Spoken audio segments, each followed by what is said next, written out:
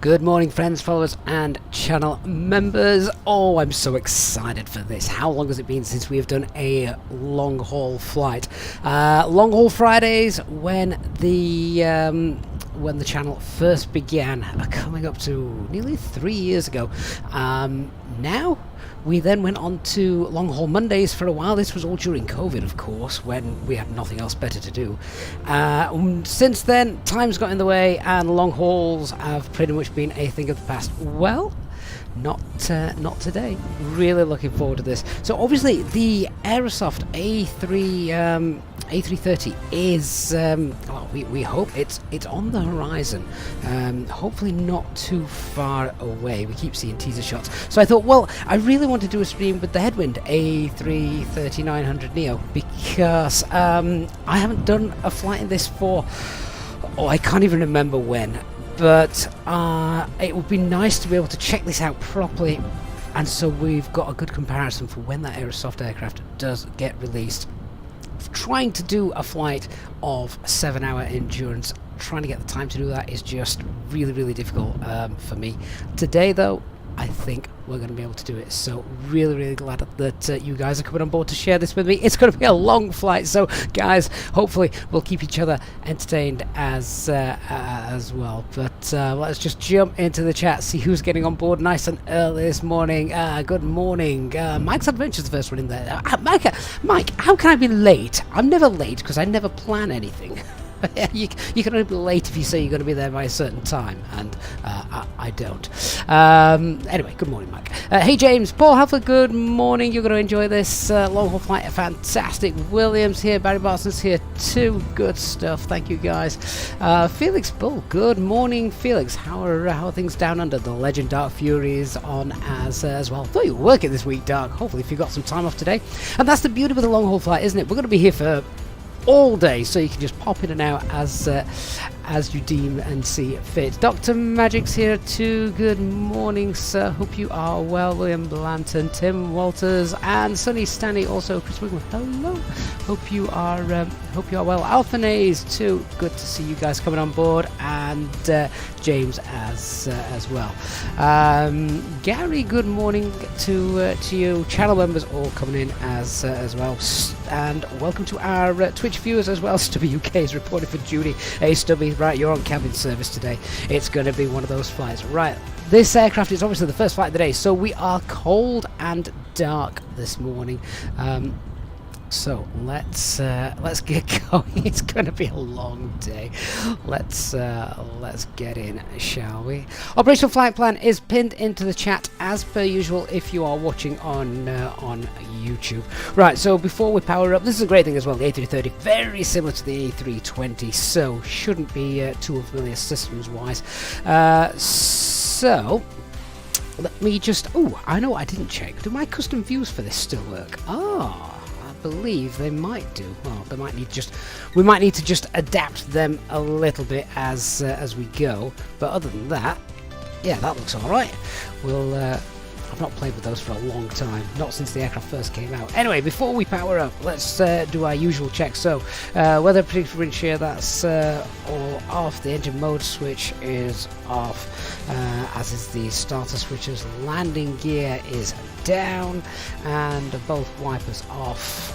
Yeah, right. Let's power her up then. So battery powers, they're fine. So let's get battery number 1 on. Battery number 2. And external power is connected and waiting for us. There we go. Thomas, will Aerosoft be covering the A330 to Microsoft? Yes, yeah, they will. Yeah. Not sure when though. We're not sure when. That'll be at some point in the future. So we're just going to wait for the clicks, and then we've got the fire test, haven't we? So we've got the tablet down here, and I like this little bit of paperwork. That's quite neat. Got the tablet down here. We're going to start getting boarded as well. So we just got powered up. There is our operational flight plan. Oh my God, these weights! You can tell when you're used to flying the E320. You look at these weights and think, huh? So that's so heavy. 50 tons of fuel. Wow. 50 tons of fuel. That's about the weight of the 320. So I'm just looking through this as we're checking the route. Oh, what a route this is today.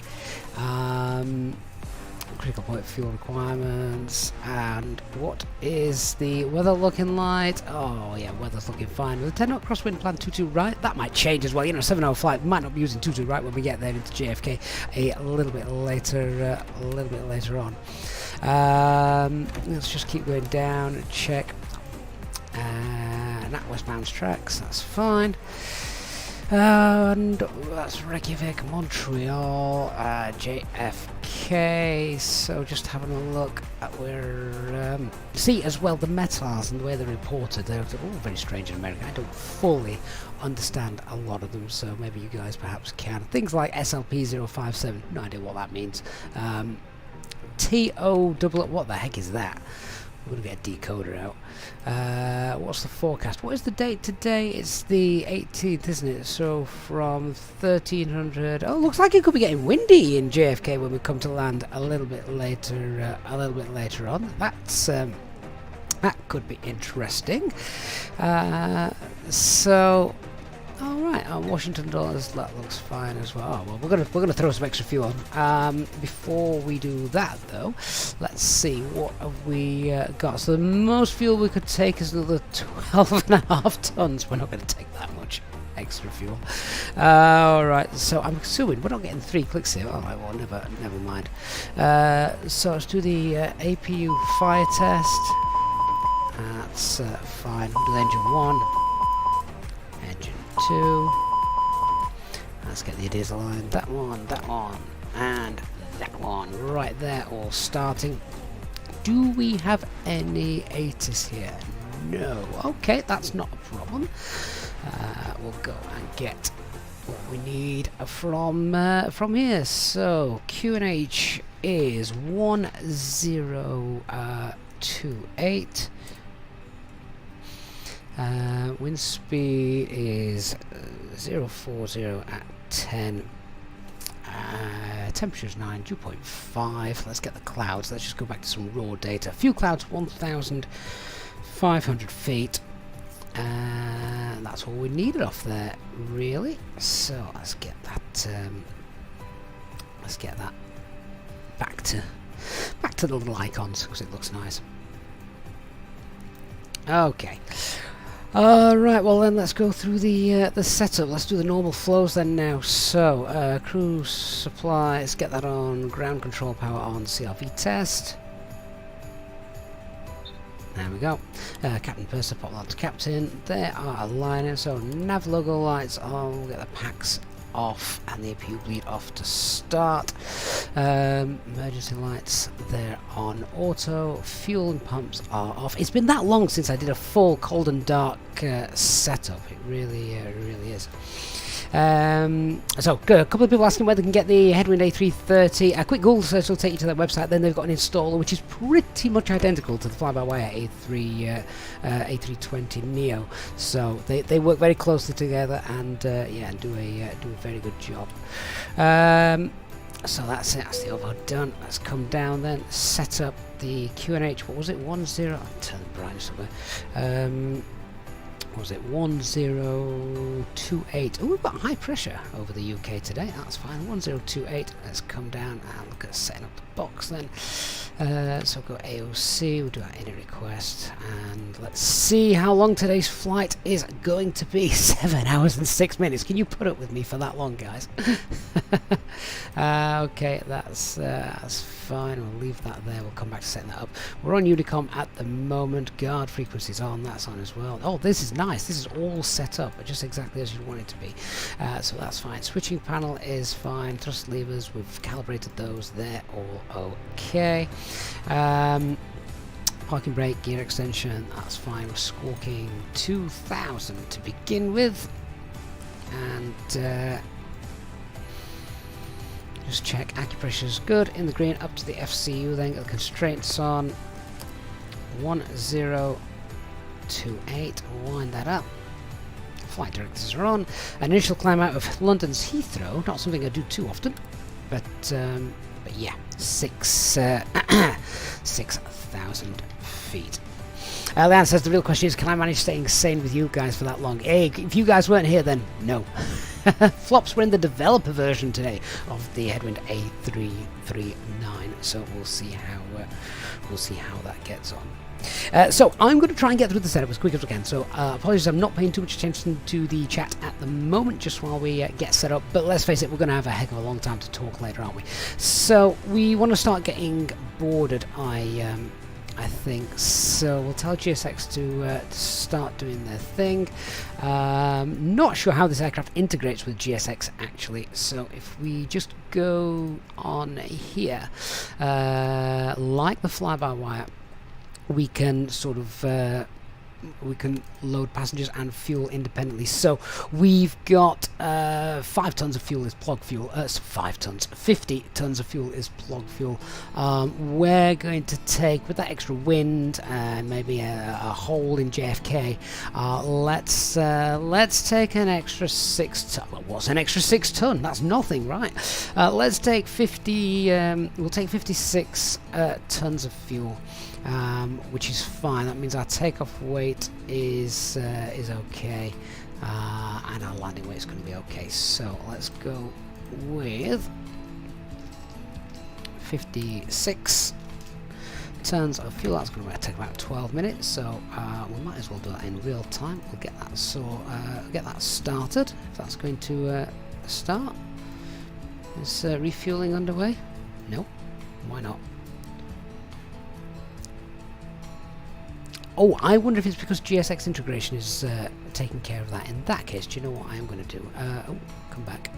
I've got a third-party options. Yeah, let's just... I'm going to just let them do them independently. Then I'm not messing about trying to get those to work. Right, so real time, that should work. There we go, refueling's underway. Anyway, we are going to get passengers underway, and GSX will just give us the visuals then for that.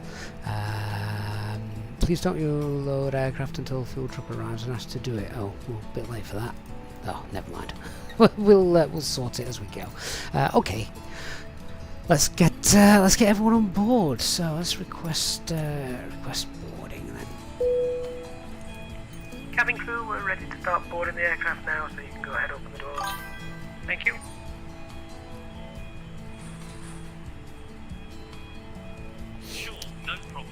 Limit on Twitch says about 6 tons of fuel. That must be a month's worth of subscriptions and donations. It's probably more than that.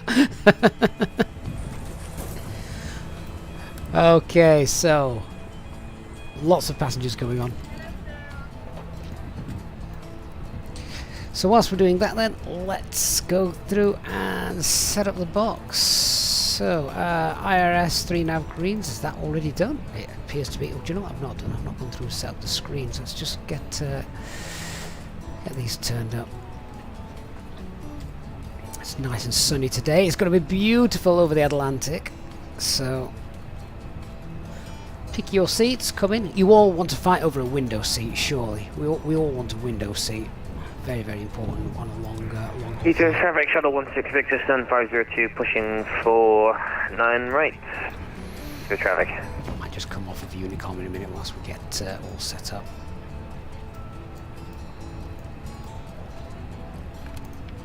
Go on to that later. Right, so yeah, we've got 3 nav greens, that's fine. Aircraft status, Trent engines, and we've got the valid arc cycle. Fantastic. Okay, init request. So the alternate today. Where was the alternate? Oh, Washington. I expected Boston, but it's not. It's Washington. So Kilo India Alpha Delta. I don't know if the A330 has remote move do. If it has, I've obviously not got it set up.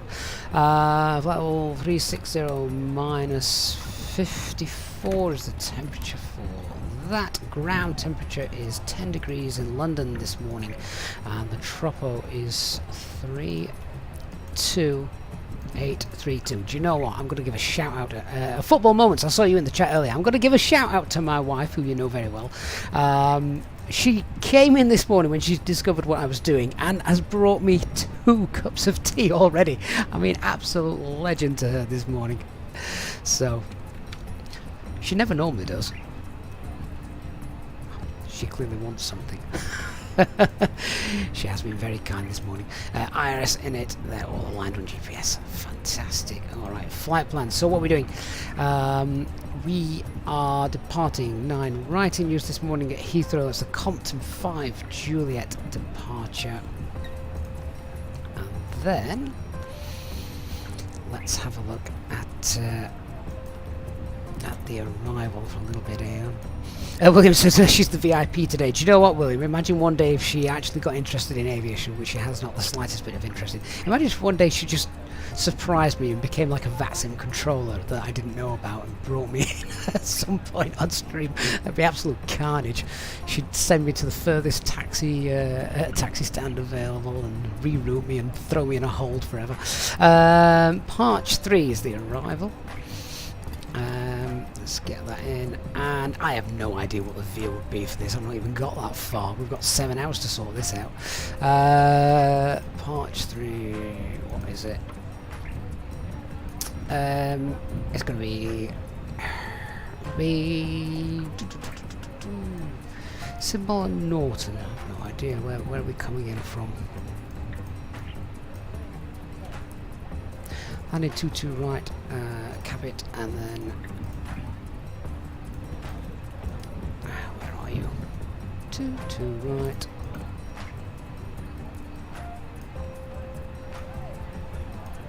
I have absolutely no idea. Have I got the right stuff in here?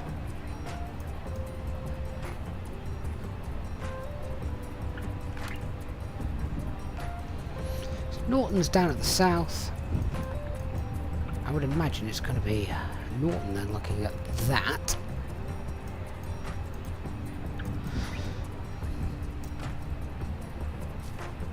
I actually have no idea.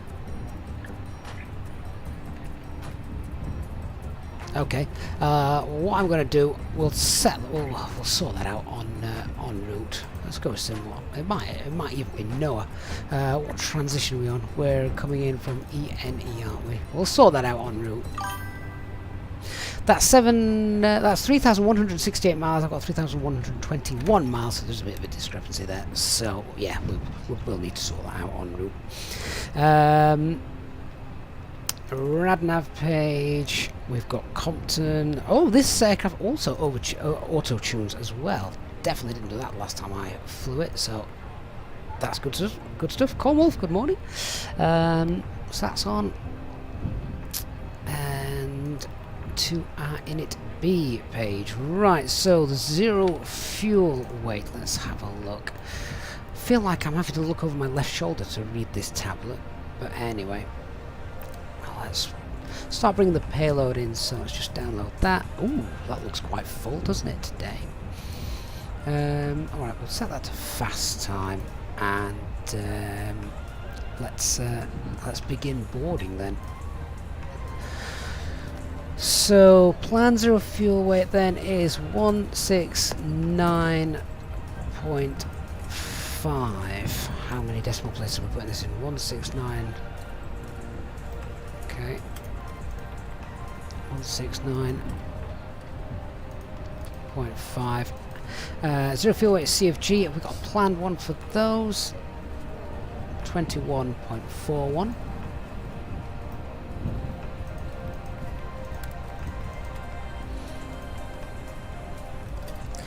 And our trip wind today is a headwind of 16, which, to be honest, going across the pond, that isn't that much overall. So it wants 47. We are going to be taking... What did I say we were taking? Did I say we were taking 57? I can't remember now. What are we loading? 56. We're loading 56 tons.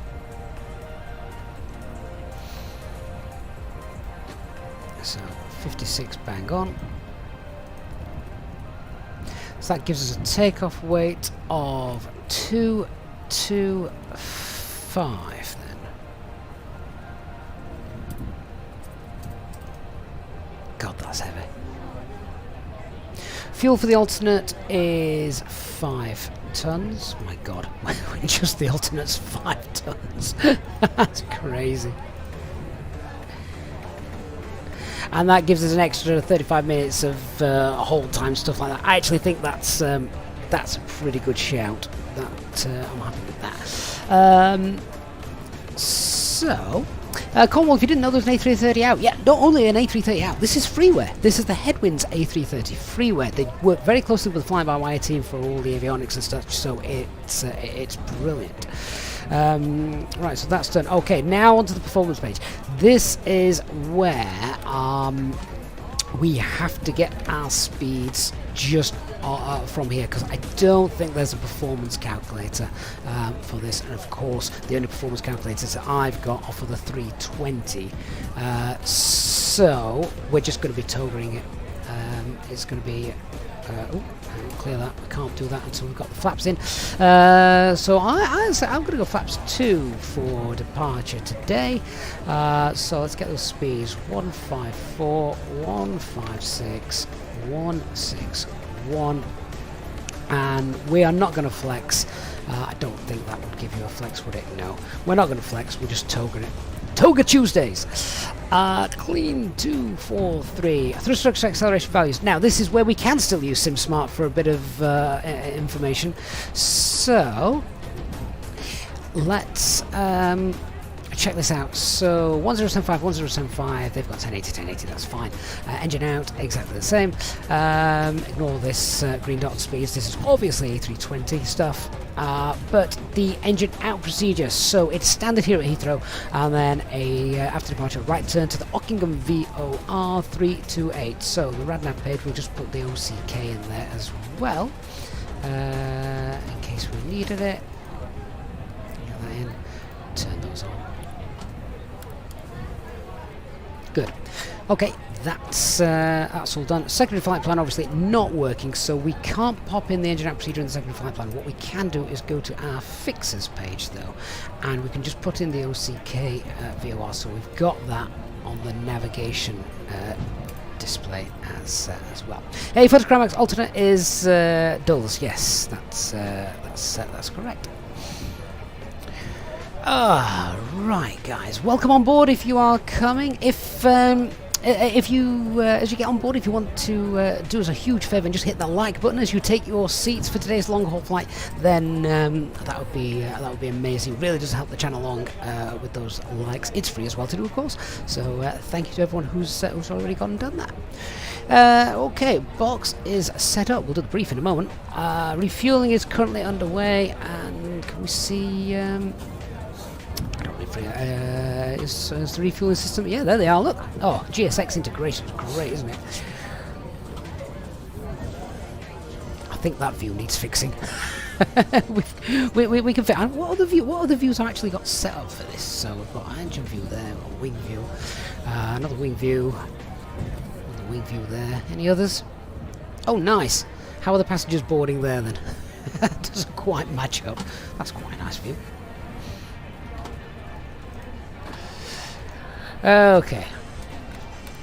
Right, so as everyone's getting on, let's do the brief then. So as always, we'll start with the weather.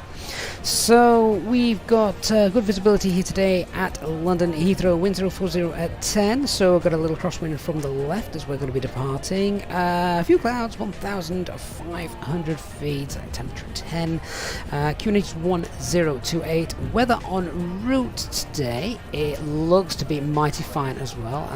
Just confirmation of this if we zoom down and have a quick look at the SIGMET charts. There they all are. God, there's loads of them. But yeah, let's just have a quick look. So yeah, once we get sort of midway across the Atlantic, you can just see there's a little area here of, do you know, I can't read that. Can I zoom in on that any further? No, hang on then. Let's bring in the actual chart here. Hopefully this is a lot clearer for you guys to see. There we are. So let's scroll down and we'll have a look at this. Andy Finlay celebrating 30 months of channel membership. Oh, Andy, fantastic, mate. Thank you for over a year of channel support. It says the last time I flew this aircraft, you had to use the reversers to push. I hope that is not the case this time. Oh, there we go. Right, okay, so what are we on? I think we're on Nat Track C. Today with ETOPS at Reykjavik, and is that Halifax or Gander? I can never remember. There are two in case something goes wrong. So that's our flight route. Yeah, so there we go. Oh, we've got icing. Oh, that's low-level icing. That's not going to concern me. Although, actually, if we just go to the high-level charts, what we got there. So we've got a bit of turbulence then around the south of Iceland. So we'll check that out as we go. So we've got realistic turbulence turned on, so it'll be interesting to see if that works. And then as we're coming in, this looks like a little bit more fun. So it's just turbulent, just a turbulent approach into the USA over the Canadian coast. So nothing really too concerning. That's going to slow us down a little bit. You can see a little jet stream there. Flight deck. On behalf of myself, your captain, the first officer, and cabin crew, I'd like to take this Ooh, let the American guy in. We're just wrapping up some paperwork up front here and waiting to see final numbers from the ground crew, then we'll be on our way. Flight attendants will be coming to the cabin shortly with a very important safety briefing. We do ask that you give them your full, undivided attention as they review the safety operations of this Airbus aircraft. So we've got a step climb as well. Business having you aboard this flight. If there's anything we do to make your flight any more enjoyable, please don't hesitate to ask. Welcome aboard. So we're going to initially go up to 3.6, but then we'll be able to get up to 3.8 once we've burnt off a bit of fuel. So that's fine. Yeah, so that's just the weather briefing, wasn't it, that we're talking about? So basically a little bit turbulent. It's moderate. It's light. It's nothing that's going to concern us. And then the weather in JFK later on looks fine. It just looks a little bit windy, so it's going to be gusting around a little bit. But we'll keep an eye on that as we go. So aircraft type A330 tech log. So we've got I don't know if we've got working weather radar in this. We'll check that in a bit. I'm not sure if ground radar works on here. I couldn't get Simbridge to start, so I'm guessing we've got no ground radar. We've got no working weather radar. We've got no secondary flight plan or anything like that. But they really shouldn't be too detrimental to our flight today. No NOTAMs for our departure out of London Heathrow. Threats to be aware of. Not used to Heathrow. I don't fly from Heathrow at all. So just want to be careful where we're going, where we're taxiing, etc. So a bit of unfamiliarity with that. We're in uncontrolled airspace as well. There's no ATC, so listen out on Unicom. Other threat to be aware of is the fact that I don't fly this aircraft. It's going to feel very different compared to normal. So I am aware there's loads of questions coming into the chat. I do apologise, guys. I just wanted to get us in the air. It's a long flight, so stick with us, and we'll answer all those questions. Don't be scared to ask those again a little bit later on. Okay, so let's talk about the departure then. We are parking stand. Get this right. We're in the A330. We're at stand 320, ironically. So stand 320. We're going to push facing. Well, we can only face one way really if we actually want to go anywhere northwest. So we will taxi out Golf and Echo Alpha, and we'll depart from. Oh, where have you gone? We'll depart from November Bravo 10. Could probably take November 7 to doing a toga takeoff, but it's okay. So yeah, November Bravo 10, because it's not low visibility procedures are not in place. If they were, we'd have to take November 10. And that's it. Now, because I'm sort of on my own, yeah, this is a slightly longer taxi, so we could, if I was in the 320, I would probably do a single engine taxi, but unfamiliar aircraft and getting sorted, etc. I'm not going to do a single engine taxi. We'll get both engines started as we push.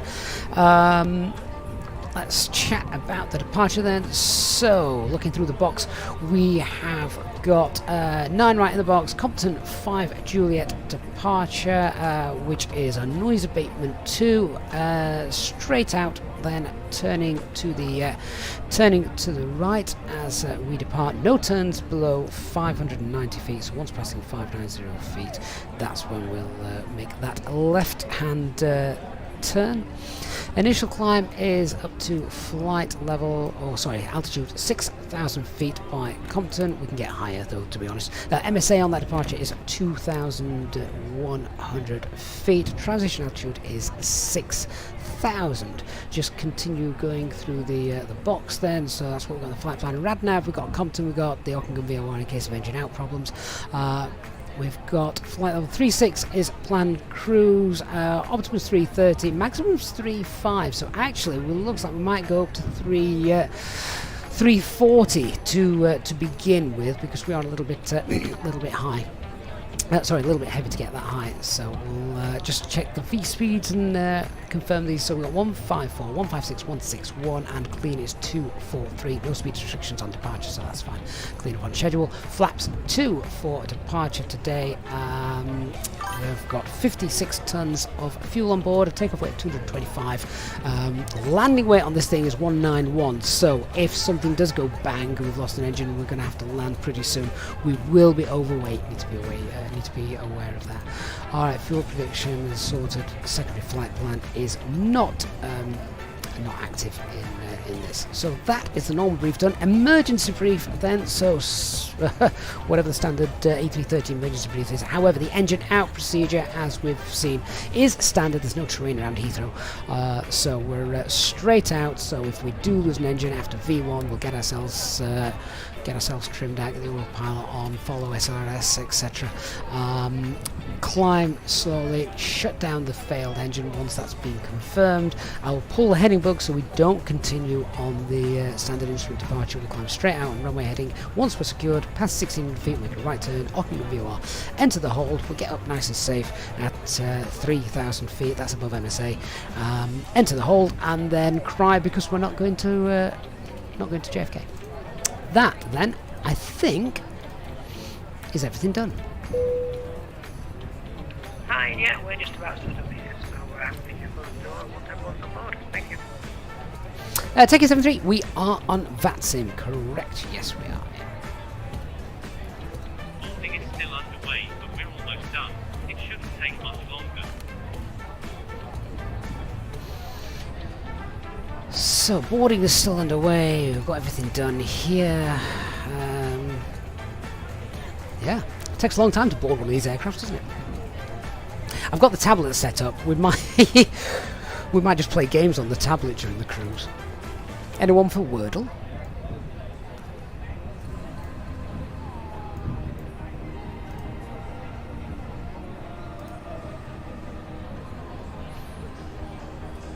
Get the doors done in a little bit once everyone's on. Navigraph team, good morning to you guys on Twitch. Hope you're all doing well. Thanks for tuning in. Max Lightway says, I'm playing I Spy may get boring across the pond. You may be right.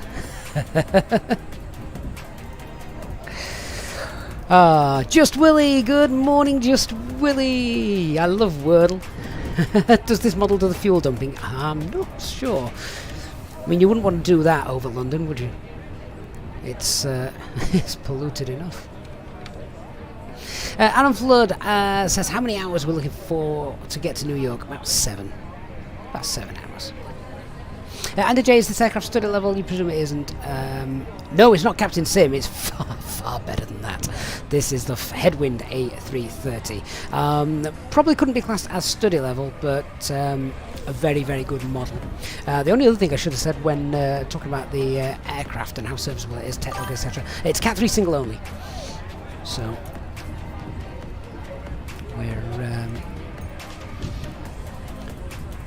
we've not got dual channel autopilot available.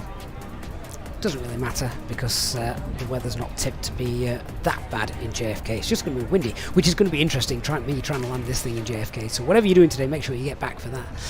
Okay, I think we've got about 22 passengers left. Refueling is completed though, so get these on. I'm going to get that APU started, and then we get out of here as soon as possible.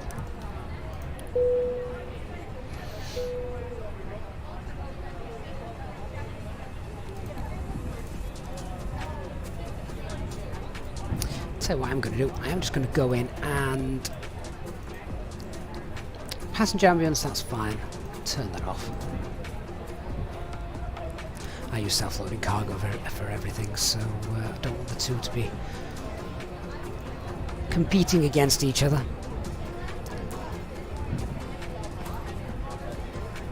Just Willie, I saw I've seen the video advertised. I've not actually watched it yet, so something to watch a little bit later on.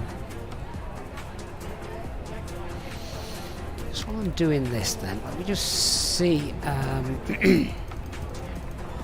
Just clear that discontinuity after Compton, and then I just want to have a look at the arrival. Let's see what that's looking like. Because we said it wasn't, we'd not got the right one in there, have we? No, absolutely not. What's going on there? I'm going to sort this out in cruise. A symbol comes from the other side, so clearly that's not right. I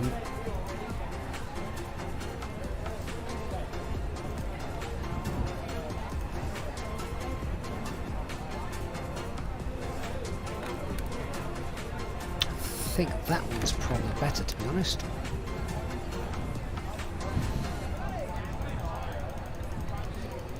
Last few passengers coming on.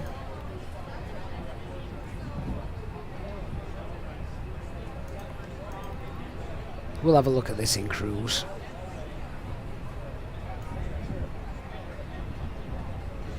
Actually, do you know what I'm going to do?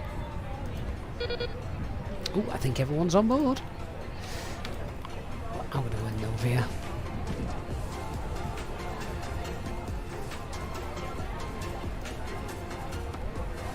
Novia. That's dropped the amount of track mileage down as well, so that's probably a bit better. Got a manual leg. That's probably fine actually. After the manual leg, we vector ourselves into Corvette, and in we come.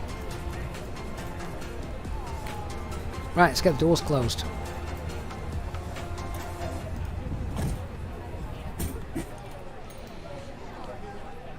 What other doors are we waiting for now?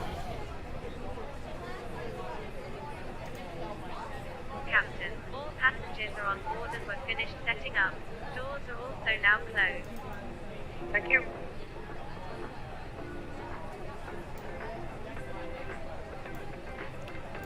They're closed, they're closed. What's the amber there?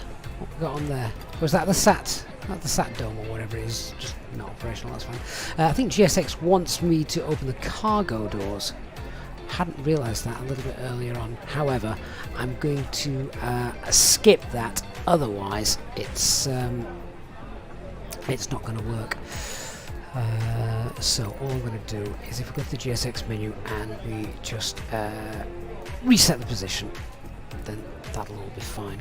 Crispy, avionics door. Do we need to go? Well, how are we closing that? Is that on the tablet or doesn't that matter? You can tell I don't fly the 330.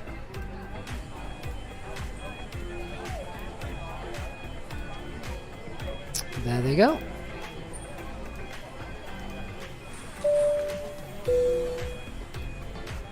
Ladies and gentlemen, from the flight deck, this is your captain speaking. My name is Gavin, and I'd like to welcome you aboard this Airbus A330 Neo aircraft. Our flight time today should be... Oh, is it the cabin door? So it is! Techie, thank you so much for that. For the next few minutes or so, we'd like you to get yourselves seated, sat down safely with your seatbelts fastened, and make sure the others are kept clear without you having crew or seating other fellow passengers. The ground crew are nearly finishing loading everything into the aircraft, so we look forward to a safe and pleasant flight with you today, and we thank you for choosing to fly with the EasyJet at the same time. Thank you. Alright, so the cockpit preparation checklist and aircraft acceptance has been completed. Fuel quantity is 56 tons, all checked and balanced. Seatbelt signs are on a GS3 now green, the Barra F QNH 1028, 100 feet. Let's get the bleed on. Okay, ground crew, let's get them into position now. Call them back in. Cabin crew, we're all ready to go, so please arm the doors and cross-check. Thank you.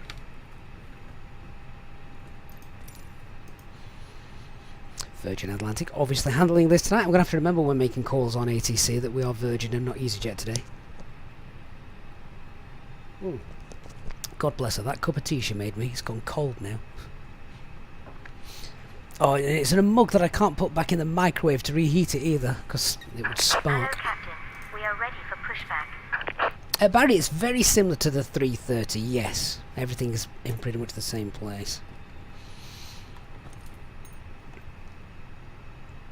So many people watching this morning, this is great. I hope you're going to be able to, either, if you can't stay with us, I appreciate that, it's a long journey, but pop in and out as the day goes on. It's a full day stream as we fly. Departure check completed. Bypass pin inserted.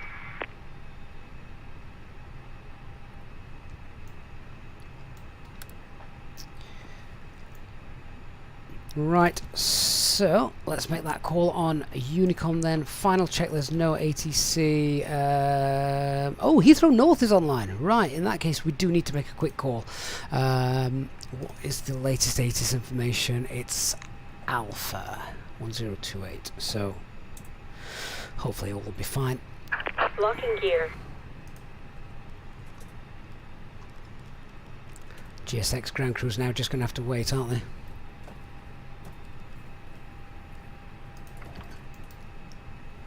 Heathrow, good morning. Virgin 9 Juliet is at stand 320 type A330 900 Neo requesting IFR clearance as filed, and we have information Alpha. Virgin 9 Juliet, Heathrow Director, hello, cleared to JFK via Compton, then as filed. After departure, runway 09 right, climb straight ahead to London 2 DME, then turn right heading 220 degrees, climb altitude 6,000 feet, squawk 2722. After departure, climb straight out, 2 mile DME, turn heading 220, initial climb, altitude 6,000, squawk 2722, Virgin 9 Juliet. Virgin 9 Juliet, correct. So that's just changed the departure briefing ever so slightly. So straight out, 2 miles. And then... Shuttle 166, descend 502 to push. Stand by. Shuttle 166 to stand 502, push and start approved face east. Push approved face east, shuttle just climb 166. 6,000, that's fine.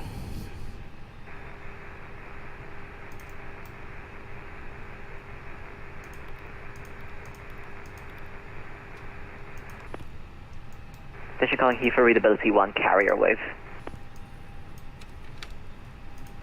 Heathrow Director, good morning.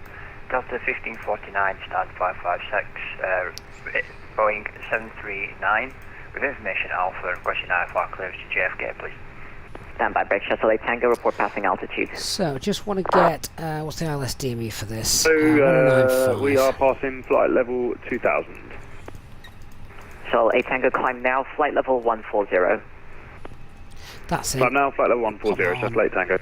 There we go, so 2 miles from there, that's when we're going to move.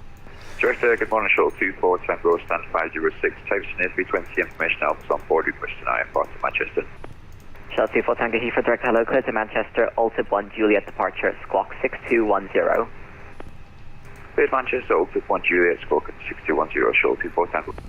Shuttle 24 Tango, correct break, Delta 1549, Heathrow Director, hello, cleared to JFK via Compton, then as filed. After departure, runway 09 right, climb straight ahead to London 2 DME, then turn right heading 220 degrees, climb to altitude 6,000 feet, squawk 3532. So just confirmation actually, he did want the London VOR DME, so that's fine. It's London, 2 miles from there. Get that turned off, don't need that. Compton, climb straight ahead 2 miles from the London VOR, and then 220, climb initially 6,000. Christian Tucker says, good morning, ready to enjoy the long stream, can't afford to buy a Virgin Atlantic from real yet. And Heathrow Virgin 9 Juliet, stand 320 is ready for push and start. Stand by.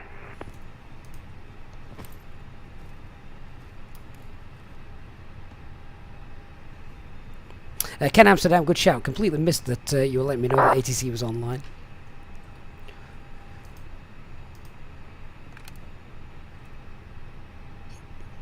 London North is also on ATC wise, so I'm not sure if we'll get handed over to them or not. Good morning once again, this is ITR 207 with information Alpha, QNH 102 stand 411, aircraft type A320 Neo, requesting departure out to Rome. It's Harrow 207 Heathrow Director, hello, cleared to Rome, Maudme 1 Juliet departure, direct to Midhurst as filed. Oh, you're joking. Is someone trolling me? I'm waiting for EasyJet. Didn't expect to say that at Heathrow.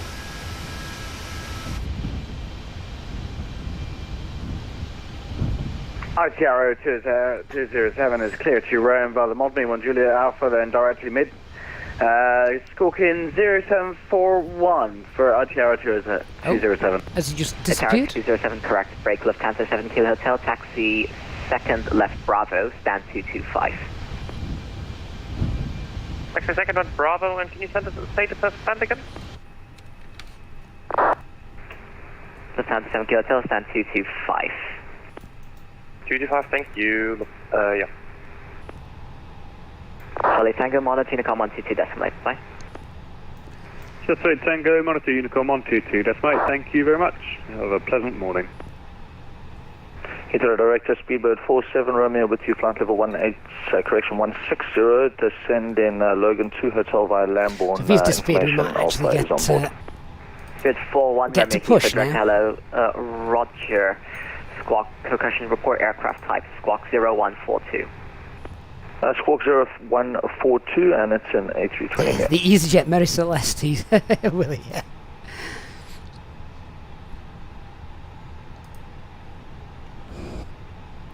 Not there yet. ITRO 207 request and push and start. ITRO 207 standby. Got anything over to the other side of us? Doesn't look like it. We've got a cabin in this aircraft yet? Ah, not yet. We have got some windows, I think. We've got a window down at the front. Gonna have to reset the views. We can probably do them. Broadcast aerodrome control on Heathrow Tower 118.5. I say again, the aerodrome on Heathrow Tower 118.5. Heathrow out. Break stupid falling runway descend. Flight level 9er. Oh right, so we're now been transferred over to Heathrow Tower 185. Speedbird 47 Romeo. Come on, I've got a long way to go. ITR 207 is switching over to Tower 118.5.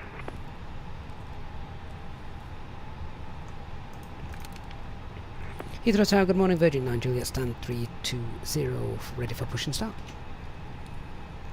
Virgin 9 Juliet, Heathrow Tower, good morning, push and start is approved. Push start approved, Virgin 9 Juliet. Okay, good morning, Shuttle 16 Victor, link 56 for taxi. Shuttle 16 Victor, Heathrow Tower, good morning, taxi via link 56 Alpha. Full start checklist, parking brake is on, takeoff data is confirmed, windows are closed, EFB and phone is stowed, doors are closed and armed, vehicle is on. 403, Let's continue the push. 787-10, requesting clearance to Ben Gurion. Bilal 316, Heathrow Tower, good morning, clearance to Tel Aviv via Detling 1 Juliet departure, squawk 7301. Taxi to Tel Aviv via the Detling 1 Juliet departure, squawk 7301, and back we go. Engine mode select to ignition. Bilal 316, correct, report ready, push and start. Not got notable steering disconnected. That might not be functioning on the Headwind 330. So, Delta 1549. starting engine 1. 556, ready for Takeoff 73, mate. Thank you so much for the Prime sub on Twitch. Really appreciate your support of the channel. Delta 1549, Heathrow Tower, good morning, push and start as approved, face south. Pushback approved, face south, Delta 1549. Shuttle 14, correction, Shuttle 16, Victor, taxi Alpha, hold November Bravo 10, report fully ready. Senior Alpha, November Bravo 10, Wilco, Shuttle 168, sir. Sounds like the postman's at the door. I don't know if you can hear my first officer barking away. Cabin crew will settle him down. Request and push and start. Taro 207, Heathrow Tower, good morning, push and start is approved, face north. Push start facing north for ITR 207.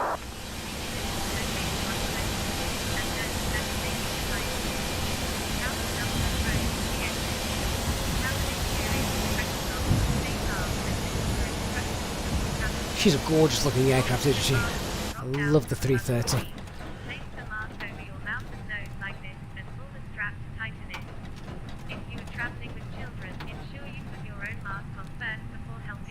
Engine 1's happy, starting engine 2.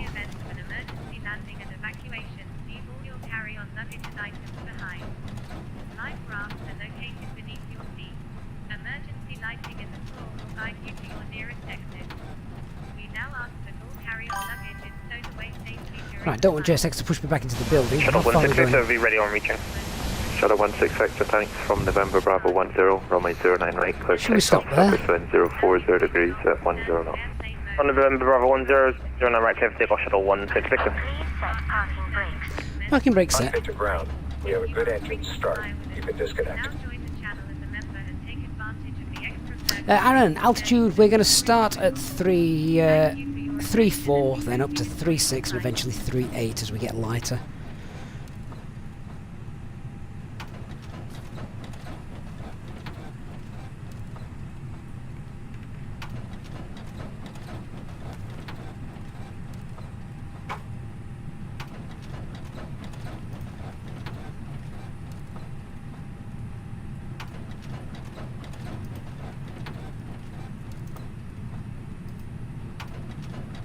Engine 2's happy, so let's just get the C of G off here. 21.5. Oh wow, that's low. I don't know if that's normal for a 330 or not. I'm not familiar with it. Okay, so engine motor selector is back to normal. If you bleed off, anti-ice not required. If you masses are off. Spoilers. Rudder, flaps 2. What was it? 21.5. Still in the green band, so it's alright. Now to start checklist, anti-ice is off, ECAM status is checked, pitch trims 21.5% and the rudder is neutral. Hey Dwarflogger, good morning to you. Lewis, I don't know what that noise is in the cabin. It sounds like someone's having a jolly good time and we're not even airborne yet.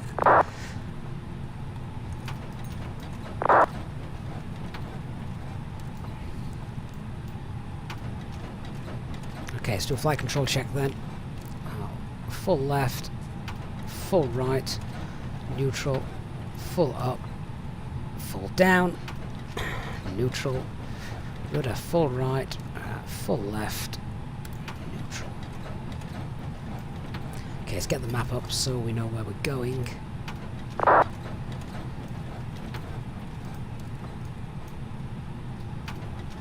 Tower Virgin 9 Juliet ready for taxi. Virgin 9 Juliet, taxi Golf, left Echo, hold Echo 1. Golf left and Echo and hold Echo 1, Virgin 9 Juliet.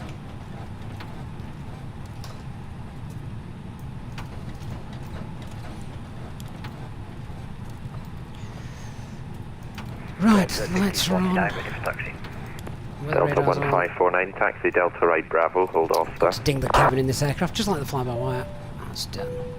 On Delta right Bravo and hold Monster, Delta 1549.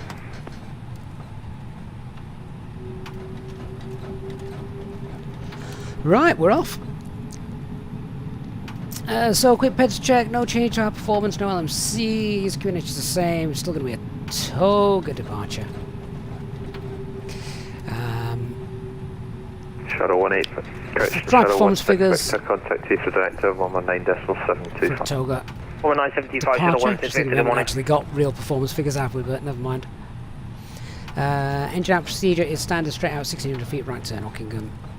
The departure is straight out 2 miles, then turn heading 220. And then we're going to be direct Compton. And the initial climb is 6,000 feet. Just Willie, yeah, FS Realistic is running. What is that noise? I don't see a hanky-panky setting. I do have to remember it's school holidays for some in some parts of the world. Is it the piston engine startup sound? What would that be? Tower, this is Tower 207, requesting taxi to runway. Tower 207, taxi left Sierra, hold at Sierra 5 Whiskey. Turn left on Sierra and a hold at Sierra 5 Whiskey for ITR 207. So I don't actually know which one it is that's causing all that noise.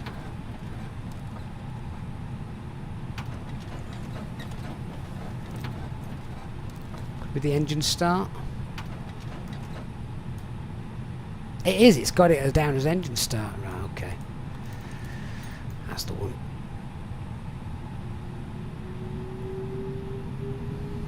See, Denton says he's falling asleep. That is exactly what you should do on a long haul flight. Delta 1549, taxi Bravo, link 53, hold November Bravo 11, report fully ready.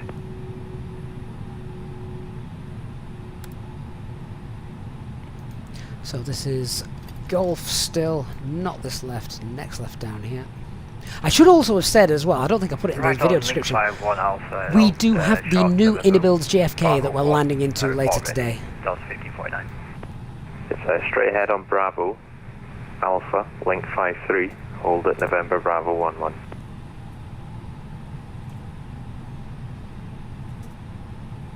Straight ahead Bravo, link 53, November 11 for Delta 5049. So Dark Fury today, I recognise his dulcet tones. He's Ataro 207 at Sierra 5 Whiskey, cross runway 09 right. Delta today. Taxi left, that was the other Alpha, option, either Virgin or Delta for the real world flight, who used the A330 900 series. I went with Virgin. One sat, Sierra 5 Whiskey, cross 09 right and hold at Hawker for ITR 207. Alright, so taxi checklist. Flight controls have been checked. Flap settings config 1. FMAs. We've got climb blue, FD1 and 2, 6000 blue, and obviously Toga. Radar operating breaches on ECA memo. We've got takeoff, no blue, and the FB is stowed.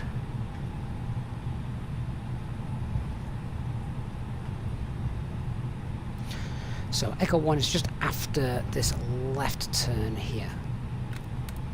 Still don't think this is a bad default airport for a Zobo.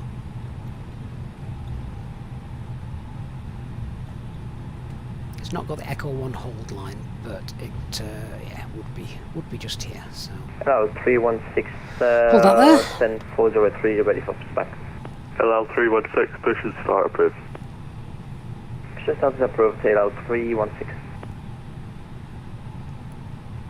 Harry says, how do you fly this aircraft? When I flew it last year, it was unbearable. Harry, I've not flown it for a long time, so I guess we'll find out together, won't we?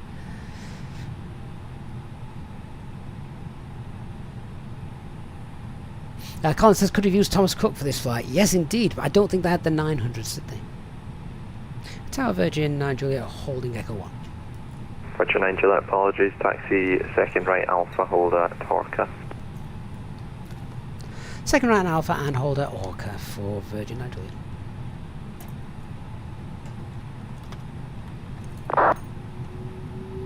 Delta 1549 via November Bravo 11, line up and wait runway 09 right, caution there'll be traffic crossing in front of you. It is exciting flying long haul, isn't it? By November Bravo 11, line up right, 09 right, and be cautious of traffic, Delta 5049. There's just something about that anticipation.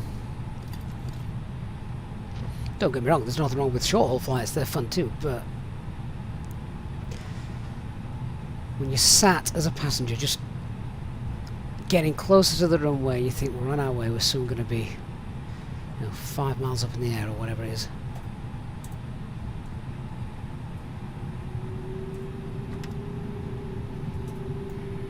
Barry, a few people have said that. Right.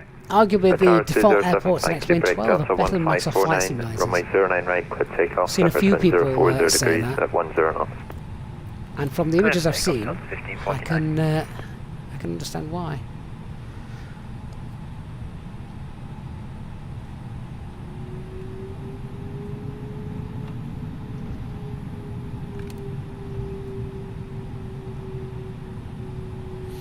Right, we've got Terminal 5 over there, that's the British Airways terminal. Virgin 9 Juliet, taxi Alpha, hold November Bravo 10. Continue taxiing Alpha and hold November Bravo 10, Virgin 9 Juliet. Ataro 207, continue left at Alpha, hold at Horka. Stephen, no nav mode engaged because we've got a custom departure left on, from Alpha, ATC today. For ITR 207. Oh, that cup of tea the wife brought me has gone straight through me.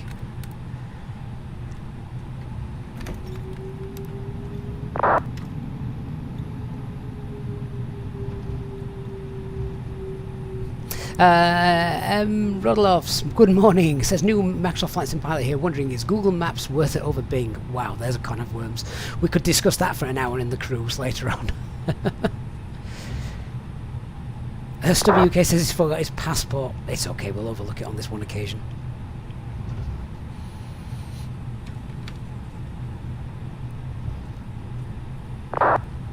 Right, make sure we don't miss this. We don't want link 51. We want... let's just see, what's this? That's link 51. Yeah, don't want that. It's the next one we want. Bastian, so the Delta ahead of us that's just taken off, 1549, is a 737-900 good. Is he in a 737-900? Going to JFK, that'll be Dark Fury.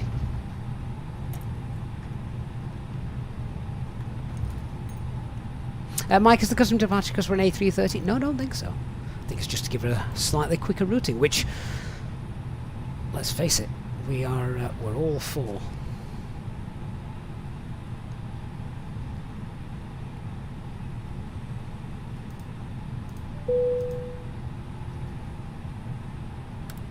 Cabin crew, seats for takeoff, please.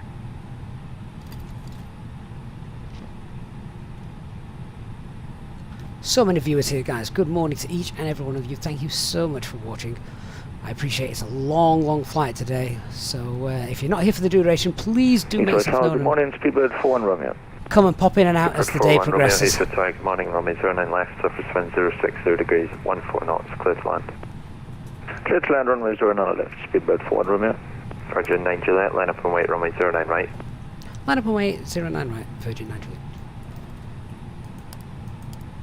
Delta 1549, reported heading to Heathrow direct to 119.725. Report heading to 119.725. Thanks for your service, Delta 1549. Ataro 207, taxi left, link 51, hold at November Bravo 8. 725 is already on standby, so that's sorry, fine. can you write that? Struggling to hear things at the minute. Gaming Essentials record on viewers. No, the biggest record was when we did the pre-stream for the Phoenix. Something like 2,000, I think that was. An insane live stream. Shuttle 24 Tango, Heathrow Tower, good morning, cushion start approved. Pazza 14, this is default scenery for the premium deluxe version of Microsoft Flight Simulator, yes. Left link on the 51 and hold November Bravo 8 for Altiera 207. West Castle Model Railway, any sign of Big Jet TV yet? Someone needs to add it in, don't they?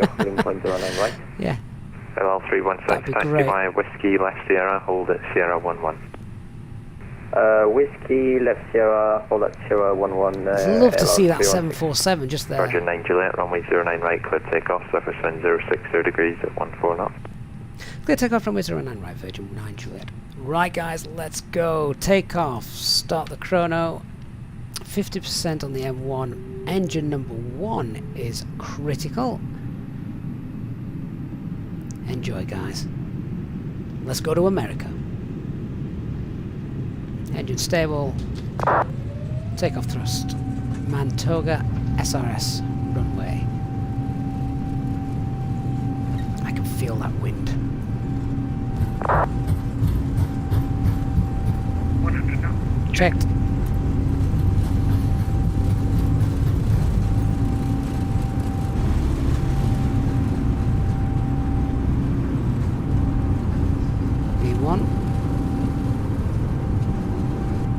Rotate. Looks like we're rotating a little bit early there. Never mind.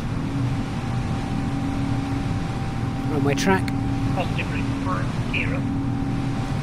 Gear up.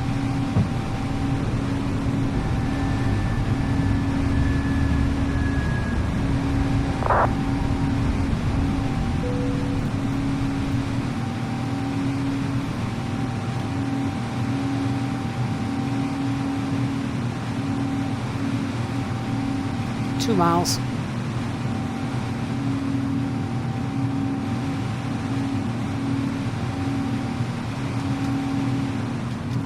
Thrust climb. Open climb. Flaps 1.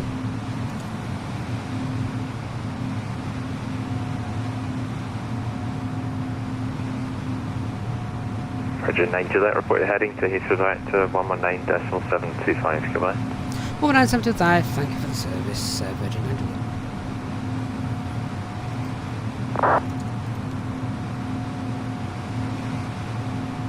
Juliet. Speed, flap 0, spoilers disarmed.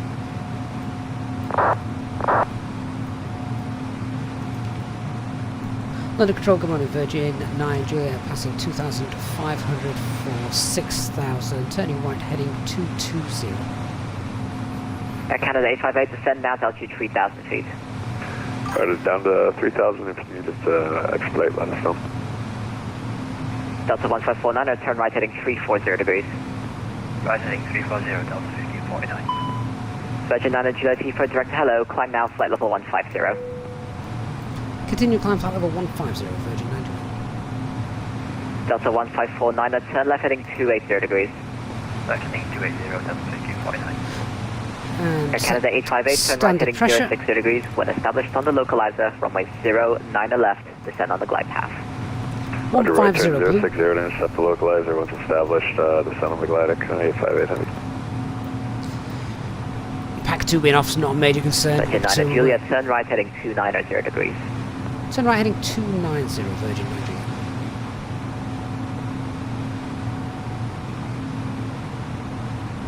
Heathrow approach, good morning. Oh, I don't like stutters. Spaniard 923. Air Spaniard 923, Heathrow direct to hello, Roger, information Bravo now. Report Yeah, so level. if it's anything like the 320, which I don't know if it is, on board, I think you're good up to 24,000 feet with just one back working. Flight level 340.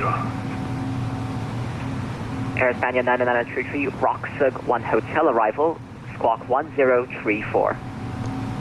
So I'm not sure if the weather radar does work in this plane or not. I don't think it does. Having said that, there's not much weather outside the window to have a look, is there? And the arrival is Roxburgh 1 Hotel, Spaniard 993. Delta 1549, I resume O navigation direct Compton. Resume on navigation direct Compton, Delta 1549. Virgin 9 Juliet, resume O navigation direct Compton. Oh, navigation direct Compton, Virgin 9 Juliet. Air Spaniard 923, descend flight level 130, level by Hazel. Right, we're in nav mode now, direct Compton. Descend 130, level by Hazel, Spaniard 993.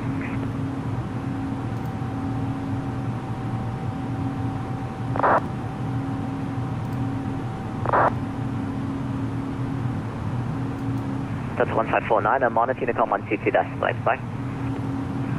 Continue to call 12 display, thank you for your service today, Delta 1549. Virgin 9 Juliet, monitoring the com 122 decimal, bye. 122 decimal 8, thanks for the service, Virgin 9 Juliet, bye-bye. And that's it, just like that, we're on to Unicom. Ladies and gentlemen, we'll shortly begin our cabin service as we continue to climb to our cruising altitude. You may now use your electronic devices. Rechargeable battery packs are also available to purchase from our cabin crew. You can also ask them about joining our frequent flyers and becoming a channel member. Thank you.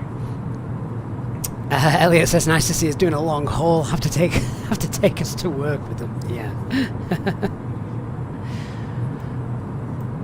Yeah, I'm going to tidy these wing views up, I think, once we're at cruise, because I've not set these. It's been a long time since we set them, but we can go and perhaps, yeah, there you go. We can probably go and get some proper wing views set up like this kind of thing. It'll be quite nice.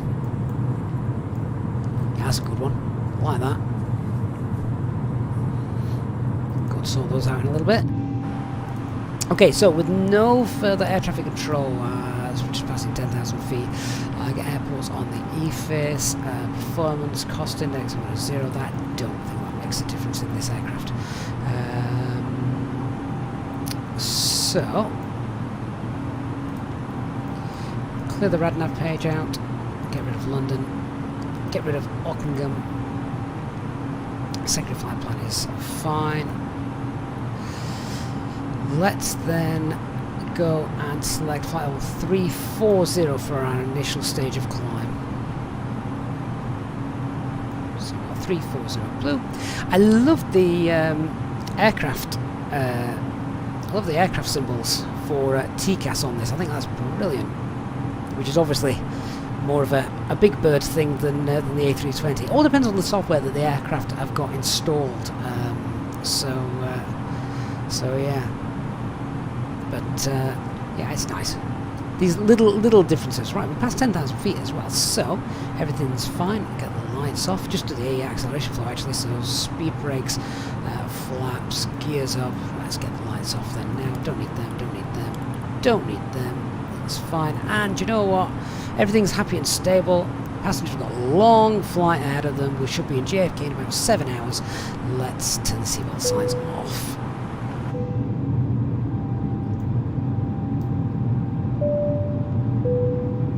Ladies and gentlemen, the captain has now turned off the seatbelt sign and you are now free to move around the cabin. We do recommend, however, when in your seat, that you keep your seatbelt fastened at all times in case of unexpected turbulence. The toilets are now available. Please contact a member of the cabin crew if you require assistance. Thank you. So Willie says, do I rate the Headwind A330? I rated it when it first came out, and it's been a long time since I've flown it, so it's just going to be even better now, isn't it? It really is. So yeah, I think it's great. It will be very interesting to see what the Aerosoft is like, won't it, when that comes out. Goonie 1401. The announcements that you hear are from self-loading cargo. So not part of GSX. GSX is literally just sort of a ground crew simulator. It doesn't. It does have voice interaction with regards to ground crew communication, but not the passenger and PAs and things and stuff like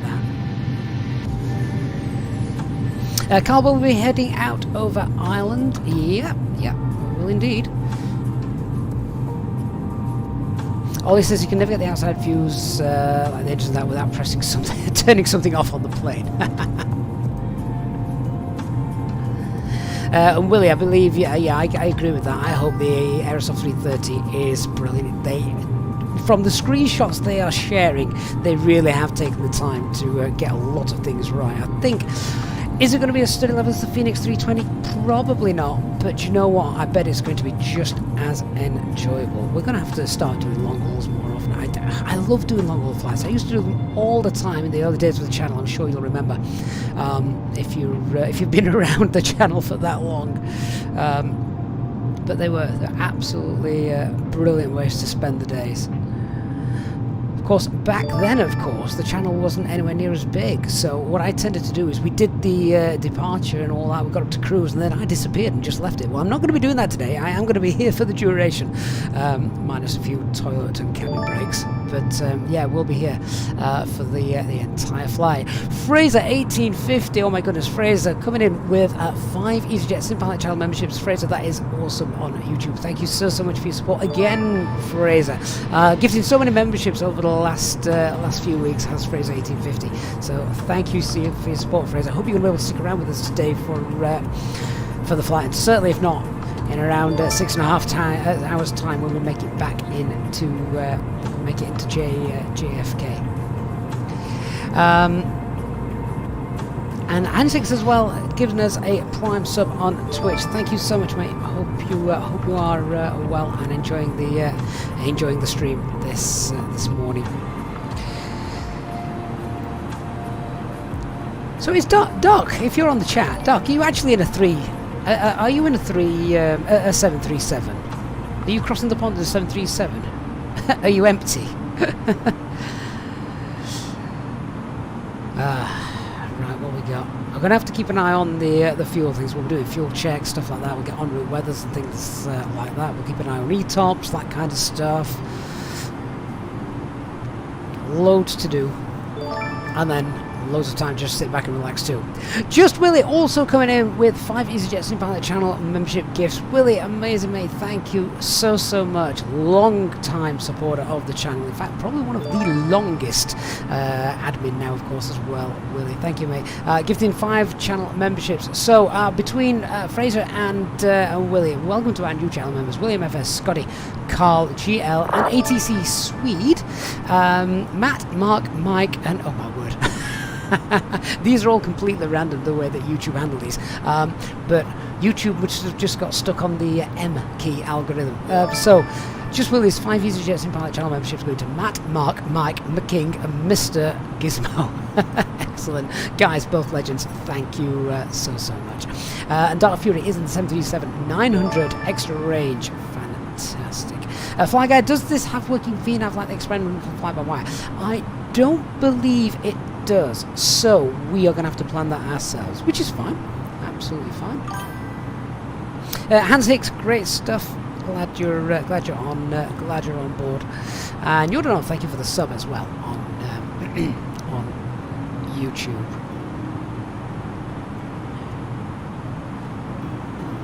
Synchrony, how's the FPS in this aircraft compared with the compared to the fly-by-wire? Oh, sorry, I'm completely misreading. Let me start again. Synchrony, how's the FPS in the Phoenix compared to the fly-by-wire? The fly-by-wire is better. Better optimized. Remember, there's not quite as much going on under the hood as there is in the Phoenix aircraft. But we will wait and see what Phoenix version 2 is like as and when that comes out. Gaming Essential. Sorry, mate. I did see this question several times in the chat, but like I said, just needed to get airborne, didn't we? Just wanted to get airborne and on our way. So, what is my favourite route and aircraft? Okay. Favourite aircraft to fly or favourite aircraft in general? I think favourite aircraft to fly. It would be wrong to say anything but the 320, wouldn't it? Just because that is kind of my pedigree. And I do like it, I do love it. Mind you, I'm quite liking this today. Favourite aircraft in terms of just favourite aircraft has probably got to be the A380, or more historically Concorde. If you wanted my favourite new aircraft, it's probably the A350. And favourite route, that is a tough one. That is the kind of thing which I can take the next 3 hours thinking about. We'll see what we get. Mr. Gizmo says, amazing, thank you. I'm off work with a fever. Happy to have some company in the background. Oh, Mr. Gizmo, you can treat this then as like a real world flight for you. I hope you're laid there, flaked out on the couch, with a drink, under a blanket, or whatever makes you feel a bit better. Us on a big screen, and you can just doze off in and out as you would do on a real flight. So yeah, that kind of works out pretty well. Yeah. Quick Anthony on Twitch says, good day, how goes it? Is the A330 doing well? Haven't been in A330-900 in a while.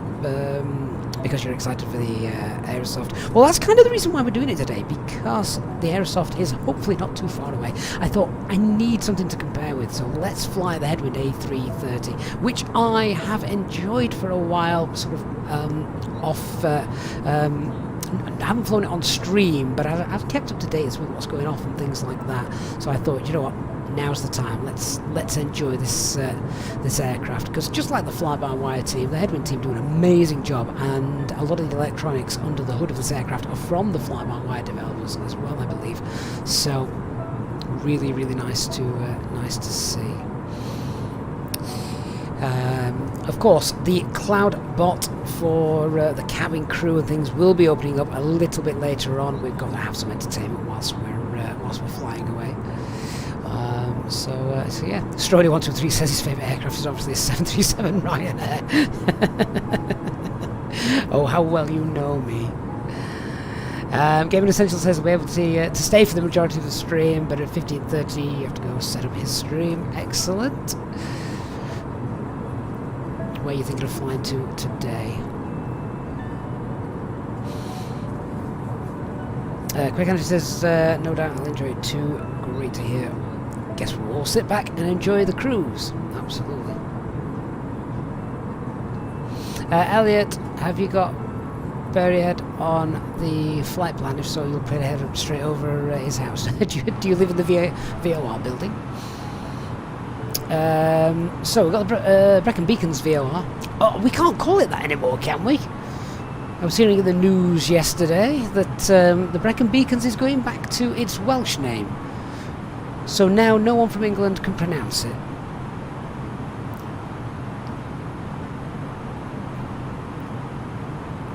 Right guys, first officer's just gone nuts. Let me just go see what he's up to. I will be back in a second.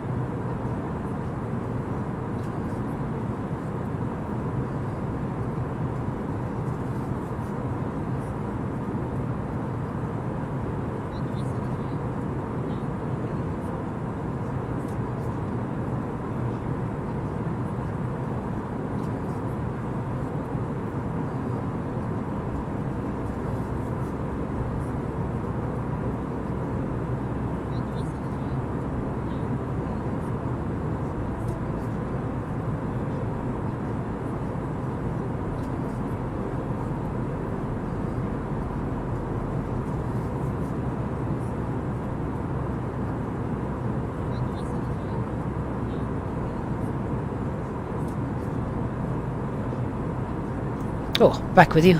Post lady just annoying the first officer as he does every morning. William says the first officer just realised that the plane is full of postmen. Yeah, you've been here before, William. Right, how are we doing? Let's see. Anywhere near cruise yet? Not yet. Not yet.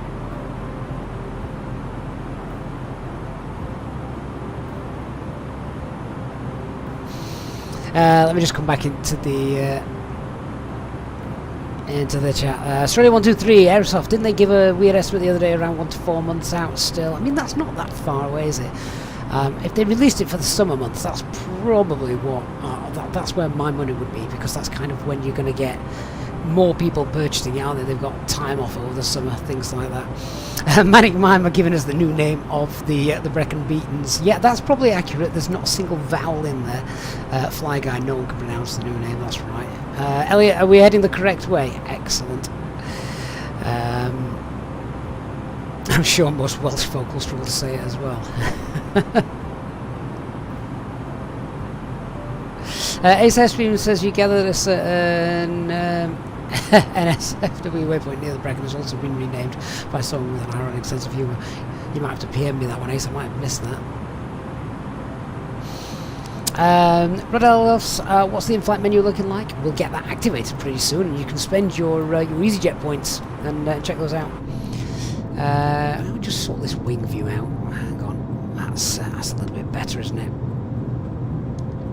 Kieran's now got the stream on the iPad and snooker on in the background. Perfect. That Kieran, if you don't mind me saying it, this is no detriment to snooker. I quite enjoy watching snooker. I think the guys that play it always think is 8-9 shots ahead are just geniuses. But I reckon then, Kieran, that if you've got us on here and snooker on the background, that is the perfect level of entertainment, because neither is what I would say, you know, action-packed, exciting. You've got to be 100% fully concentrated on what's happening. But when you've got two things like that going on, you can dip in and out of both, and that's quite a nice symmetry between the two. So hopefully, Kieran, will our flight last as long as the snooker match? Guess we'll wait and see.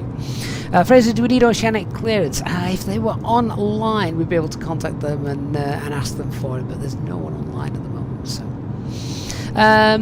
Carl, I wanted to ask how ETOPS works. So, ETOPS, each aircraft has sort of like an ETOPS rating. Don't ask me to go into too much detail about this because it's not something I'm familiar with. But basically, so like the A 4-engine jet kind of has a bigger ETOPS than a 2-engine jet because, you know, if a 4-engine jet loses 2 engines, it can still continue to fly for however long. So it's the distance it can travel. It's got a bigger radius rather than like for us today. Example, we've got 2 engines, so it's all on flight time. Basically, you've got to be within a certain amount of time of land. Now, I don't know what the A330's ETOPS time is. When years ago it used to be sort of 90 minutes, so you need to be within an hour and a half of land. As technology's improved and things have got better and single engine performance has got better, that's increased. I think there might even now be an ETOPS of 180 minutes. I'm not sure if 240 minutes is one as well for some of the more modern aircraft. Maybe there's someone in the chat that knows a little bit more about it than me, because it's not something I need to delve into too much. Pazza14, do I rate the Headwind A330? Oh yeah, and what? I haven't mentioned this yet, but I'm presuming you all know that this is a free aircraft. It's free. So, just like the fly-by-wire, and you've seen the departure today, everything's worked out, there's nothing strange going on, it's all working beautifully, so there's no reason really for you not to download it and enjoy it. Sebastian, the A330-900 ETOPS, oh there you go, it's 180, so we've got 3 hours. So we need to be within 3 hours of land as we fly. Sebastian says there is also ETOPS 300. Really? The 300? Wow. And that's on the A350. Awesome. Strody123 says, who will get covered in orange powder first, this stream or the snooker? I read about that yesterday, yeah. Well, usually we're orange, aren't we? So, sticking away from that to today. Ashley78X, good morning, hope you're well. Drowsy 3 Tiger on Twitter says, just got home after my flight from LA to Heathrow, now watching us fall, just flying back. Excellent. West Castle, does anyone know if the Stockholm Arlanda cliff on the runway got sorted in the last World update? I think it did. In the last SIM update. I think it might have done in the SIM update. I seem to remember reading something about that. If someone's got time, we'll have to just nip there and have a look and come back and let us know. Colour Angel, what's the call sign? Should be at the top of the screen if it is working correctly. Gaming Essential, the information at the top of the screen comes from Fly Live Studio, which is a streaming overlay, so I can't see it in my sim. It's yeah, it's not there. Now I'm wondering why I cannot get SimBridge working, which means I obviously can't get the weather radar to perform, which is strange. I'm not even sure if this has a remote McDo either, but if it does, I can't get that working either.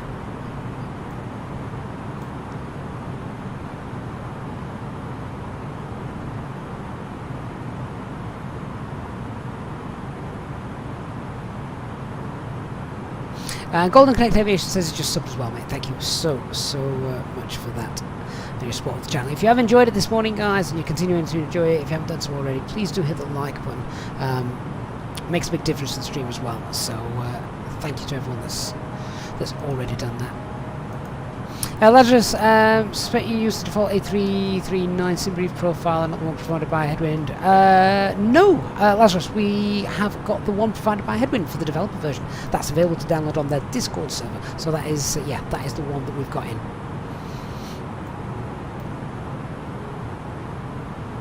So we've got Mach 8.2 shown there. What have we actually got with the planned cruise speed?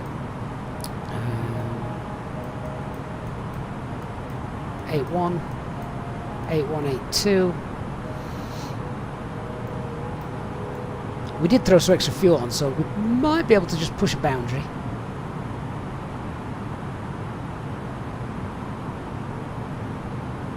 Mick Wells says, never seen a TCAS plane like that on the navigation display.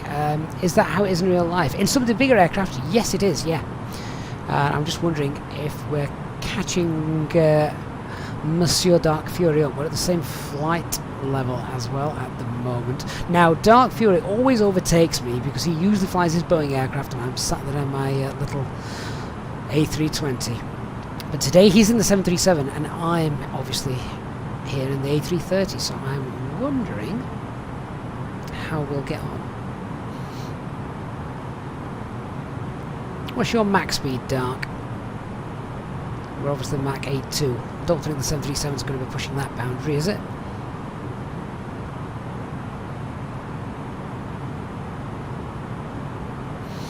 Richard, when is the new fly-by-wire 320 going to be released? That's going to be very exciting. When you say the new fly-by-wire 320, you don't mean the A380 by any chance, do you? Yeah, there you go.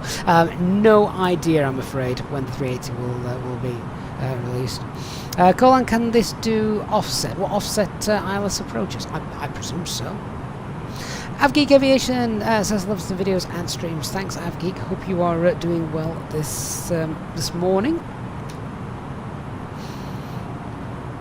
Virgin 9 Juliet Delta 1549, max speed is decimal 8.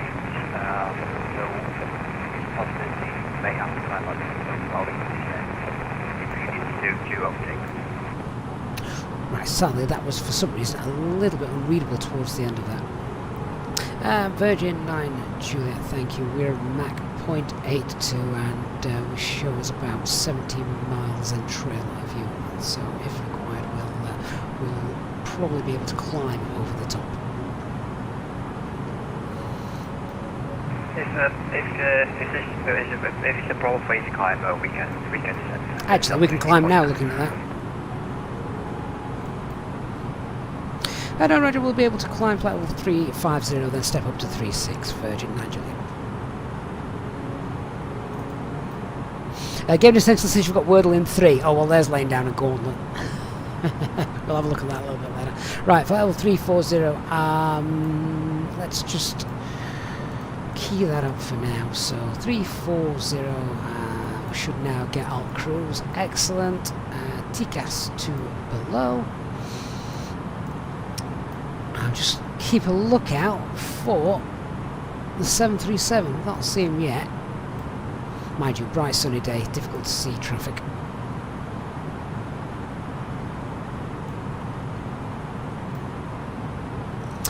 Richard, can I explain the difference between Cat 1 and Cat 2? Is it to do with landing? Yes. Okay, I mean, this is the perfect kind of stream for questions like that, because it's a long and tedious thing to try and explain, but we've got the time to do it. So, in its simplest terms, Cat 1 is a manual landing. Cat 2 and 3 are usually auto-lands. You can auto-land with Cat 1, but certain conditions need to be in place for that. Let me know if you want more information on that, Richard. Ferraz, is this a across the pond event? No, we're just having a normal Tuesday day out. Golden Connect, how many minutes left on the screen for landing? So ETA, according to that, is 15:57. Is that 15? 15:57. I think that might be optimistic. That's Zulu time as well. Let me just have a quick look here. Well, we might get in for about... Oh, that'd be alright. 16:12. That's UTC time, remember. It's just dropped as well, actually. Mind you, at the moment the wind's nice. That might change a little bit later on. So Richard, all the Cat 1, Cat 2, Cat 3 all refer to ILS landings, so they're all ILS landings, instrument landing systems. But Cat 2 and Cat 3 means that usually it is an auto land. It's probably a bit easier to bring up the charts and explain it here. So, at the moment, London Heathrow are landing on this runway, 9 left, or they were this morning when we departed. So, when the weather is good and the runway visual range is above 550 metres, it is Cat 1 conditions, which means the minimum altitude that you need to be able to see the runway at is 297 feet. That's your barometric altitude. If the weather's a bit rubbish and runway visual range is down to 300 metres, it is then Cat 2 conditions, and you need to be able to see the runway by 100 feet. Now, Cat 2 Cat 3 usually means that you're doing an auto land, so it's not a manual landing. But you still need to be able to see the runway by 300 meters. By 100 feet.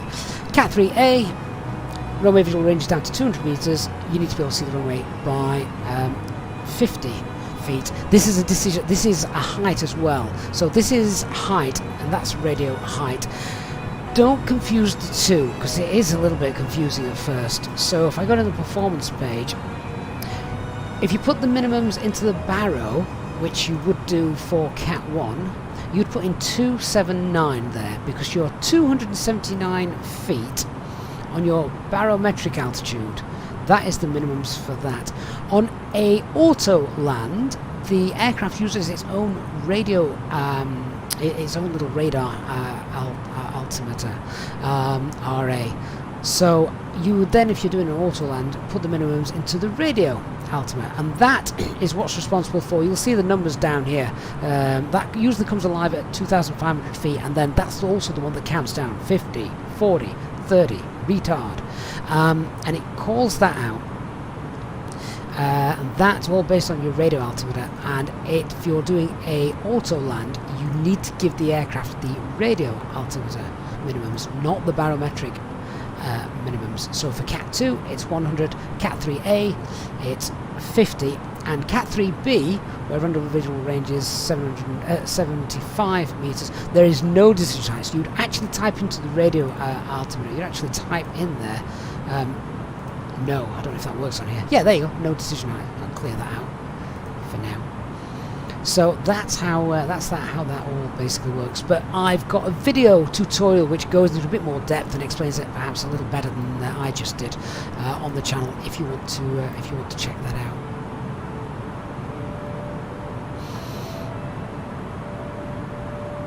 Hitesh says, so you put minimums for Cat 3 in radio. Did not know that, thanks so much. Yeah, well, you put the minimums in the radio for whenever you're doing an auto land. You can't use the barrow for auto land. It can't use barometric for altitude for auto land, because the aircraft uses the aircraft's own radio altimeter, which physically is a little like a radar beacon that it bounces, it shoots down to the ground, it then gets reflected back. That's how the aircraft knows how high it is. This is based on your barometric altitude, so it's almost not, it's not as accurate for the auto land. It needs to be, you know, precise. So when it gets to 30 feet, the aircraft knows it needs to flare. Bear in mind, what's the elevation of London Heathrow's airport? Yeah, so the runway altitude is 79. So when we're on the ground, this will say 79, whereas your radar altimeter will say 0 because you're on the ground.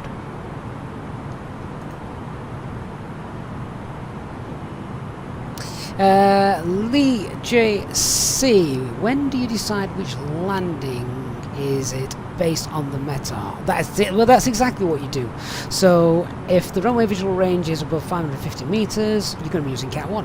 If it's below 550 meters, then what you tend to do is use the lowest the lowest minimums available.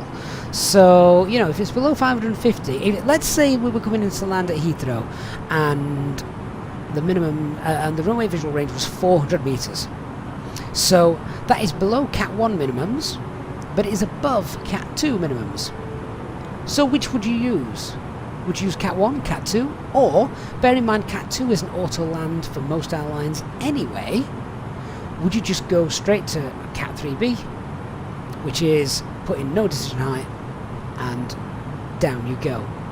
That is how most airlines, I believe, would fly. They wouldn't fly to Cat 2 minimums. There's no point. If Cat 2 is an auto land, Cat 3B is an auto land, so you might as well do it. The only reason you wouldn't be able to use the Cat 3B minimums is if, for example, some runways don't have Cat 3B and Cat 3A minimums. They don't have them because they're not sort of precise enough. So then you'd have to use the Cat 2 minimums with a radio altimeter of 100. But if you're going for an auto land, if you put in no decision height, then that's what you'd pop in.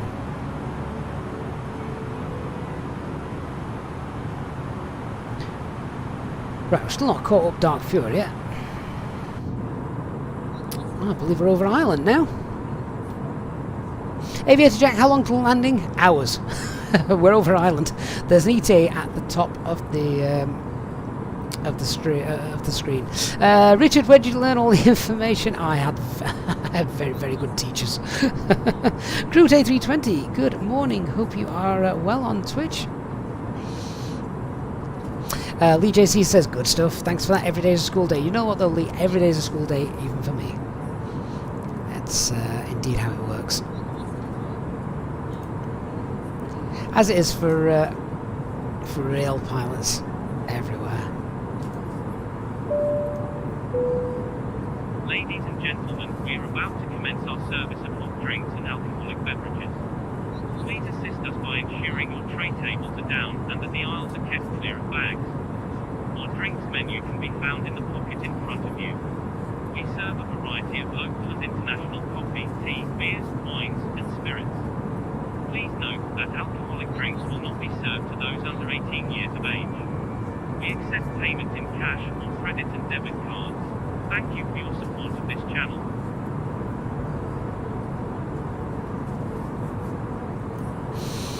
Alex says the seatbelt sign off yet. Been down for a loop since we took off. Me too, Alex. So I'm going to have to go and make use of the facilities. But yes, it is off.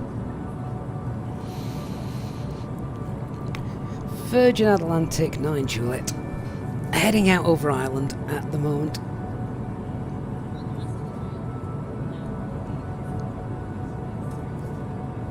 Looking forward to checking out Innerbuild JFK.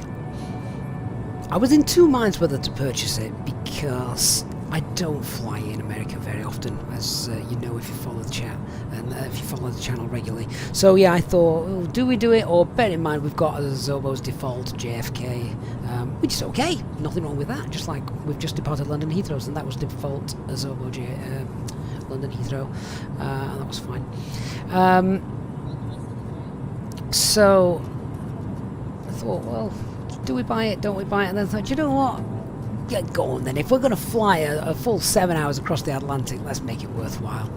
Let's. So I did before the stream started this morning. I did purchase the JFK newly released from Innerbuild, so we'll check that out. Lazarus and William both agreeing this is a nice view. It is pretty neat. Yeah, I do like it.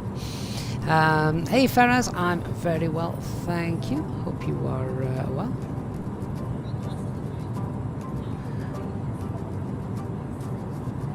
I do or not. Great name. You're about to be done with your FATPL. Oh, fantastic. Oh, well, I hope things work out well for you. It's obviously not a cheap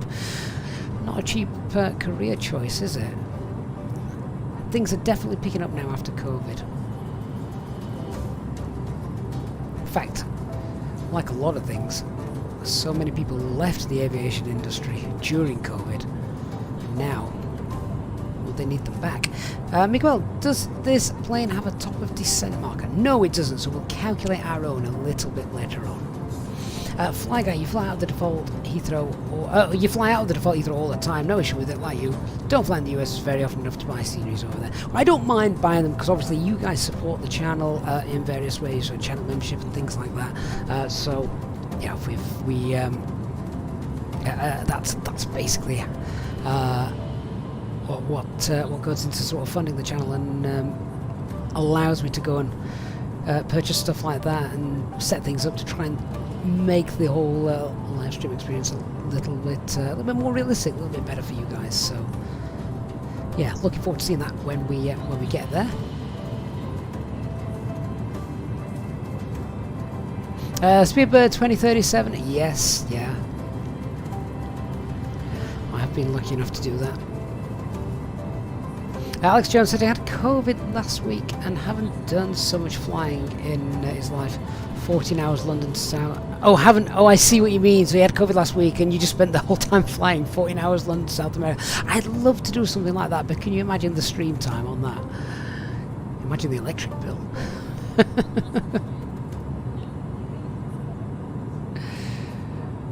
Lazarus says he also bought the JFK scenery, but he disabled the interior details and passengers. His machine could not handle that amazing scenery, especially at night time. So Lazarus, yeah, this is going to be interesting to see what the performance for me is like when we get there. It could be a complete stutter fest, but guess we'll find out. We'll find out together soon, won't we? Elliot says sponsorship programs were all scrapped after 9/11 when you were sniffing around it. But now you do present radio shows and fly the sim for leisure. Elliot, it's strange how things work out, isn't it? Definitely. Simon says one thing that's supposed to be flying in the USA is they say, for example, descend 1000 instead of like the 110. They talk too fast. We might not have ATC when we get there, so we might just be free to do what we want. Aviator Jack, how's the plane handle? It was alright, I thought. A bit of a manual takeoff. Thought I'd fly it for a while before workload management required autopilot coming on. Seemed to fly fine for me. It's going to be interesting to see the landing, isn't it?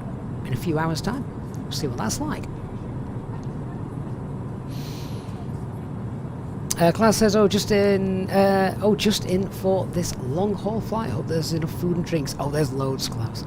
Although I finished all my bulk scratchings, so sad times. 4C59 says, if you didn't disable anything in the scene, you prepare for big stutters. I disabled a couple of things, but only things like the static aircraft and animated hangars, that kind of thing. So who knows what's going to happen when we get there. I'm just hoping it's not that bad. Speedbird 2037, how many passengers on the flight today? Good question, I have no idea.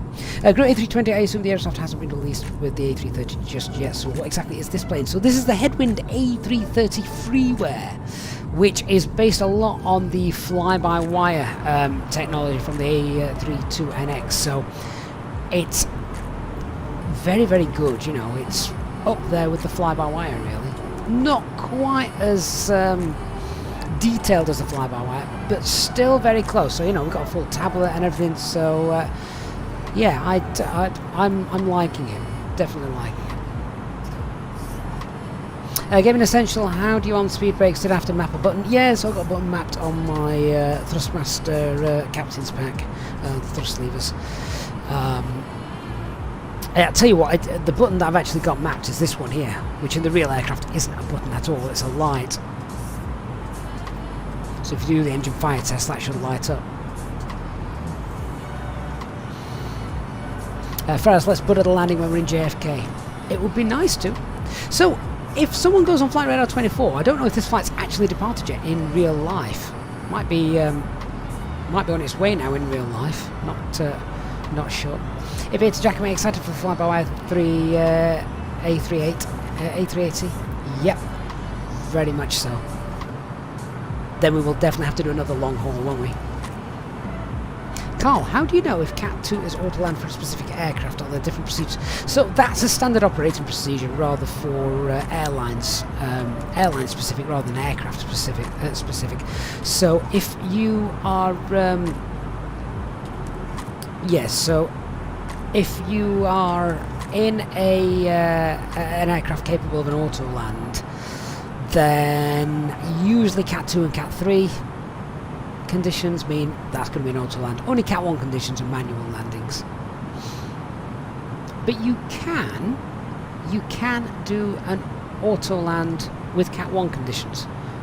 But there are certain parameters that need to be followed for that. Gaming Essential informs us that this flight in real life is delayed today until 20 to 3. Oh no.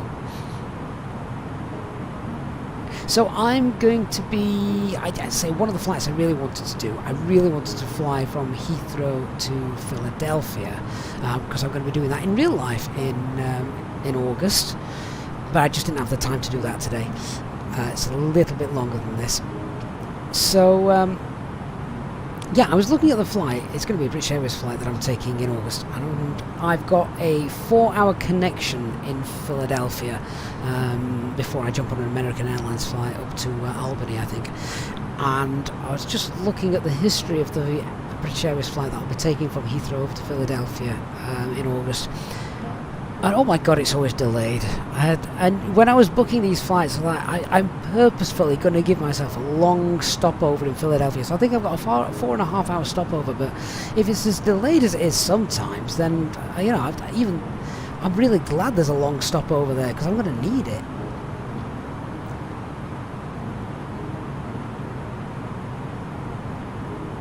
And how do you get the sim brief onto the iPad and the A330? You just need to pop in your sim brief username and that in the settings, which is just, this is all based off the fly-by-wire system. I mean, it's essentially the fly-by-wire tablet, isn't it?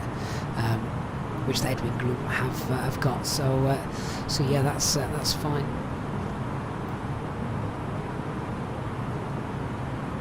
Speedbird 2037 says yesterday's flight also left at 14:40. Is that definitely a delay then? It's not the actual scheduled departure time.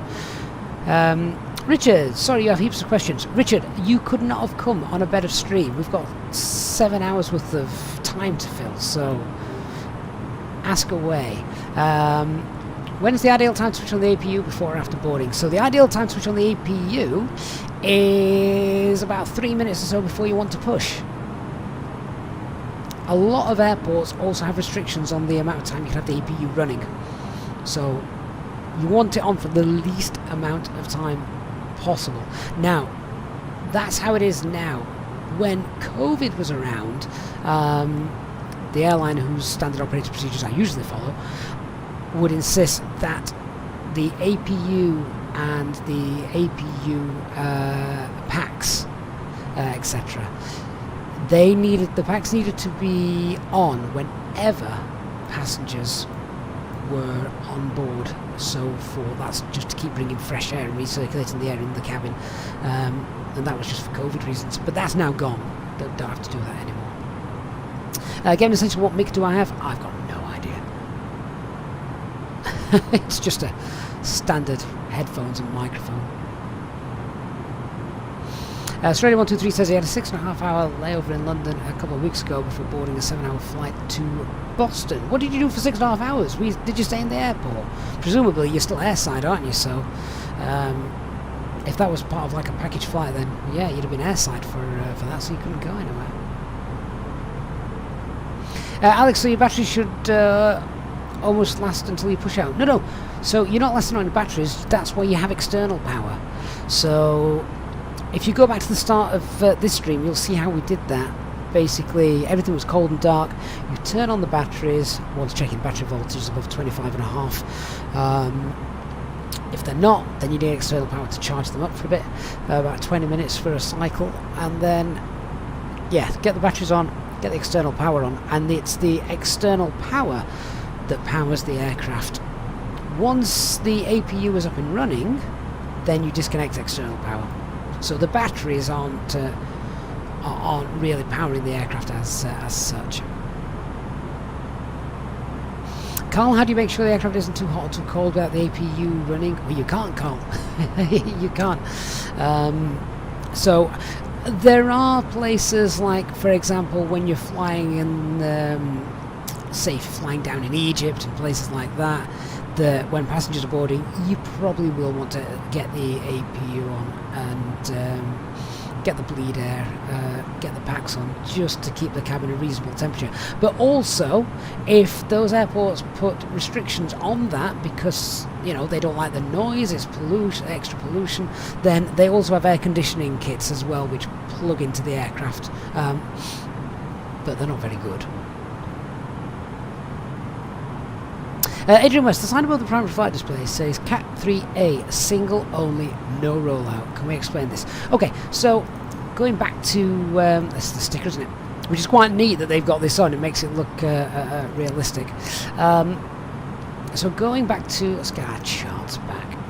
All right, so we were talking about autolands a bit earlier and what minimums to use, weren't we? So it's basically saying that this aircraft has not got Cat 3B capability. Now, this is a bit confusing. I don't know how this works in Boeing, but for Airbus. So, if you fly the Phoenix A320 or even the fly-by-wire A320X, you'll know that when you land, you engage both Autopilot 1 and Autopilot 2 for redundancy. So, if one fails, we'll fail operational, and we can, we can continue. However, this aircraft is saying it's Cat 3 single only. Cat 3A means that you're using only one autopilot. So if one of these autopilots isn't working for the approach and auto land, then the minimums we have to use are the Cat 3A minimums. So actually this aircraft cannot do Cat 3B, which means no matter what the weather is in JFK, we cannot do an auto land with no decision height. The lowest minimums we could use for an auto land is 50, because we can't have dual autopilot on for the arrival, so we can't have Cat 3B. Cat 3A is one autopilot, Cat 3B is both autopilots, so we can only use Cat 3A with a decision height of 50 meters and have that in there. Now obviously they're not going to do that because the weather's not that bad in JFK. The no rollout means that when you touch down, you need to have your feet on the rudder pedals because you're going to be in control of maintaining that centre line. When rollout is enabled, as it is in the real aircraft, then the aircraft will hug that centre line even when it's landed and rolling down the runway until you disengage the autopilot. So, it's Go Hands. Hello on Twitch. Hope you are well. Alex says, so if there is no external power available, are there still time restrictions on the APU? No, if you've got no external power available, you have to have the APU on, otherwise you actually can't power the aircraft up. The batteries aren't strong enough to power everything in the aircraft, only the major systems.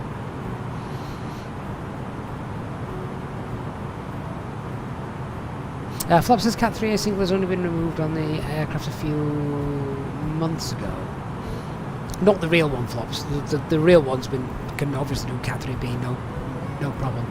I don't know if you're just talking about the Headwind there. T01U, is this the Aerosoft 330? No, this is the Headwind A339 Neo. Adrian West, you're more than welcome. West Castle, is rolling on manual cache still a consideration for PC performance? I think my cache is turned off at the minute.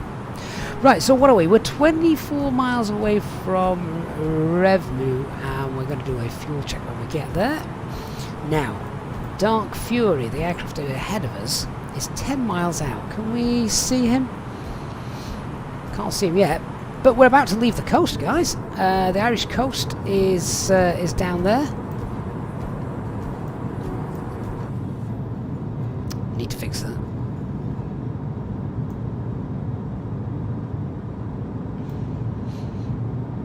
Weather looks quite calm, doesn't it, actually, looking at that?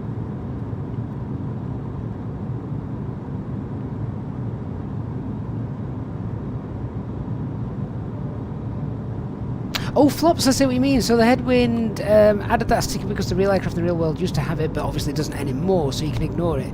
And it can do the Cat 3 dual. Is that right? Well, it'll be interesting when we come into land, even when we capture the ILS in JFK, if we can get dual control in autopilot 1 and 2. So if that works, then absolutely fine. It's a great level of realism there by the Headwind team. That's really cool.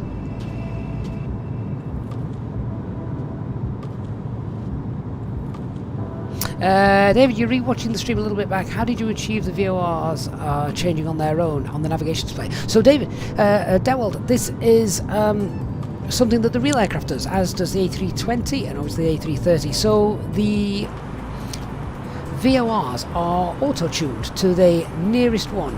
So you can manually tune them by typing in whatever information you want. So I don't know if we can pick this up, but can we pick up the Dublin VOR? It's 138 miles away, so maybe not. No. So if you hard tune them, then obviously you're tuning to whatever VOR you specify, but if you just clear it out, then the aircraft auto-tunes to the there you go, auto-tunes to the nearest one, and that's a real life feature. So good to see them. Yeah, good to see that. That's another thing that's being added to this aircraft, and the flyby A320X does the same thing. Alex says you're in Ireland, the weather doesn't look like that he's in Cork though. Fair enough. Flops, you have done it in the sim before, so can do it. Fantastic. Carl says you've learned so much this stream. That is one of the benefits of long haul streams, because I'm going to do a fuel check now. What we got? So, revenue. Where's the flight plan? Let's find it. So, what extra fuel did we take? Let's find out. So, we took 56 tons. Alright, grab your calculators, guys, because I don't want to work this out manually. So we took 56 tons, plug fuel was 49.8, now 49.9, so we've got 6.1 tons extra. So now if we have a look at the contingency, that's 2 tons, so plus 2 to that, so overall we've got 8.1 tons of extra fuel on board for our flight today. If we find revenue, so 39.5 tons plus the contingent, the extra fuel of 8.1 is 47.6. How much fuel have we got? Oh, look at that, 47.8. Now, given that we had a shortcut on the departure, that is absolutely wonderful. That has worked incredibly well. So, fuel check complete. We're happy.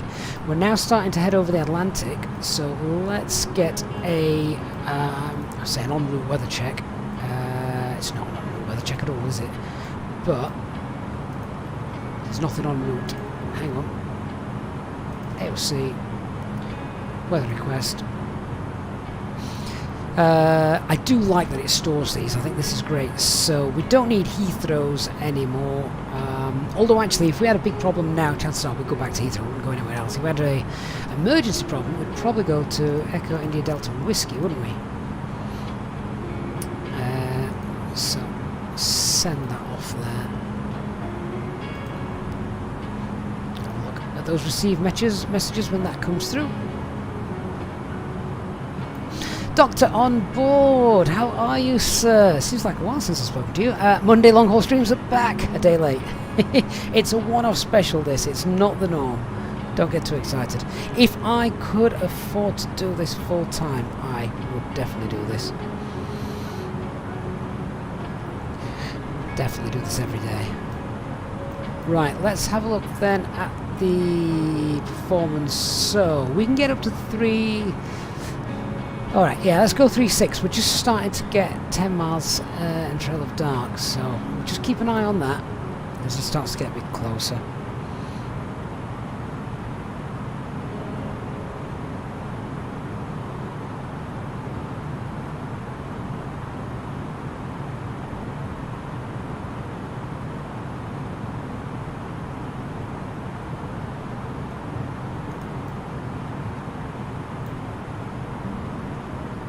Tony said tried landing the Phoenix with realistic turbulence, and it was handling like a Cessna. Interesting. We've got realistic turbulence turned on here in the sim, and it's it all seems to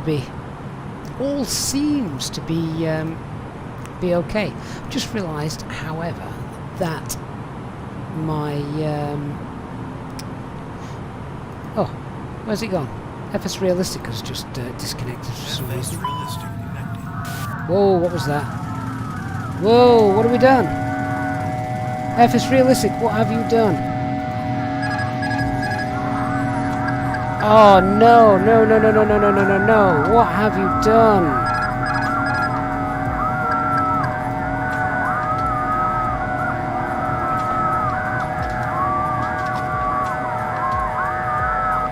We're falling from the sky, guys.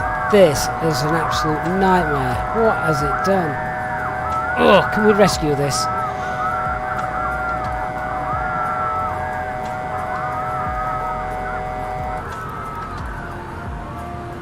What was that?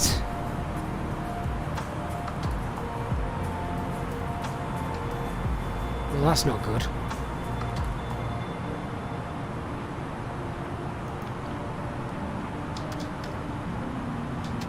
Speed. Auto thrust engaged.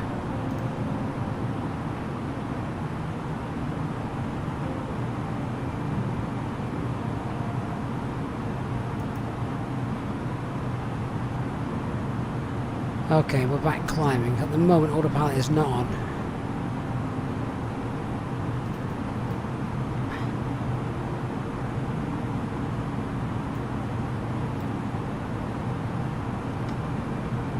Autopilot 1 engaged. Aircraft appears to be flying. System status is normal. Alright, we'll not put FS realistic on. Autopilot 1 is engaged. Speed alt nav 340 blue.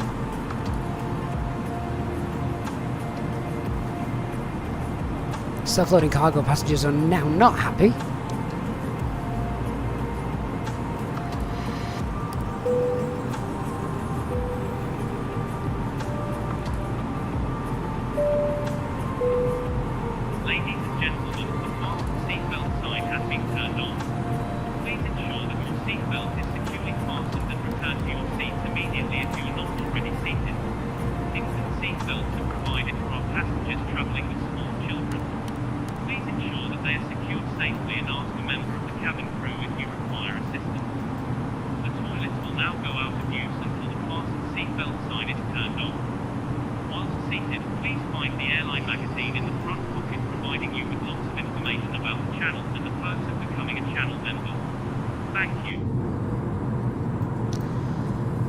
Holy crap. That is not what you want when you're in the middle of a long haul stream. I honestly thought we'd wrecked it. I think we might be okay.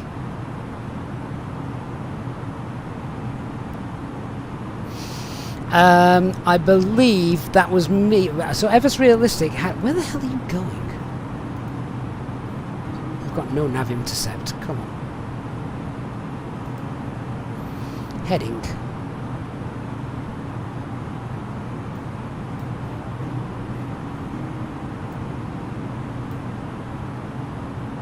Where are you going? Is that autopilot now booked?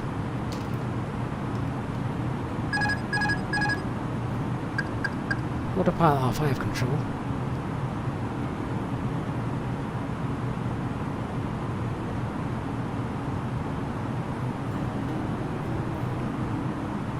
I don't want to do a 7-hour manual flight across the Atlantic. Yeah, so FS Realistic had just stopped working for some reason, so I just relaunched it. I've done it before. Never a problem. This aircraft didn't like that.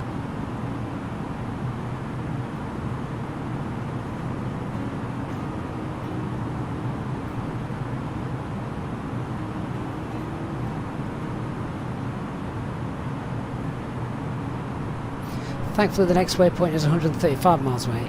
Can we... I reckon we can kick that in.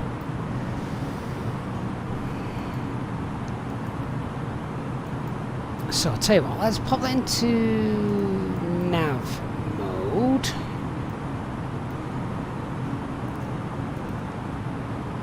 There's the line I wanted. Let's go direct. That's centered that. So autopilot, is that going to follow the FDs? It's not. Oh my god, autopilot's bugged.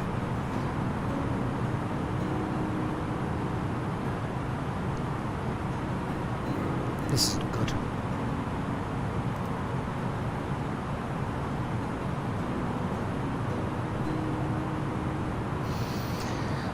Oh, this is not good. I don't want to have to manually fly for 7 hours. Also, you're not allowed to.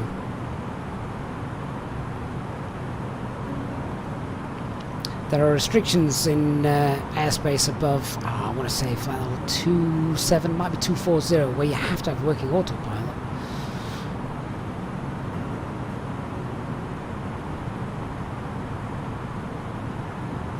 Some suggested autopilot 2. Not sure that'll work.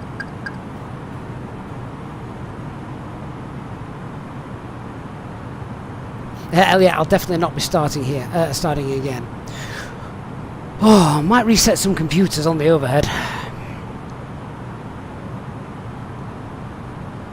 At the moment, let's just fly. Aviate, navigate, and then we'll work it out. I mean, the only good thing about this is flying manually in the yeah, flying manually in the Airbus is a damn sight lot better than flying manually in the in a Boeing.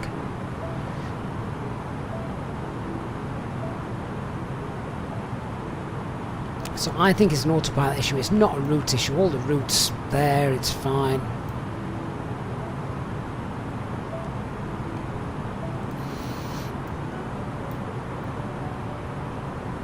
Okay. Flight augmentation computer. Let's turn that off.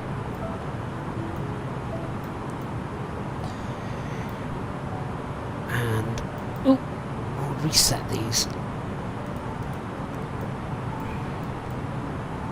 In order to do this though, I am going to have to turn off all automation. So, get that off, get that off. Set N1.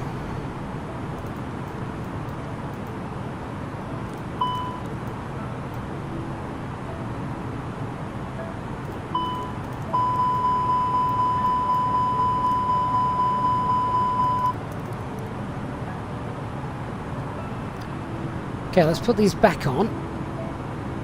See if this works.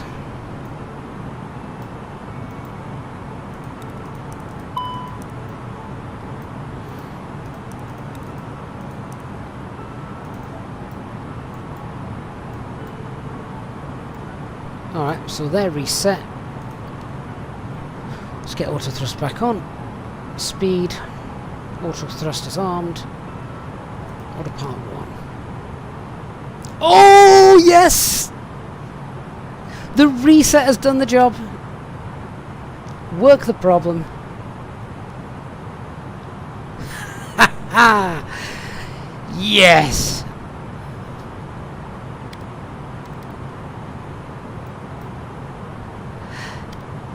God bless the Airbus.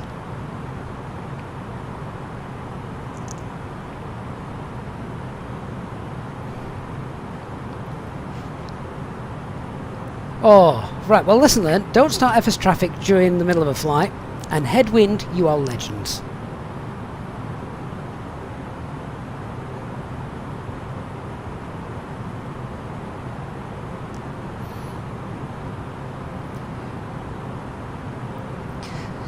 So there you go, if autopilot's not working, turn everything off, prior to doing that of course, get all the automation off, and then do it. Don't do it with the automation on. That might not have ended well if if not. Sounds like, yeah, this is the fly-by-wire systems, that's right.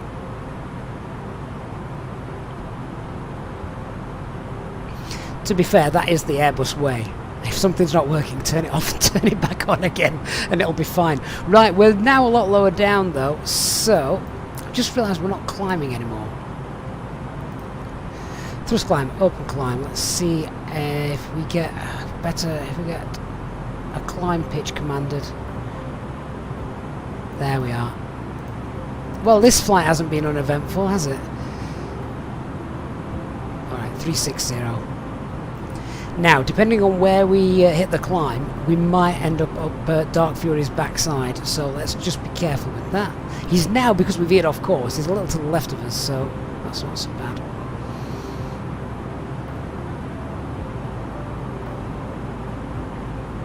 Jack says the passengers could have at least applauded. Jack, we've just thrown them 10,000 feet in about 30 seconds. I don't think I'm getting any applause. And they also didn't have seatbelts on, no, so they're probably bleeding hideously back there. I mean, in real life, if that had just happened, there'd have been all sorts of chaos in the cabin. We'd have been turning around and getting into Dublin. But you don't want to see that, do you? You want to see us make it into JFK. I do as well.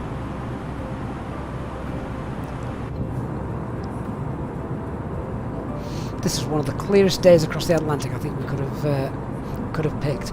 Simfly UK, 10,000 feet in 30 seconds. Sounds like a Boeing.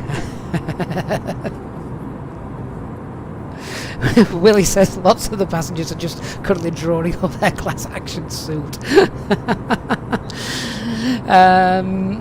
Pop Rocks, this is the dev version of the Headwind A330. Sun's Light, yeah, quite right on Twitch, says, well, they've got 7 hours to recover.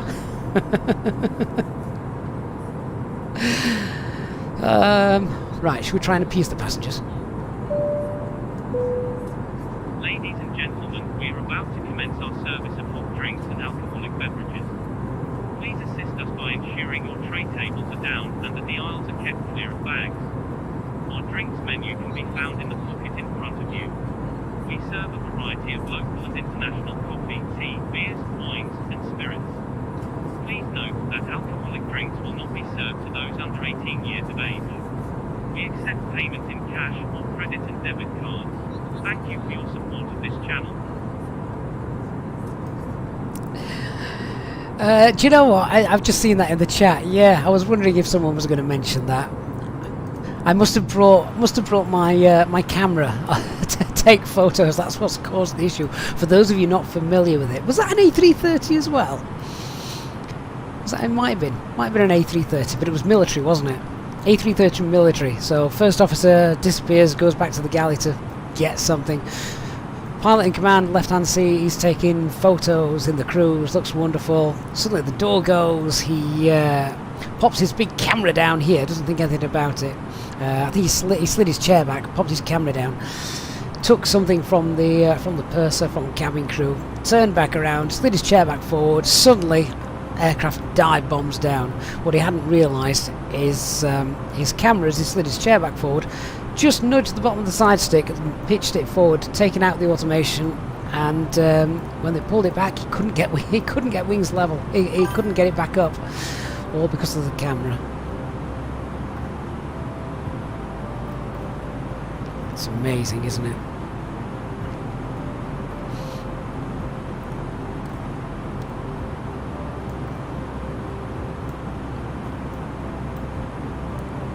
What amazes me is, I know it's easy to say this, because in that situation you're looking at the ground and thinking, oh my lord, we are seconds from, you know, the worst possible scenario.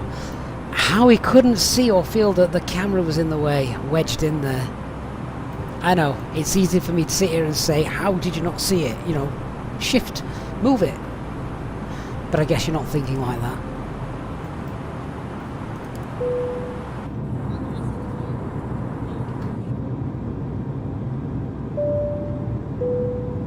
Ladies and gentlemen, the seatbelt sign has now been turned off. You are now free to move around the cabin and the toilets are now available. However, when in your seat, we recommend that you keep your seatbelt fastened at all times in case of unexpected turbulence. Please contact a member of the cabin crew if you require assistance. Thank you. Despite the seatbelt sign being turned off, I imagine no passengers are now dare removing that seatbelt. There's a few of them sat there with the inflatables around their neck. Yeah, Dark Fury, quite right. There was so much pressure on that camera and the side stick that the camera even had indentation marks in it. So, yeah. Max Way, if you're as sad as he is, he says the official report is available to the public. I know they do make interesting reading. And Soul Sniper Games 2810, thank you so much for the follow on Twitch. We've got loads of new Twitch followers today as well, so really appreciate that, guys. Thank you so much. The Twitch viewership is slowly climbing. It's obviously not our main base. That's over on YouTube. But we've got about 2,800 people now following on Twitch, which is amazing. Thank you so much. Simfly UK says, yeah, I'll leave the seatbelt on, thank you. Don't blame you. Don't blame you one bit. Right, we'll keep an eye out for Dark Fury. He's not going to be that far away, is he? We'll find him soon. Chasing his backside. In fact, no, where's his contrail gone? His contrail was around there somewhere.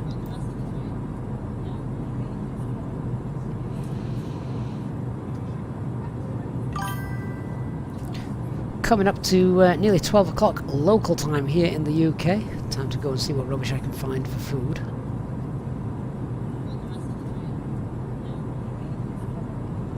Westcastle says he saw an approaches and departures video into Edinburgh. The real-life air traffic controller sounded like the VATSIM controller. What, was in the same guy? I mean, there's a chance it could be. Soul Sniper says, you just finished his flight on the A330 Neo. Enjoying the flight? I will indeed. Did you fly anywhere good, Soul? Hopefully it was all, it'll be fine. Where are you, Dark? I think you're off to our left anyway, aren't you? Anyway, oh, we're well above you now anyway. Where we go, Mac Alt Cruise. So yeah, we're miles above you. You're 2,000 feet beneath us and 20 miles in front, so you're down here somewhere.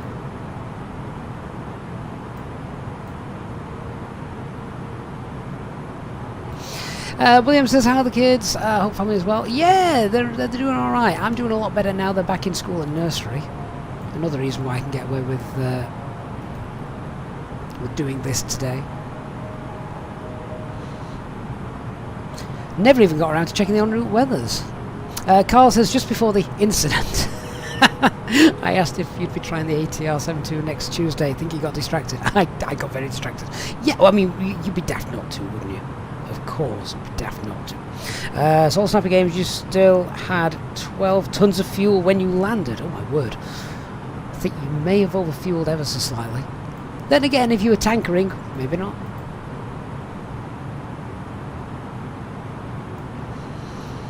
Right, should we check out that weather information?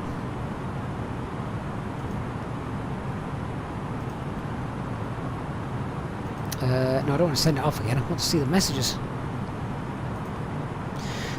So, Heathrow, does this print? Does it print this one? I don't know if the Headwind does. I dare press it, just in case it breaks something. Heathrow is fine. So what's happening in JFK then? Winds 250, 14, 10 miles. Visibility.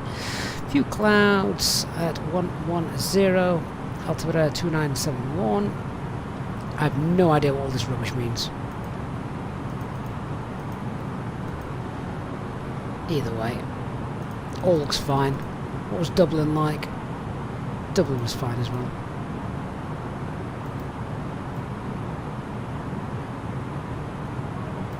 Where is the next World Update? I can't remember. They have announced it. I can't remember where it is.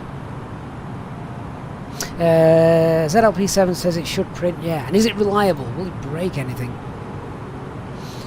Australia 123 prints off a slip of paper and nosedives at 15,000 feet. Yeah, it could happen. I don't want it to happen.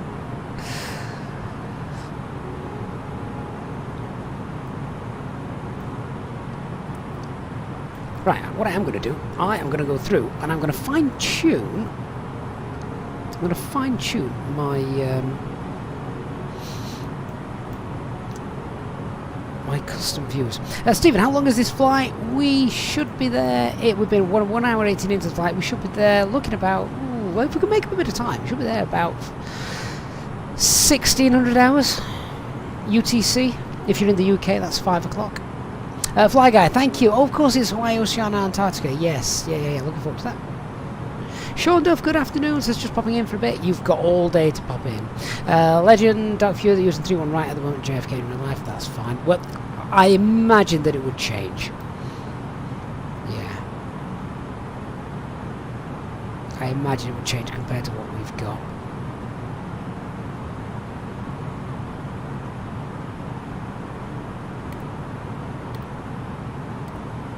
We're about to enter oceanic airspace anyway, so Pico, let's just check how the fuel's doing.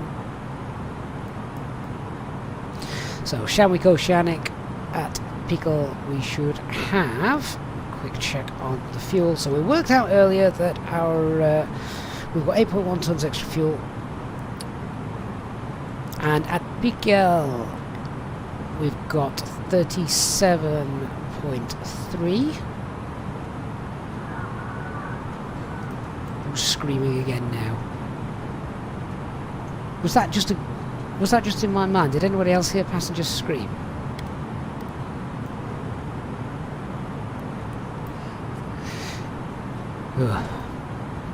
Anyway, so we should have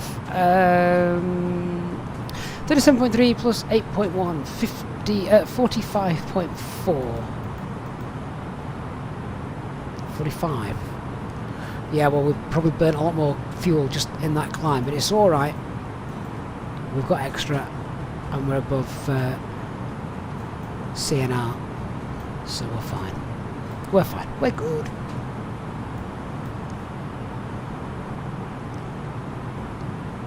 I keep thinking I'm just randomly hearing screams now, whether they're there or not. Strody says they felt a bit of turbulence and thought they were going to die again. Again, you can't die twice.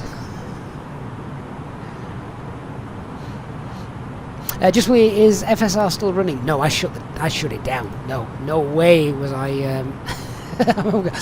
We are FS realisticless today.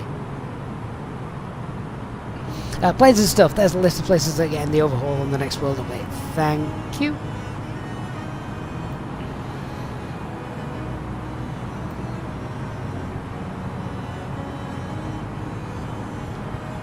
Well, I think everything's running nicely. I think we're happy. Let me go through and see what I can do with these custom views. So, have we got any windows that I can utilise? So that's quite near the galley, isn't it? We've got one there on the wing. I think there might only be that one wing view actually, so we might have to just perhaps leave that one where it was. Unless is there one at the door? Let's check that out. Oh, there's one. That'll do.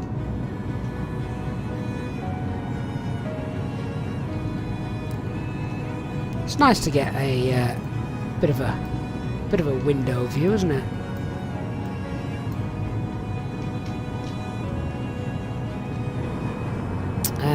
Number 2, I think that we've got a potential wing view we can use there. There's a window, isn't there? Just down here. Yeah, that'll do. The sounds change as well as you move through the flight deck, so that's neat.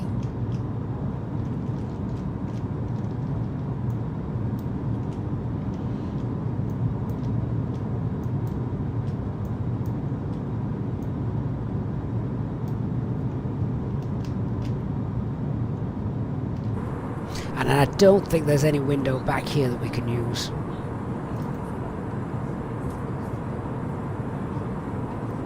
Oh, actually, there might be. Might be. What's that? There we are. That'll do. Oh, that's better. I like that one.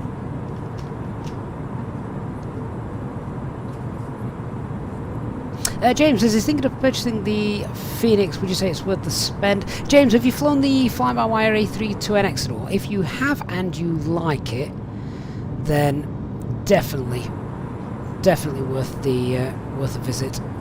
Because the Phoenix is it just takes it to another level. There we go. There's the window that we can use for that.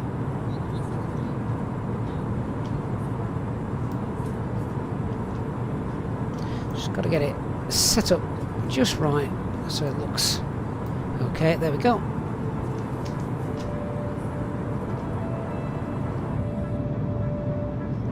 That one definitely needs fixing.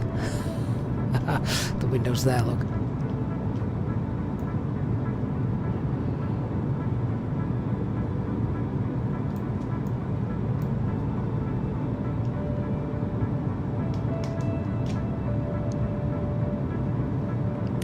William Kendricks, hey mate, says, what are the actions if you see a too steep path ahead or speed limit exceeding them do during descent or speed error waypoint? Okay, so if you've got too steep path ahead, what it means is that the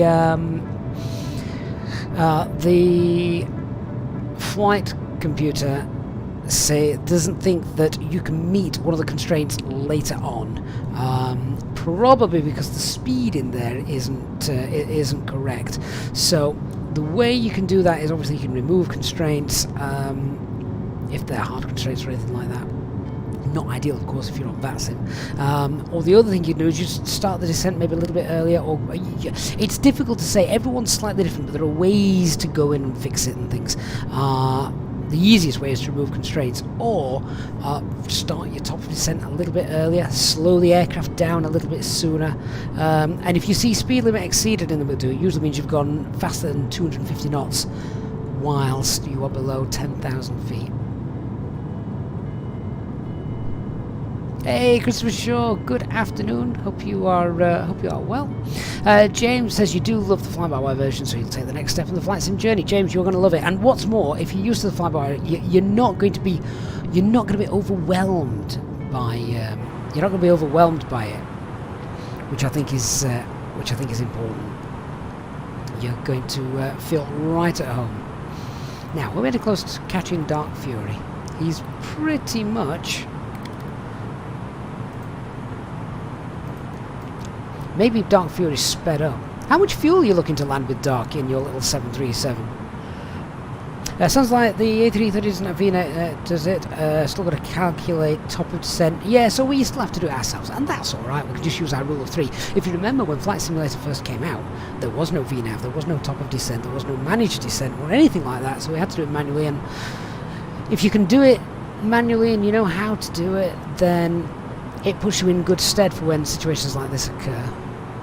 Christopher Shaw, the A330 Headwind uses the fly-by-wire system, so very reliable.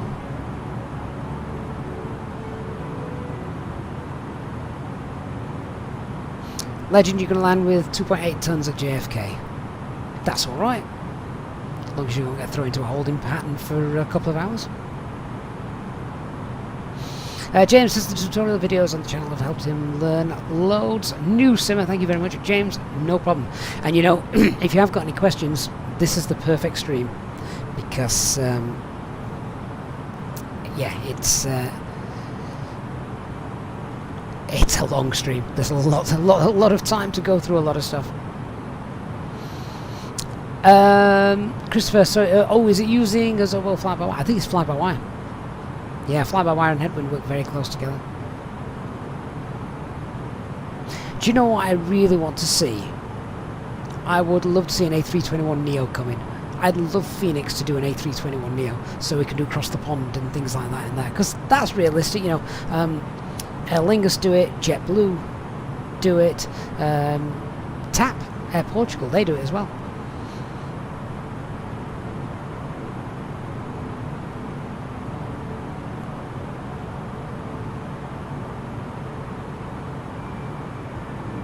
Yeah, sounds like we literally have all the time in the world to answer questions in this stream today, yeah.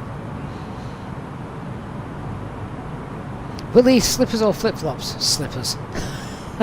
Unless I'm on a beach. Alex Jones, Latin VFR have done it. Yeah, but not to sound too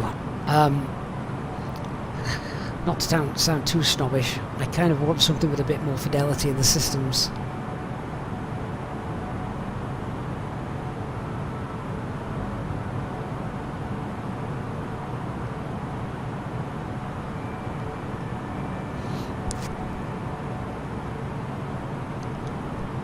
Oh, Dark Fury, I think you might be right there. So, yeah, although I call them slippers, they are pretty much just big furry boots around my feet.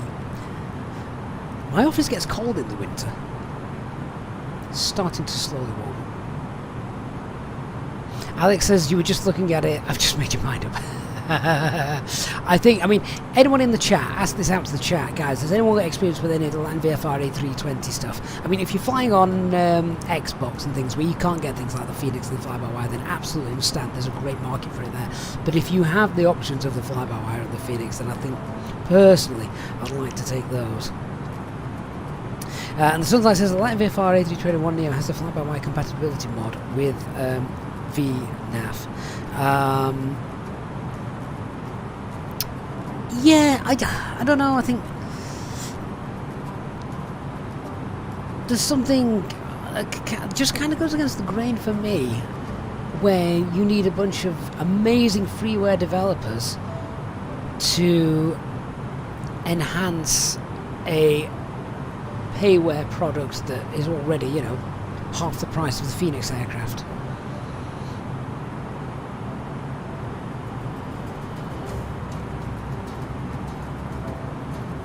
Simfly UK says you're biting at the bit for the A380 to come out, finally to do some Emirates flights from Dubai. Dubai Airport is going to implode on itself when the fly-by-wire A380 drops. It's going to just... it's going to be ridiculous, isn't it?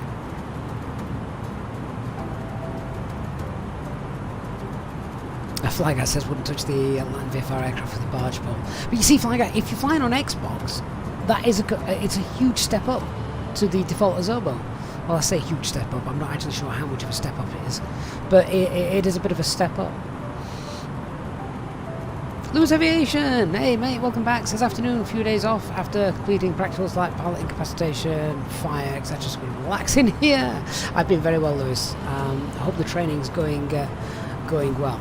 I always find the thought of pilot incapacitation funny. Not in the real world, of course, but when I say that I know guys that have been training, training captains, and they're in the sim with new guys and things, and they're going along absolutely fine, they're putting them through the paces, and then suddenly the guy who's training them just plays dead. Just flops over and plays dead. And the new guy sits there and goes, what are you doing, mate? He's like, he forgets where he is. He doesn't fly the aircraft.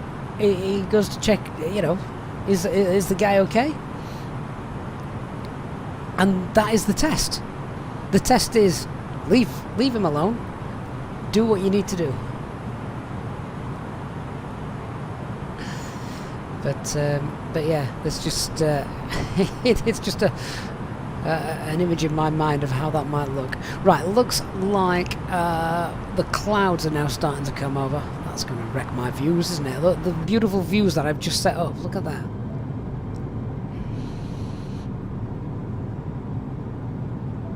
Alex says the skies will be full of A380s when that comes out. Yeah, all landing at London City Airport.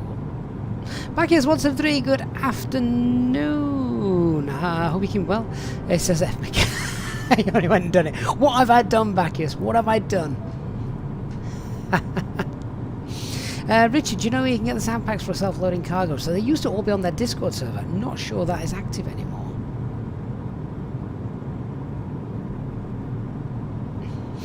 William, first rule, fly the plane. Yeah. That's got it in one. James says he can't wait for the A380 to come out of Microsoft Flight Simulator. He's already got his second set of thrust levers ready. That's be prepared.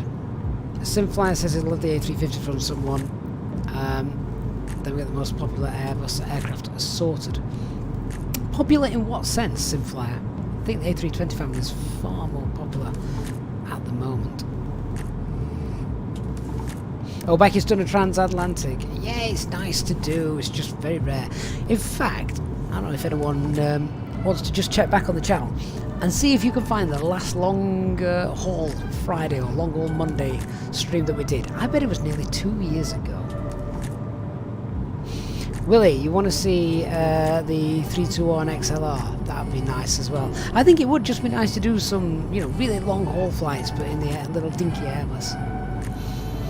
Shane, the self-loading cargo Discord is not active anymore, unfortunately. How far into the flight are you? It should tell you with the overhead banner, and if you look at the red line that's crossing it, it'll tell you. So that's going from left to right. So I'd say we're about a quarter of the way.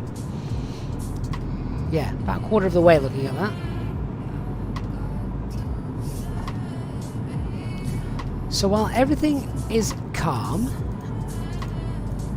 no passengers are dying or screaming, autopilot is working, I think now might be a good time to go and grab some food from the galley. Then I might come back and play Wordle. William says, ooh, it got cloudy. Yeah.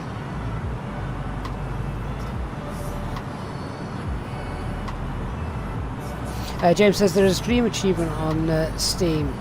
Oh, a Steam achievement on Steam for an 8-hour flight. Would like to go achieve this on a Sunday one day. Yeah, it's just a shame my family life gets in the way.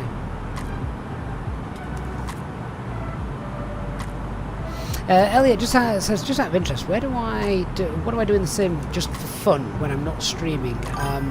you like checking out new cities. Elliot, I hardly get time to do that, sadly.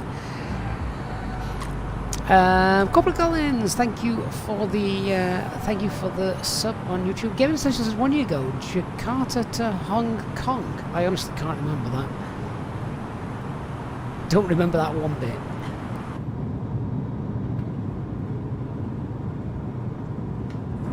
Yep. Nice and cloudy now, though. Alright, guys. Well, I hope you're going to stick around. Just leave us on in the background. Some nice music, some nice views. But yeah, I'm going to nip out for 10-15 minutes or so, grab some food, and then I will be back with you for the next part of the flight. If you haven't already done so and you're enjoying the day's entertainment, please do hit the like button on the stream. It makes a big difference to the channel. So again, as always, a big thanks to everyone who has supported the channel by hitting that like button. Shout out as always to our EasyJet Symbolic channel members. Great to see so many of you here today, as well. Also our mods who are also on board for the long haul. I'm just looking at my self-loading cargo. It says that all the passengers are anxious. I don't know why. No idea why. Oh, that was well, at least it wasn't boring. We've been kept entertained. We've been kept entertained in a fashion, haven't we, so far? So yeah, I'm gonna go grab some food. Big thanks, guys, and yeah, stick with us. I'll be back in 15 minutes or so, and then we'll entertain ourselves for the next portion of the flight. All right, guys. Thanks very much. See you all soon.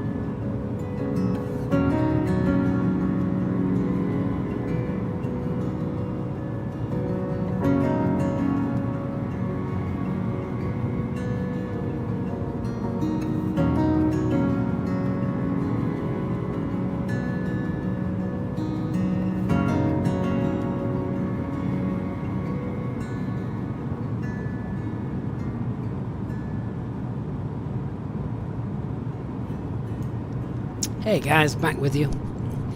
Oh, so looking down there, what is that? Can you see land? We shouldn't have land at the moment, should we? We're still well over the middle of the Atlantic, so I don't know what that is.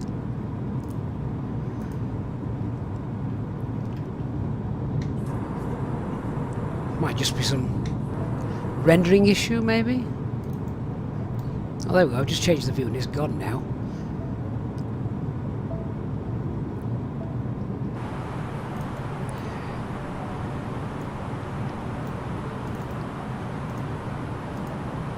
Right, got some food. Tell me, if you've also been away just to go and grab some food, what rubbish have you got? So, what have I got? 2 sausage rolls, which I consider my savoury. The sausage is meat, in a fashion. A Baby Bell for the dairy, and a Cadbury's cream egg as the sweet. I'd say that's quite a balanced diet. Reza, you wish there was an interior for this plane. Yeah, I know lots of people like the interiors. It obviously helps with screenshots and things like that, but it does affect performance. So I can kind of see which one I'd prefer. The Legend, Dark Fury, are they vegan? Don't swear. No, they're not vegan. They're completely. Well, I don't kind of know what meat this is, but let's be honest, it's not going to be grade A, is it, if they've stuffed it into a Morrison sausage roll. Yeah. Cloud monkeys, Willie. Yeah, some strange stuff going on there, but no, we're definitely now over the middle of the Atlantic. I'm loving the direction that Dark Fury's aircraft's flying. According to my TCAS, he's well and truly crabbing along the line. Not quite sure how accurate the direction of that little icon emoji is. Reza, you flew on Virgin Atlantic on Friday. Oh, in real life, Reza? Awesome. Game, you had a grilled cheese and sandwich, banana strawberries and chocolate chip cookie. There you go. There you go. The grilled cheese. So the sandwich, you got the savoury. The cheese, you got the dairy. You went out a bit extra health-wise with the strawberries, but then you had the chocolate chip cookie for the sweet. So it's just all of the vital elements needed for a good meal. So what you got for your winds, Dark? 19072. Oh, I'm 178 at 67. But it is going to come into more of a headwind a little bit later on as we get further towards America, isn't it? Chris Wigger has had chicken nuggets, King of Kings. Chris. Now, were they McDonald's? Were they McNuggets? No pal, 1211. Thank you so much for subscribing. Hope you are well. Lemon Wolf, good to see you, mate. Oh, great to see you guys coming back into the chat after I've just went away and got some food. Shout out to our Twitch followers as well who have got us there in the background. Hope you are all well. David McD, 11. Thank you for the follow on Twitch. Chris the Aldi, fair enough. Nothing wrong with that. They're pretty close to becoming one of the biggest supermarkets now, aren't they, in the UK, overtaking the likes of Tesco's and Morrison's and Asda. The low-cost Aldi is like the EasyJet of the supermarkets. Dark Fury, you can see the sea again. Yeah, I can just see a break in the cloud coming up just over there, so I'm looking forward to that. I like looking at the sea. And we've got also the global vessels installed from OrbX, so who knows, I might even see a boat or ship, something like that. Pirate ship. Hey Jenny, she says, got a problem with the flight recorder. Paris to Heathrow doesn't load at the arrival, it's just empty. Well, that's interesting. I wonder if you've got do you have a Navigraph subscription, or are you using just the default sort of navigation database there? Andy J, you don't like Aldi. Why is that? The only thing I don't like about Aldi and Lidl is the speed at which you need to be able to pack stuff as the checkouts just throw stuff at you. You need to spend 6 weeks in hospital just for the surgery that you need afterwards, as to remove all the plaster. They are. I've never known anyone pack bags as fast as a Lidl and Aldi checkout assistant. I wonder if that's part of the interview process. how fast can you throw food at the customers? Jenny, if you've got Navigraph, have you got the database installed through the Navigraph database manager? Gaming Essential isn't Virgin all-inclusive, so will there be free drinks on the menu? I actually don't know gaming. I don't know anything about Virgin's priorities and how that works. Andy says you just feel the stores are a little cramped, like a sardine in a tin. Well, I guess the reason for that would be floor space, isn't it? You know, time and space is money, that kind of thing.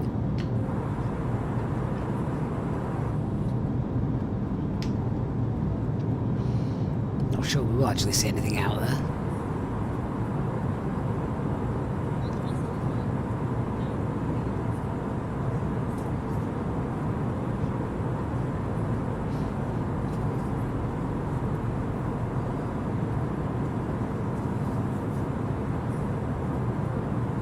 Lemon says the cabin crew would murder you if you stayed on the PC for 7 hours straight. I hear you, Lemon.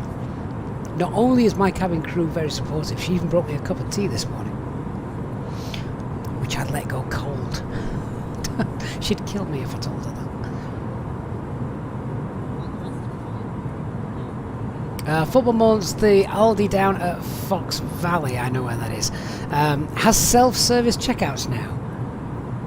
Oh, so you can throw the food at yourself. Excellent.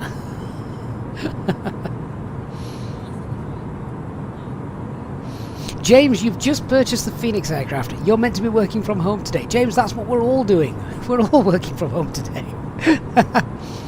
Have you got it installed and set up, James? You're not going to get any work done. I can guarantee that.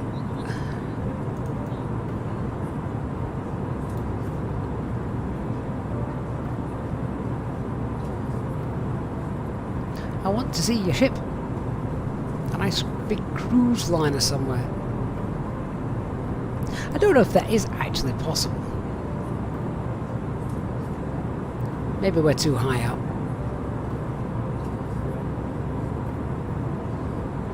I'll tell you, the weather then down there must be very, very calm. It's just all blue. There's not a single hint of whiteness.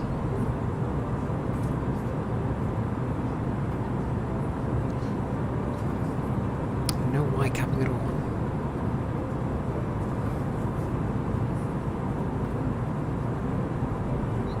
Oh, Jenny, so if you're using if the approach and all that stuff disappears in the recorder, that's not unexpected. So it literally will just fly the position of the aircraft in the flight sim. It doesn't record any of the systems or anything like that.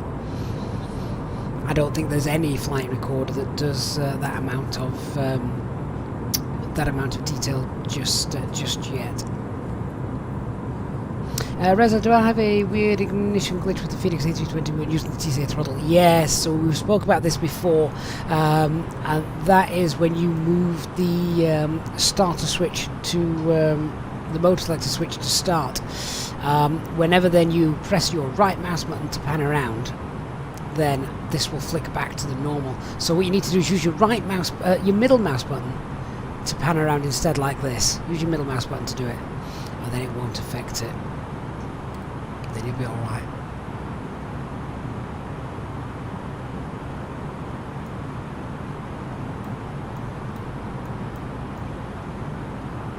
Fly guy, you're going to take the Phoenix over to Leon. Nice, nice.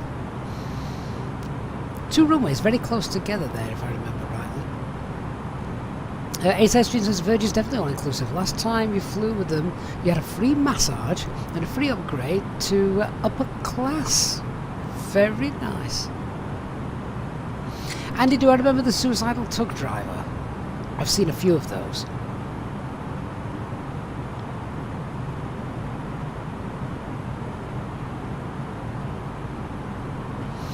Chris says, surprised it's not fixed yet. I don't know what it was that broke it. It was one of the sim updates and it's never changed.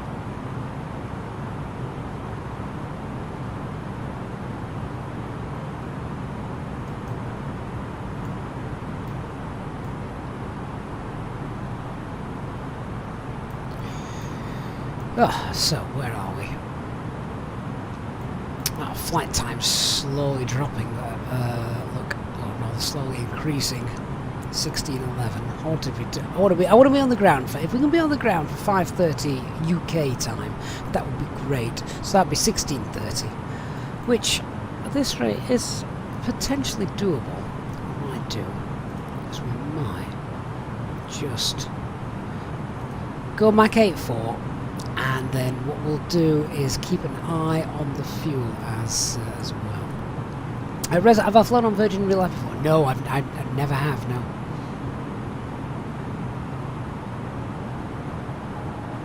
So gaming, essentially, you're going to be taking the Latin VFR on the Xbox from Chambray to Gatwick. Gatwick is always a good choice, particularly if you are on PC and you've got VATSIM, because there's usually a lot of air traffic control on VATSIM.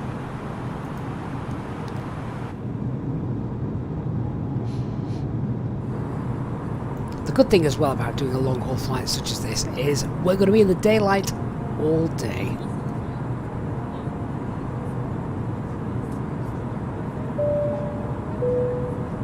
Ladies and gentlemen, we are about to commence our service of hot drinks and alcoholic beverages. Please assist us by ensuring your tray tables are down and that the aisles are kept clear of bags. Our drinks menu can be found in the pocket in front of you. We serve a variety of local and international coffee, tea, beers, wines and spirits. Please note that alcoholic drinks will not be served to those under 18 years of age. We accept payment in cash or credit and debit cards. Thank you for your support of this channel.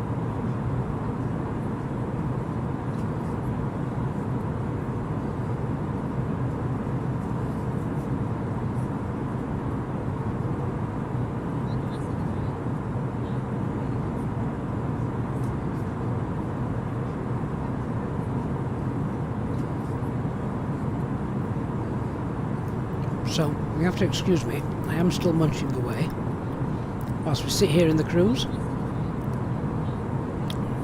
Okay, so no one can spoil this if we do this. No one can spoil this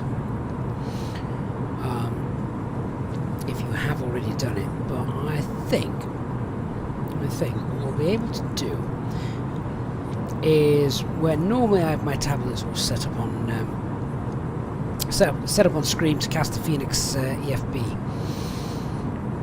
We can do something. We can have a little bit of fun for the day. You guys can play along with us.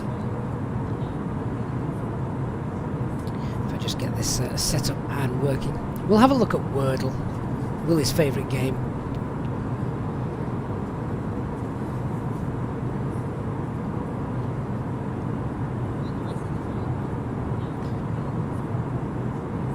When you guys are on a real world long haul flight, what do you do to keep yourself sane? Do you use your own personal devices or watch whatever is on the entertainment system of the aircraft?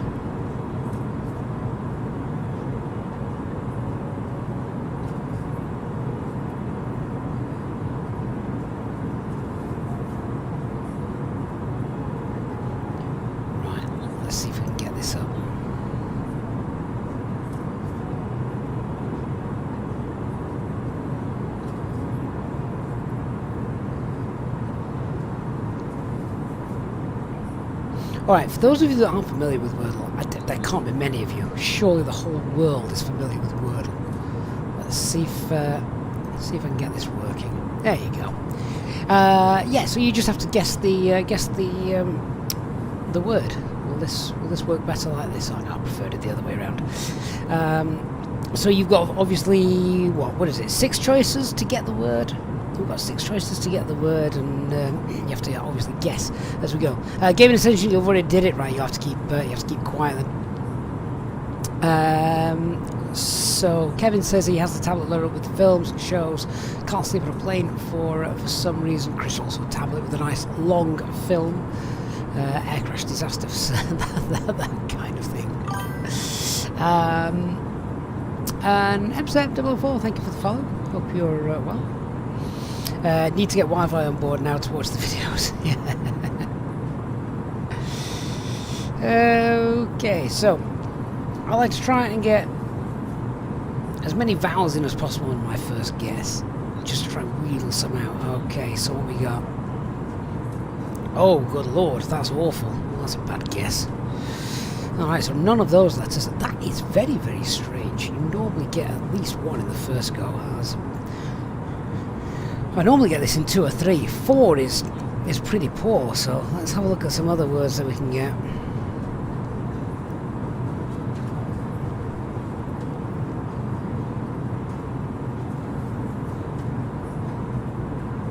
Alright, next guess. Alright, so there's a H, an O and an N in it, but none of those in the right place.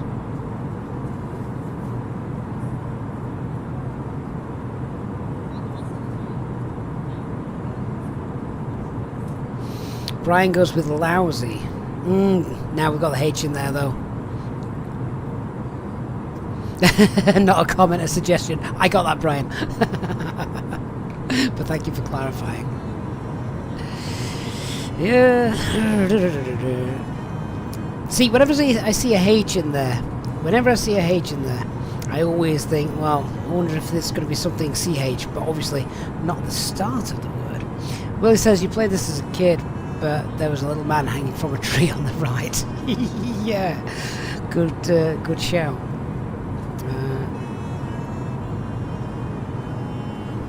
Right, okay. Let's try that. So we've got the H, we've got the N. Oh, the O. Okay, the O's not there, is it?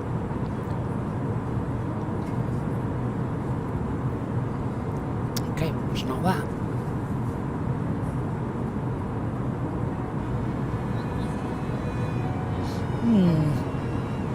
Quite a tough one, this. So, what kind of word, if you do play Wordle, what kind of Wordle player are you? You're the kind of player that just dives all in and goes for anything. Or are you the kind of person that would just like to literally sit there and think about lots of possibilities? Oh, Shane, that is a good suggestion. You got and Andy as well. Honey and phone. Oh no, we can't have honey, and we can't have phone. I've just realised we can't have any of those because there's no E. There's no E. Gaming essentially, you just pick random words. Fair enough. Hound is a good guess, Terry. Let's go with that. Let's see if Terry's got it. Oh! Congratulations to Terry. Well done. Great guess, Terry. Fantastic. Now, if you don't like Wordle, you'll hate this next one.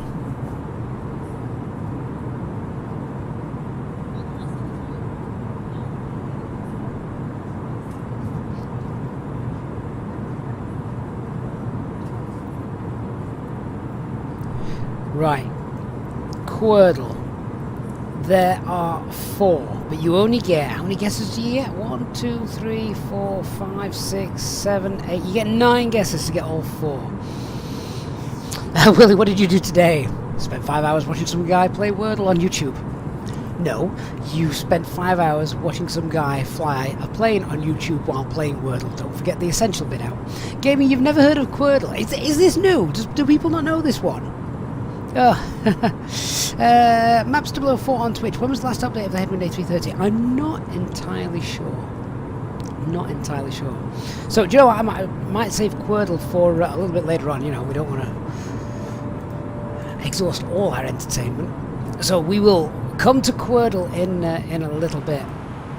Right, how long before our next fuel check? We're only 53 miles away from our next waypoint, so we'll do it then, because we have, of course, increased our max speed, and that has actually helped our estimated time drop quite a bit, so that is perfect. Back here says you're seeing this as an educational experience. Brilliant. Willie, as long as you don't put the tablet down in front of the flight stick, you're good, and don't adjust the chair. Definitely not.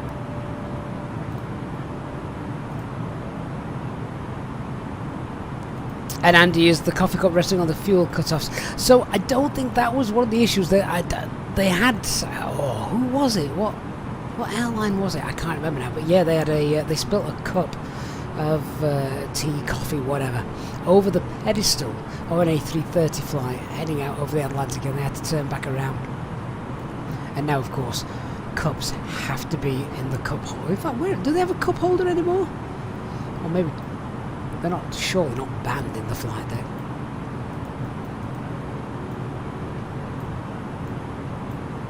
Oh wow! I found HD's glasses.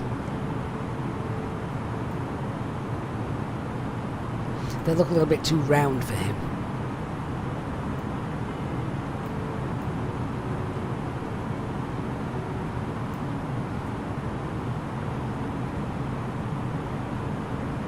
Andy says some pilot lost their job for posting a picture of a coffee cup resting on the fuel cut-offs. It was some dodgy airline. I'd not seen that, Andy. Wasn't aware of that. Thank you. Enjoy your food. Who's grabbing food? Oh, William! Hey, William! Good to see you, mate. Grabbing a pack of crisps. Oh, that is a good idea. Oh, I didn't mention this. So, I've just told you how wonderfully balanced my diet is. Sausage roll, Baby Bell cheese, and a Cadbury's egg for dessert. However, I've also got a full tub of Texas barbecue sauce Pringles. I'm going to open up a debate here. What is your favourite Pringle flavour? Let's hear it. Thank you. I hope you enjoy your drink. Oh, William, you're washing those crisps down with a nice whiskey. Fantastic. That's the way to go. Hey, Barry, good to have you back, mate. Are we there yet? Not yet, mate. We've still got another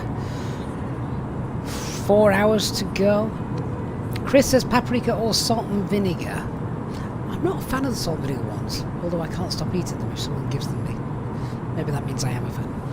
Bacchus, you can't stand Pringles. Do you know what, Bacchus? I couldn't either until I discovered the Texas barbecue sauce flavour. I do quite like those. See, we've discussed this before on the channel. My favourite all-time snack that I could just eat and eat and eat is salt and vinegar, but chip sticks, not normal crisps or Pringles, but salt and vinegar chip sticks. Amazing. Panchal, does this always realistic weather and XP realistic conflict? No. The two work side by side, so they're normally we have those working absolutely fine together. I've had to turn off FS Realistic though because it did something very strange to the plane today. First time it's ever done it, so it must just be a random thing. Wizbits, mate, thank you so much for the 3-month resub on Twitch for a Prime resub. Thank you so much, Wizbits. It was our talk about food that convinced you to support us again, didn't it? Great to have you on board. Jordan says salt and vinegar, but after a while they do begin to strip your tongue. That is true.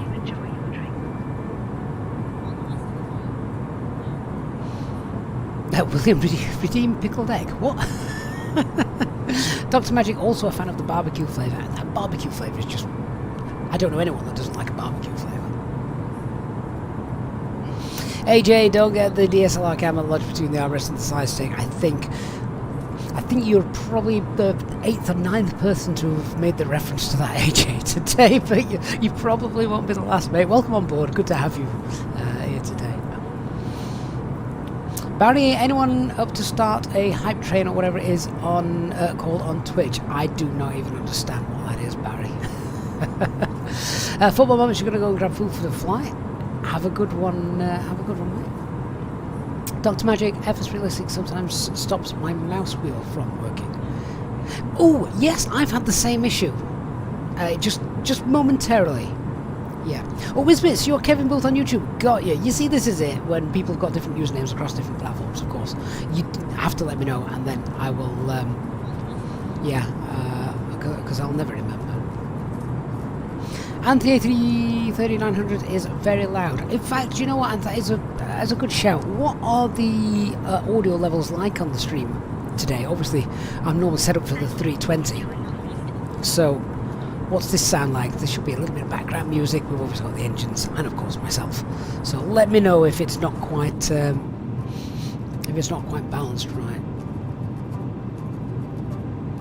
Hey, Max Adventures says, wow, we're still here. Love the long flight. Just downloading on new laptop if you have PC. Enjoy your food. But it's also nice to have a laptop so you can fly away whilst working. Absolutely right. Yeah. Willie, audio levels are good. Perfect. Thank you, Chris. Thank you, Elliot. Glad they're working nicely for you. Bacchus also says it sounds okay from his end as well. Right, is that fuel check coming up? That was good guess, wasn't it? Oh, we're 3 miles away. So what's this? This is 58 north, 40 west.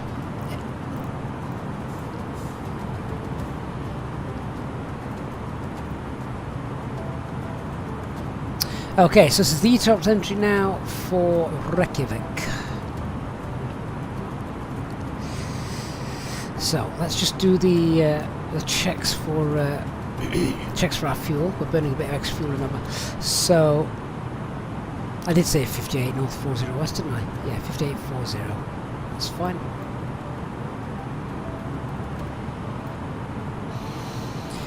So CNR there is 27.6 and extra fuel today is 8.1.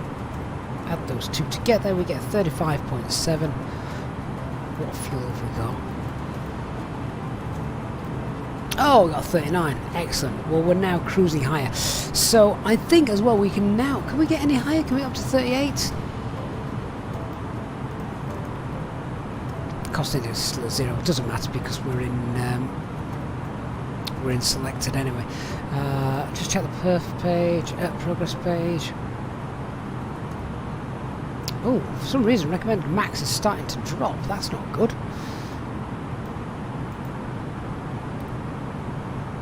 You shouldn't ever fly above recommended max.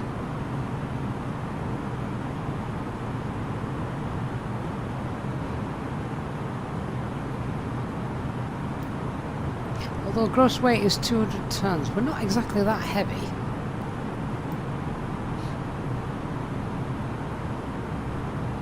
Maybe this isn't quite accurate.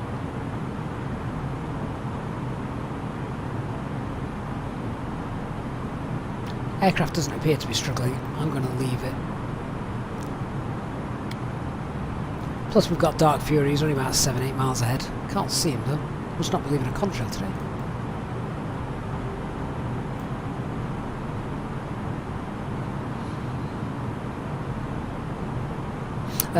Oh, Bacchus 173 says he has a hangover, so audio level's been kept quiet. Fantastic.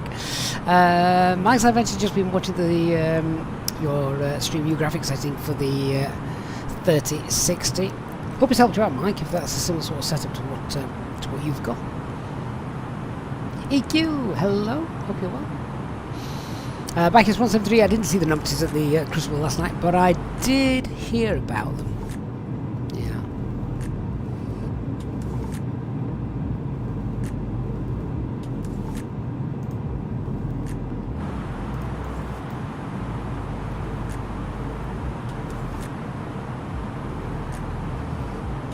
Mike, have I just done the fuel check on the next on the wrong waypoint? Thought we might have. Where we? Ah, it swapped over as we were doing it. That's why. So I looked down. I saw we were about to pass it. I then confirmed what it was, which was wrong because we had passed it. Right. In that case, then, what fuel should we have had for? 5830. We should have 31.4.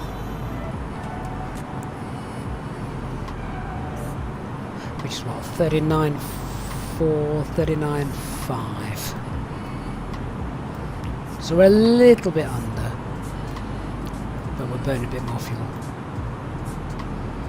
But we're okay. Kevin, altering the cost index, I think, in the fly-by-wire and the, obviously the Headwind A330 doesn't affect anything. Does in the Phoenix though.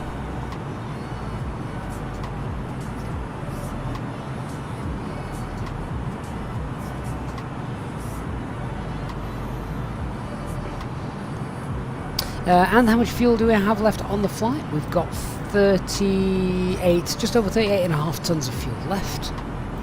Max weight over there, yeah. Right, so we've just entered ETOPS for Bickett. So if we go to our weather request, we'll just check that out.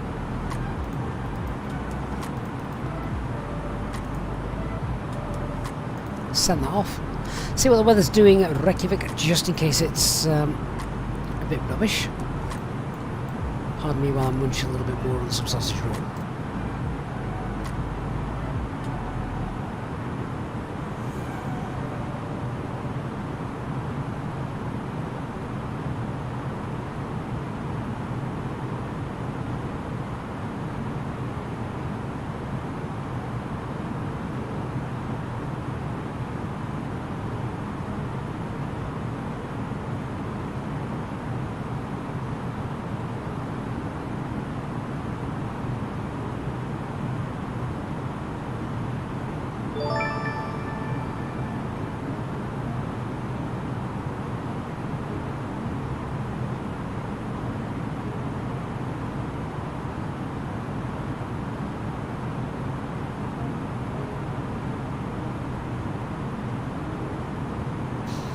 Oh, Migs, how the devil are you, sir? 20 months of channel membership, Migs. That is awesome. Captain level membership as well. Good day, Migs. Says it's been a while, but looks like he's finally caught a long haul stream again. It's been over a year, Migs, since we did a long haul, so you haven't missed them. It says love the metallic red on the aircraft.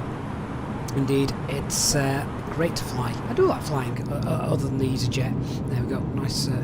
Virgin livery today.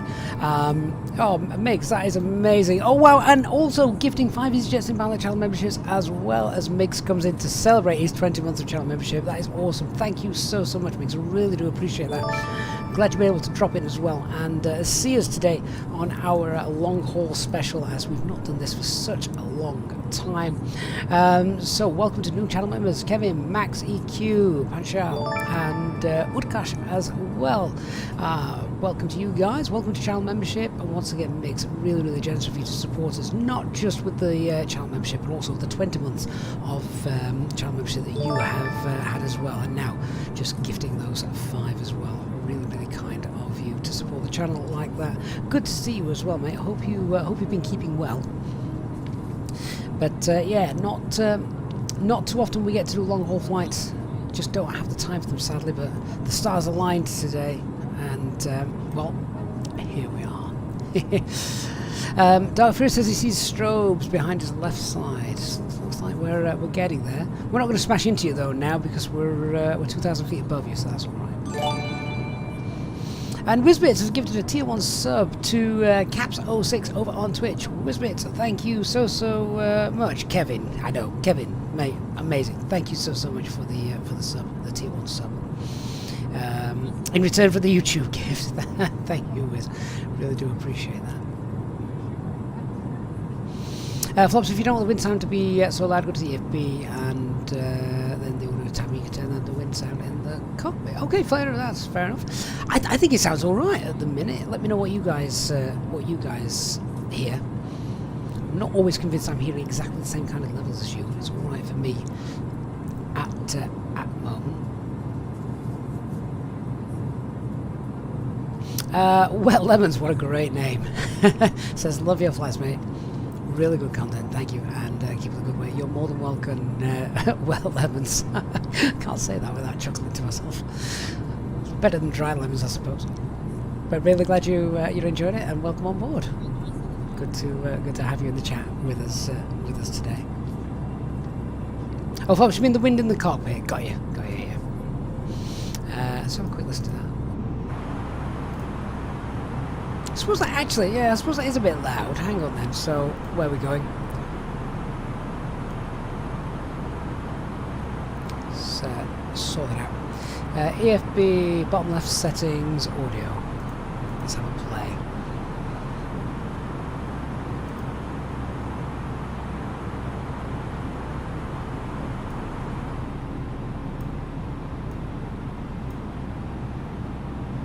That probably is a bit better, that, isn't it? Yeah, that's okay, like that. Exterior volume's fine. Don't need to mess with that.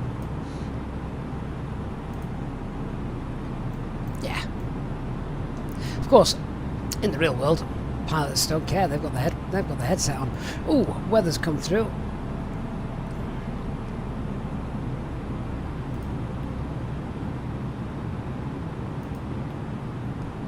So what we got going on in Iceland? Winds 14022, visibility is fine, broken 900. Okay, Cat 1 stuff.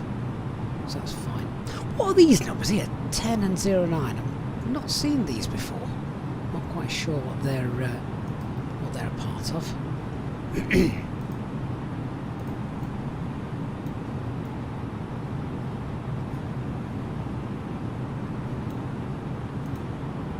Kevin, when you do the fuel checks, do you update the EFB in real life?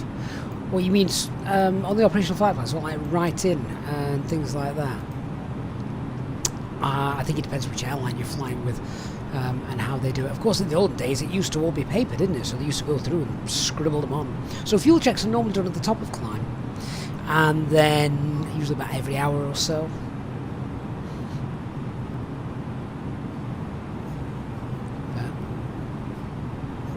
Oh, do you know what? I'm really glad we decided to do this today. I don't know, it's just a great way to spend a Tuesday with you guys. Mix, having said that, my 7-month-old daughter will probably wake me up before then, so we will be bleary-eyed as you land in JFK. Doesn't get more emotive than that for long haul. Mix, that is absolutely right. So we should be on the ground. Yeah, it could be the temperature and dew point. It's just been displayed a bit weird, hasn't it? We should be on the ground in about, what is it, 1, 2, 3, 4, 5, about 4 hours, I reckon. 4 hours we'll be on the ground. A while to go before we're over America, of course. Well, we'll be over Canada to begin with, of course. Mike, yeah, of course, the temperature and dew point. They just display it a tad differently. I think if you go to here and turn that on, yeah, that's how I'm used to seeing it. I don't know why it just didn't register.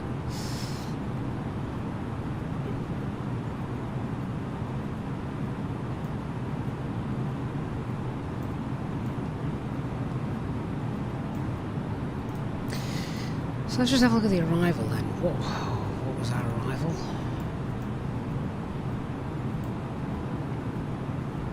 Parch 3 via ENE.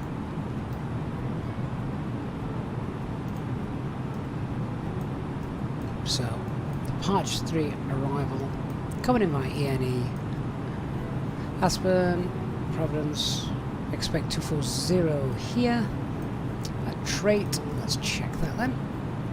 Might as well do it now, not got anything else to do. Ah, now this doesn't have VNAV, does it? So, update it, but don't worry too much about following it. But if we have it in the box, it just helps us, because then it will also appear on the constraints on the ND page when we put the constraints on. So there's no VNAV or managed descent in here. Caverton 250, 12,000. Oh yeah, of course, America. Transition level's 18, isn't it?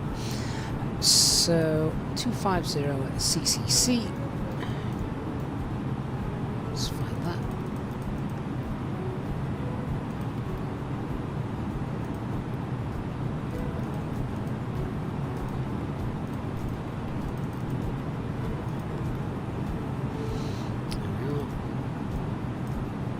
At Robert 9,000.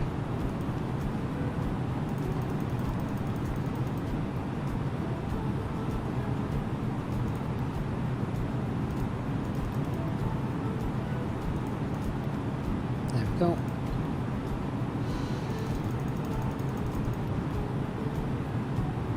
Yeah, so you can obviously see this doesn't have a working VNAV system, because after Robert 9,000 it says we're going to actually be at 36,000 feet, but we're not at the next waypoint.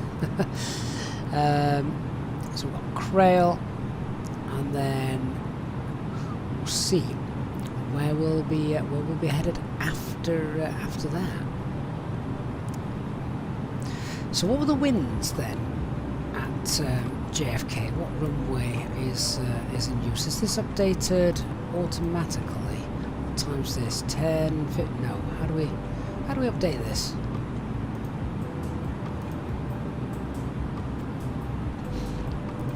click into that and just...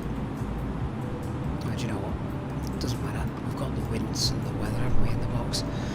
So if we just have a quick look at the ATSO menu. Oh, they're linked. Windows are linked. Right, fine. AOC.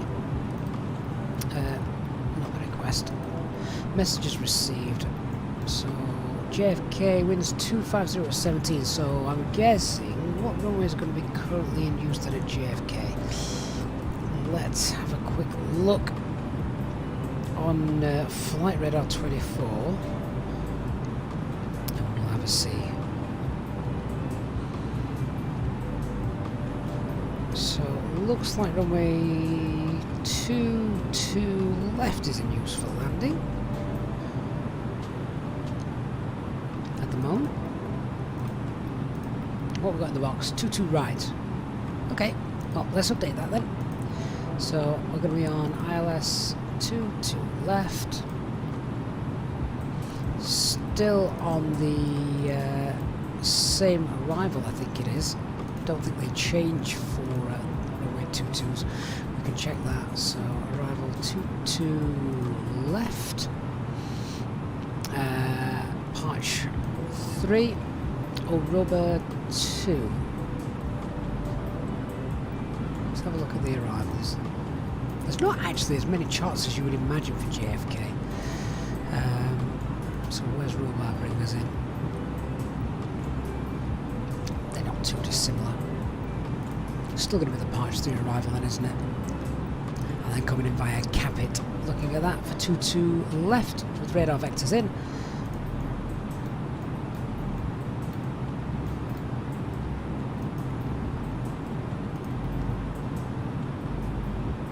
Symbol OPK Norton. Right, symbol ODPK and Norton.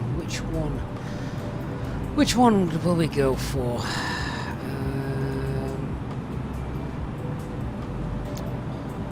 22 left. ILS.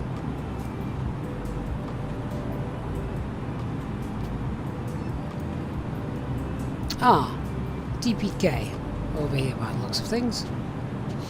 So let's identify the other one. Symbol is over to the west. We're not using that one.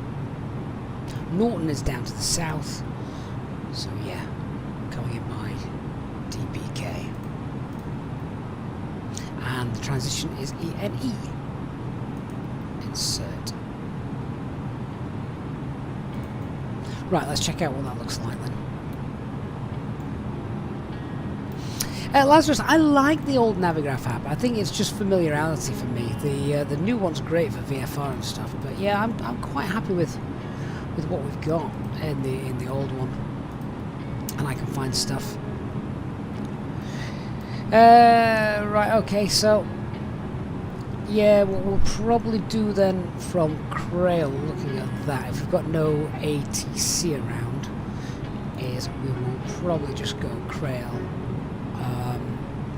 Is Cockpit in there, and then we get vectors? Crail, Cockpit, manual vectors. Right, in that case, that's fine, so just no veer.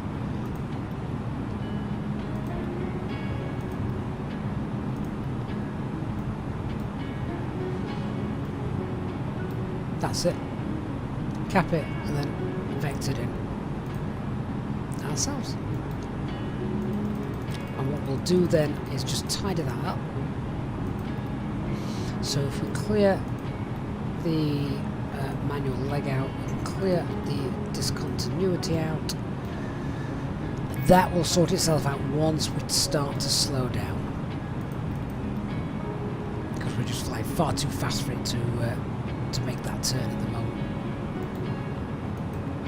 Perfect. So all of that is done. And that's planning on a landing for 22 left, as they're using in real life.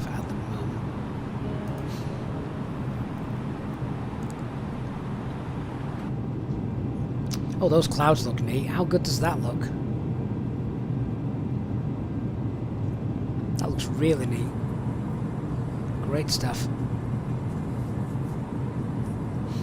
Kevin, do you click on the ICAO code to update the ATIS and META? You might do. And what's the longest flight I've ever done? Ooh. Don't know. I presume you mean on sim, not real life.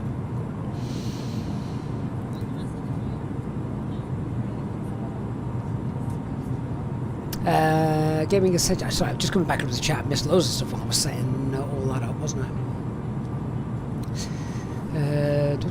Hey, William London, good to see you back in.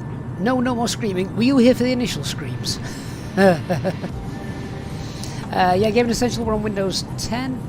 While the dirty spots on the windscreen keep distracting you. Back here, so you're not actually drinking more beer, are you, in an attempt to help the hangover? Elliot, we're due to land 1 minute before you go on air today. I'm going to try and catch the landing. That would be awesome. Elliot, Apple or... did someone ask Apple or Android? I'm an Android guy. Chris, question for you, VATSIM. If you're still on Unicom and Tower is the highest air traffic control frequency at your arrival airport, when do you tune in to contact them? You always feel like it's too late. Not until you're on final and established.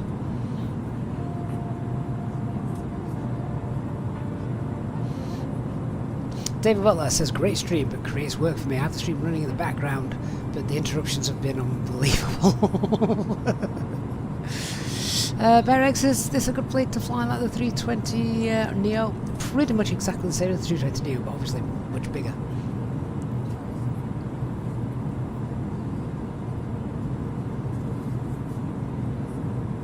Barry says the new Navigraph is terrible for IFR, in his opinion. Yeah, I agree. All the menus are moved around. I don't find it quite as intuitive. I mean, I fly Airbus, for goodness sake. I like ergonomic. Mix says, I'm even more impressed with the Headwind aircraft these days. Until the Aerosoft arrives, it's the only modern long-haul Airbus in town. And as with anything fly-by-wire does, its fundamentals are brilliant. Can't disagree with that. Carl, you want to start on VATSIM, but quite often don't hit the sim. Quite often you have to leave the sim shortly after takeoff, come back an hour later. I guess you can't do that. Probably not, Carl. No, not for that amount of time. And what you can do, I guess, is you can disconnect, and then before you reconnect, check that you're not going to spawn in on top of somebody. This just can't help but see the repetitive lines in the clouds. I don't know, I'm looking at that. I don't see too many repetitive lines at all, to be honest. Far better than previous incarnations of Microsoft Flight Simulator. Barry says the only good thing about the new Navigraph in IFR is the globe view, means you can really see how you fly around the globe rather than a straight line. I agree with that, yeah.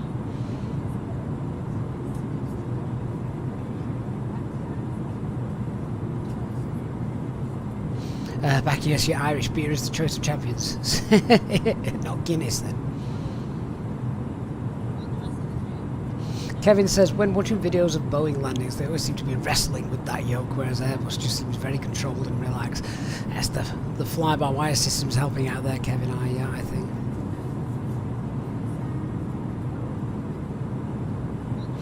West Castle Model Railway says the government have just lowered the growth forecast for April due to the lack of productivity during 7 hours of streaming today.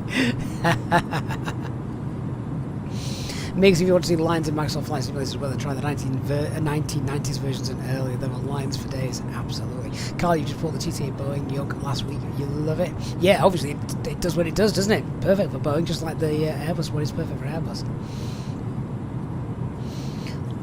Maybe I'm just blind. I can't see lines of clouds on there. Look at the other side. Oh well, that's just almost solid climb there, isn't it? KHS, is the Microsoft server online server down now? I don't think so. At least I hope not.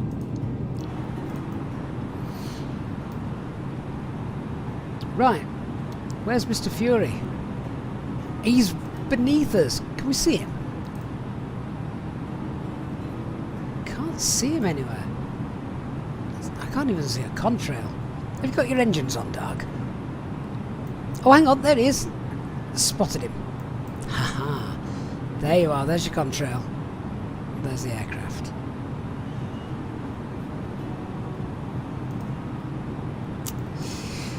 Right. Where's the toilet empty button?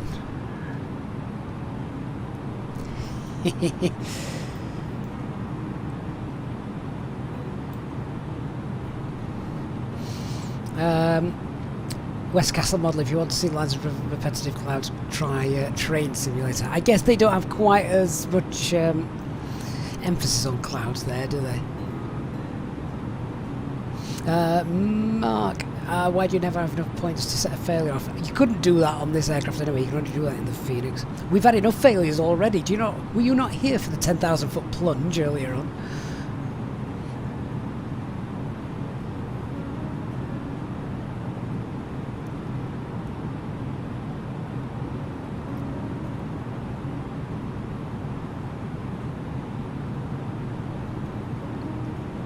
I don't think we can go Mach 8. Mach 8.5 is getting very close to MMO, and I'm not prepared to do that. Yeah, no, I'm happy at 8.4. 8.4 is good. See how that wind has spun all the way around now? Oh, Migs, you weren't here for the 10,000 feet plunge.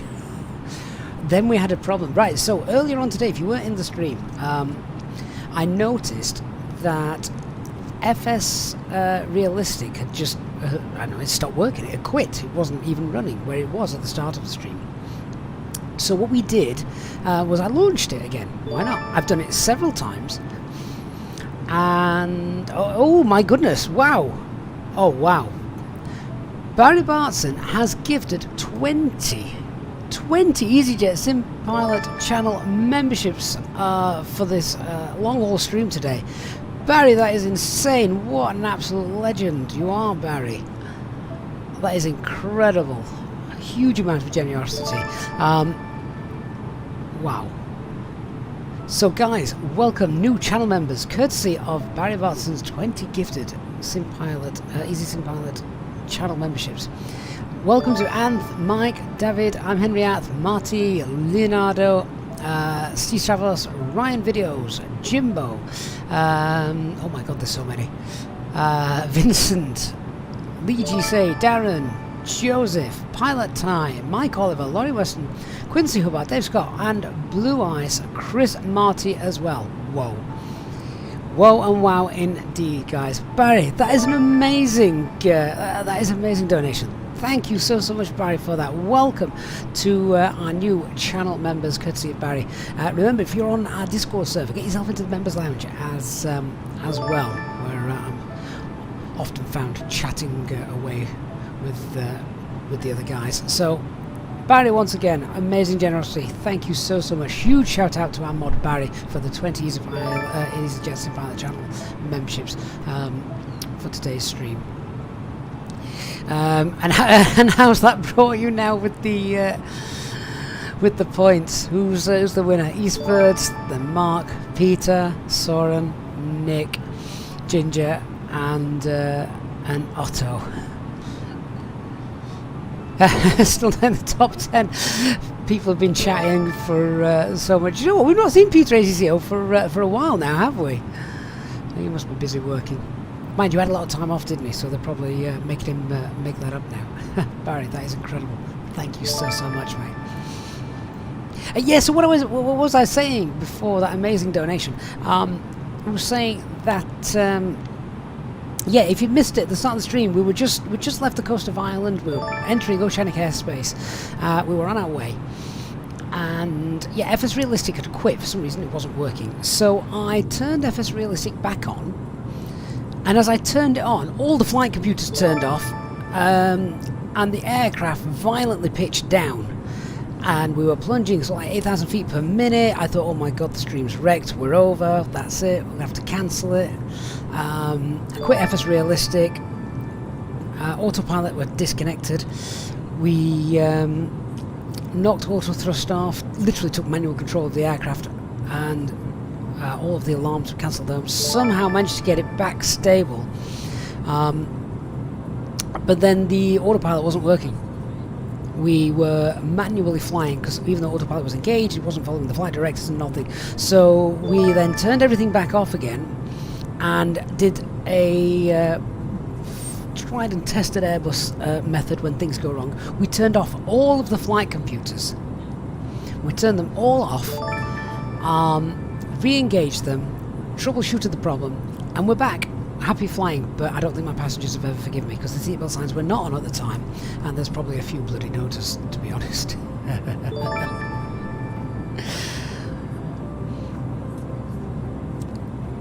So yeah, it was quite an exciting start to the stream.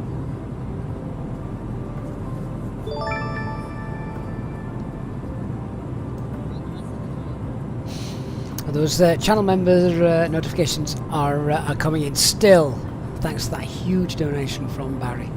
Amazing stuff.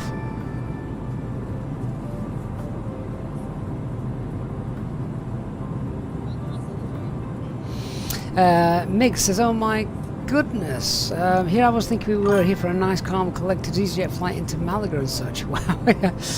You do realise we're not EasyJet today, Migs? Did you know that? I suppose if you've not seen outside, you might not have done.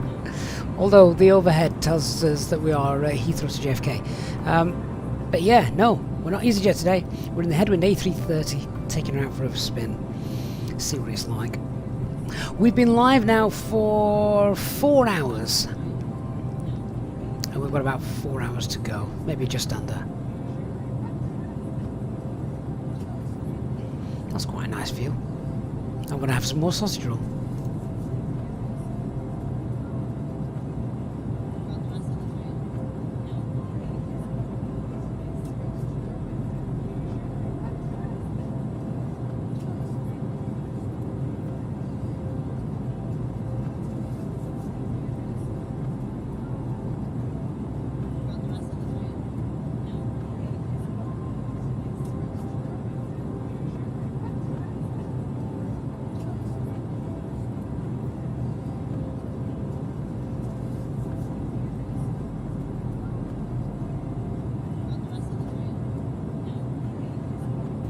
Hey Stubby UK, so on Twitch says he's just downloaded the Headwind A330. In case you have to download the Virgin Atlantic basically manually. No, Stubby. So once you've downloaded the Headwind A330 through their installer, if you do it that way, it actually comes with a selection of liveries already in. Virgin was one of them. I think Brussels is another. I'm trying to think. There are quite a few popular A330 carriers already included, so no, didn't have to download anything else. Chris Wingham, has it been 4 hours already? Yeah, does it feel like it? Elliot says you've been here for ages so far. You have, Elliot. You've been here for the majority. But we're going to be landing as you're going on air. I really hope you catch the arrival. You just need to have us on your tablet on the desk. Or I tell you what, can't you just plug us in and we'll broadcast to the nation instead? I suppose without the visuals it might not make quite so good radio. Josh P96, thank you for the follow on Twitch. Appreciate that. Hey Rally Racer number 4, how are you? So I believe we're not even halfway. Not even halfway in this journey yet. And we can tell that just by, if you look at the top of the screen, the overhead, see the red bar as it's getting down? So, what are we?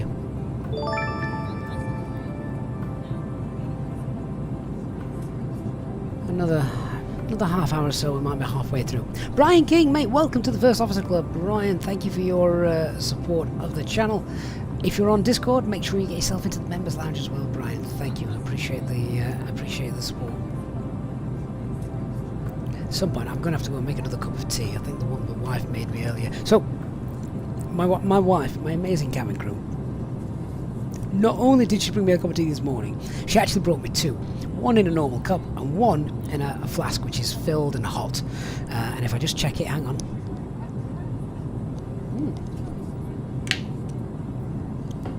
Well, that is still half full and still very hot. Maybe I won't need to go and make a cup of tea just yet. The problem is you've got to think about this. You don't want to drink a load of tea about an hour from touchdown, because that's not going to end well. Rushy, can you put the sim rate to 4 times the speed? No, you can't do anything like that, not when you're on VATSIM.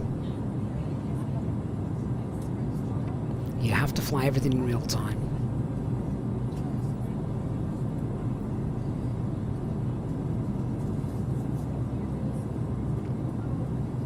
Mick says, yeah, you're right. It seems that the combination of FS Realistic and Headwind really took the Virgin Atlantic seriously and ran. Oh, better said plunged with it. Oh, it did. Have you just rewound back, Mick, and had a watch? It was something different, wasn't it? Rally Racer, good to hear. Stubby says my mate at work flew straight over his house on the 330 on his way to the States, caught it on the flight radar app. Yeah, I'm wondering if my family will be able to watch me when I fly over to the States in a few months' time. Rally Racer, where you get the co-pilot call-outs from when using the Phoenix, like 100 knots, and so on. So the cabin sounds, so all of those I get are from self-loading cargo. So yeah, self-loading cargo does that for me. London Lad, hi mate, good to have you on board. Says, I know I've probably been asked this a million times, but how's the Headwind these days? Been itching for a long haul with a modern airliner and a long time Microsoft flight simulator now. You know, we're just around the corner from the Aerosoft 330, and fingers crossed for the PMDG 777. Almost like a bit of a race between them two, isn't it? So far so good. So far so good. I had a bit of an issue as we left the coast of Ireland, but we resolved that by turning things off and on again. You can rewind the stream and see what happened if you wish to check that out. But I think that wasn't a Headwind issue or flight simulator issue. That was me starting FS Realistic in the middle of a flight, which I now will never ever do again.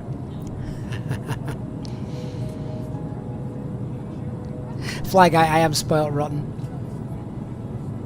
And back is 173. It's because she's watching the Lecky Bill. Absolutely. So I think this is a great idea. If you're boiling the kettle, you might as well make as many cups of tea as possible. And if you've got flasks, and you know it's not a flask, it's just like a cup that I don't know you get from your local Asda. You know, a nice thermos flask keeps everything nice and hot in there. So you might as well make as many cups of tea as you can get away with, and they stay hot for hours. So why not? I am spoiled rotten though, Fly Guy, you're quite right. Tony, how does she put it with all these streams? She probably just wants me out of the way. Gaming Essential, do I have the Metal command for Nightbot? No, we don't. Keep meaning to get that, but no, we've not got it at the moment. London Lad, does it have VNAV yet? As we're flying on VATSIM soon. It has. No. Doesn't have VNAV. We'll just do it all manually. So that'll be interesting later if you're not familiar with manual, I say manual flying, you know. I'm still going to be using the autopilot, but we're going to work it all out ourselves, how we're going to do that and mitigate for that. Pedro, any idea why you can't use the approach button for RMP approach on the 32NX from fly-by-wire? Pedro, it's not yet implemented, that is why. You can only do ILS approaches. If you want to do an RNAV, well, you can do RNAV approaches. If you want to check out how to do that in the fly-by-wire, then do check out my channel. There is a tutorial which goes into detail for doing RNAV approaches in the fly-by-wire using the track FPA mode. So yeah, that's there. Hitesh, is my FS Realistic still running? No, I quit that. Mig says, yeah, just rewatched it. Who needs TV when you've got drama like that? It was a bit of an issue, Elliot. Yeah, I spilt my tea. Faraz, we've got no air traffic control today, sadly, at the moment. Oh, now you can see Dark Fury quite clearly in his 737 look. You can see the contrail, but now you can see strobe lights as it looks like we're now coming into a nice cloudless area. Right, we've just passed another waypoint. Next fuel check. So 5840.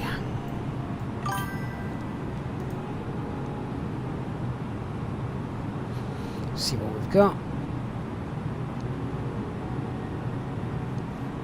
So extra fuel is 8.1 tons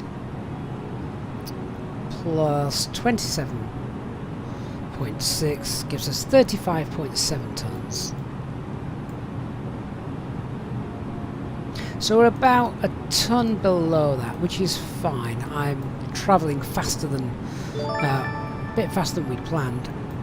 And we had a bit of an issue where we had to climb again, obviously, so... but it's alright, CNL's fine.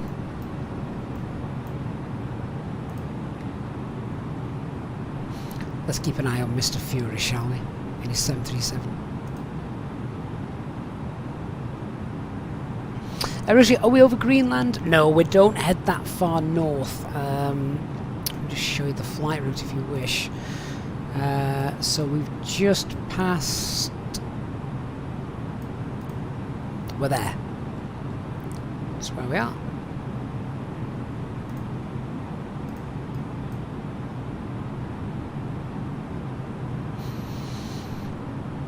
So we're closer to Canada now than we are the UK in Gander airspace.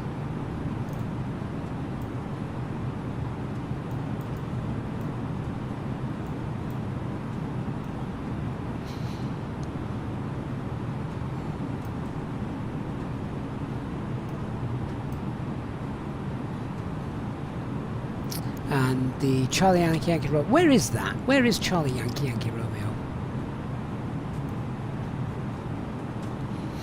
Because that is now our next ETOPS airport. Is it Halifax or is it Gander?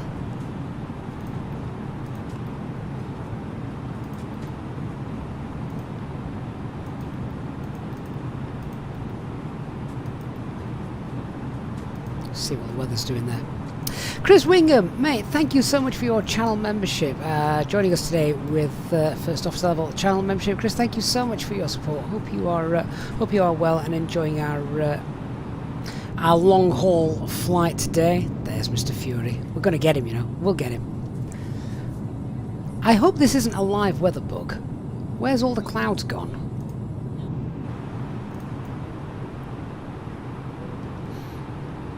Dark, has your weather just sort of stopped, or is it there?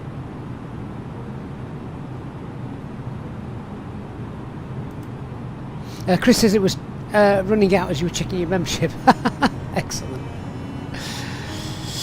Jules for 6, do I have X-Plane? I don't have X-Plane installed now, no.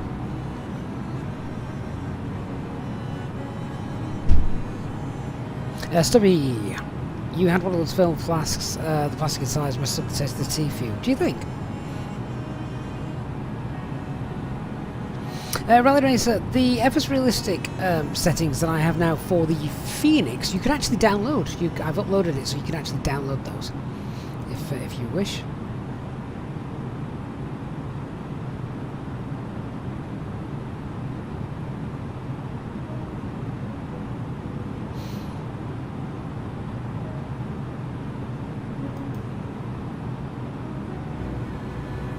Mick says we can always say hi to Dark Fury by turning on. Yeah, no, I turned it on. Turning on FS Realistic again.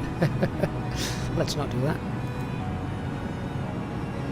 Brian says have a look on the Windy app. See if it's a real world cloud-free area. I mean, it's a possibility, but how many people now, when you see something like this in Flight Simulator, you look at that and think, oh, it's live weather bugged.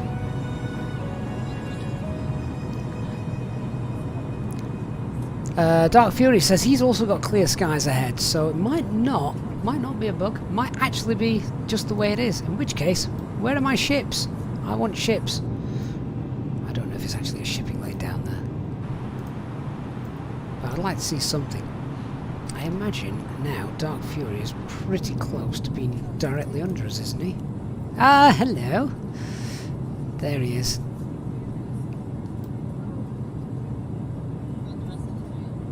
Who are you flying as today, Dark? What airline are you? Little 737 ER version. There he goes.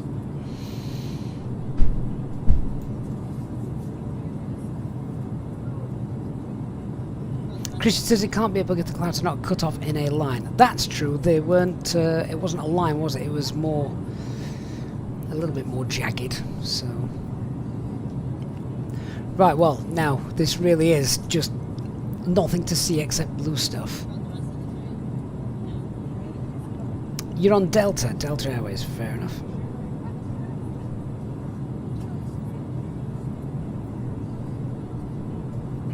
Brian King has been and checked, says there's a big cloud-free area south of Greenland. That is where we are, Brian, so in that case, thumbs up to Azobo, and the live weather system seems to be working out pretty well.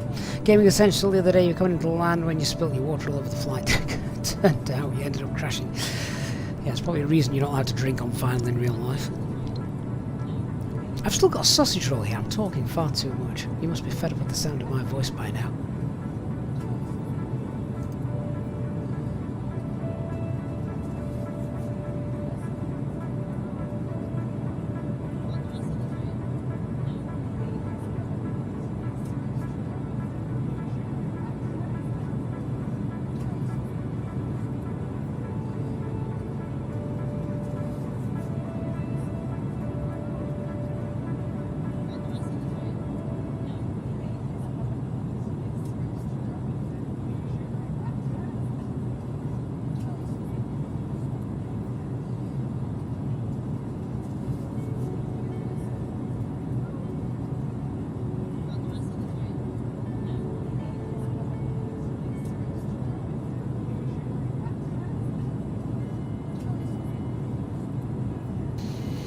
Right, that's the sausage roll gone.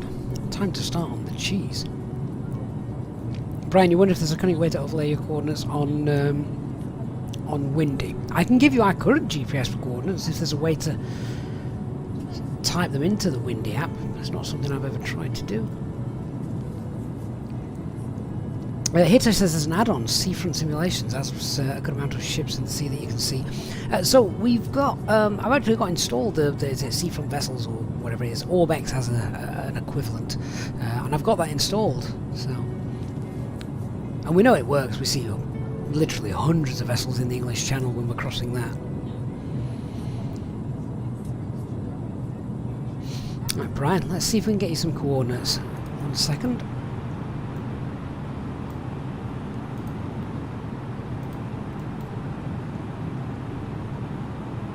There you are, Brian. 57, call it 5742 north and 4154 west. I'll leave that on screen for you to just grab those. Gaming Essential, enjoy your cup of tea. Yorkshire tea all the way, of course, for you on our flights.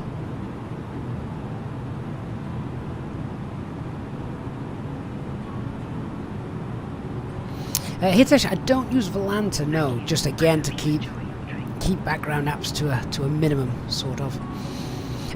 Flights and vlogs, hi mate. This is the dev version of the Headwind A330.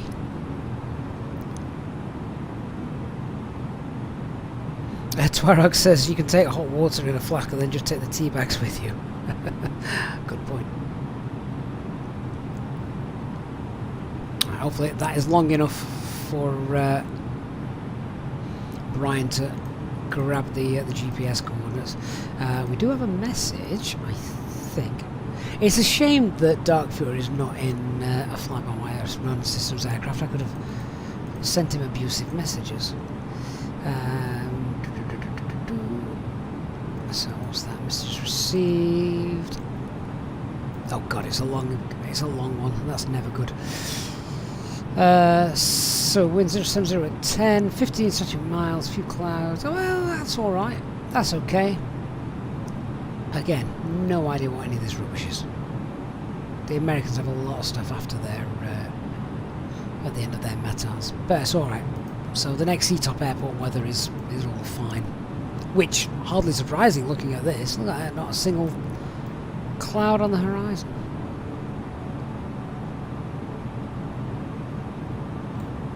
Barry says Volant has a mobile version, doesn't need to run the CVC. How does it connect to your PC then? Know where you are.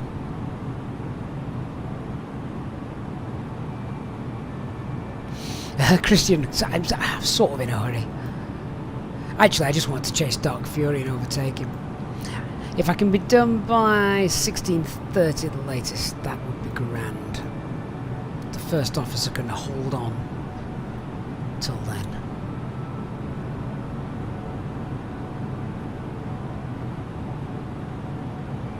Hey Brian, are those degrees and decimals or degrees and minutes? I think they'll be decimals, I think.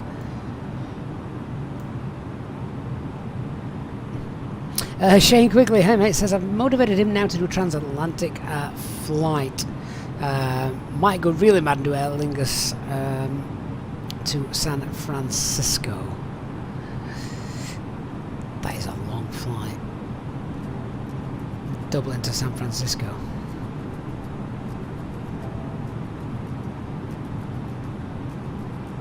Kevin, you did a couple of US flights over the weekend. Got to get used to how they use their call signs. Yeah, so it's well, we can't do that, can we? With our call sign today. What is our call sign? 9 Juliet. Did anybody hear the air traffic control? Speaking of the fact we're a Virgin aircraft today, I'd love to hear your opinions on this. And I imagine it's going to be an emotive topic, this, which is fine. We're all great and civil here. It's one of the amazing things I love about this community. Oh, hang on, clouds are back. Now there I see cloud rows. They're the most obvious cloud rows I've seen for a long time. That looks a bit better. Stick with that one. Yeah, so as we're Virgin Atlantic today, did anyone hear the air traffic control? I forget which airport it was at.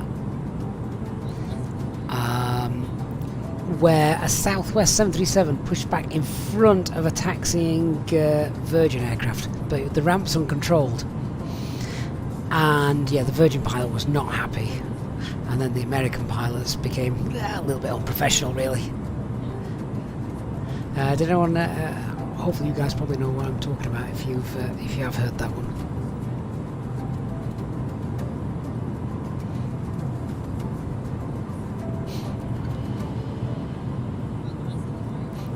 Lee JC, I probably know which channel you're referring to.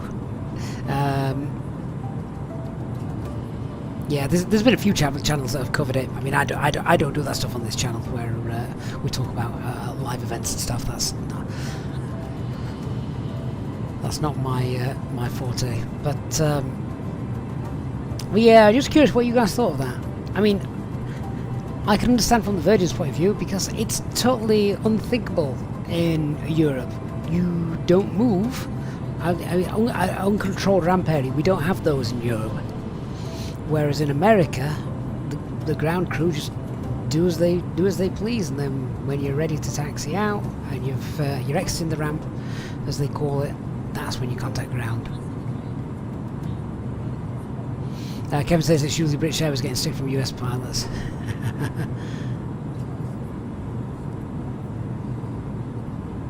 Yeah, Chris, that's the one. Redcoat's coming.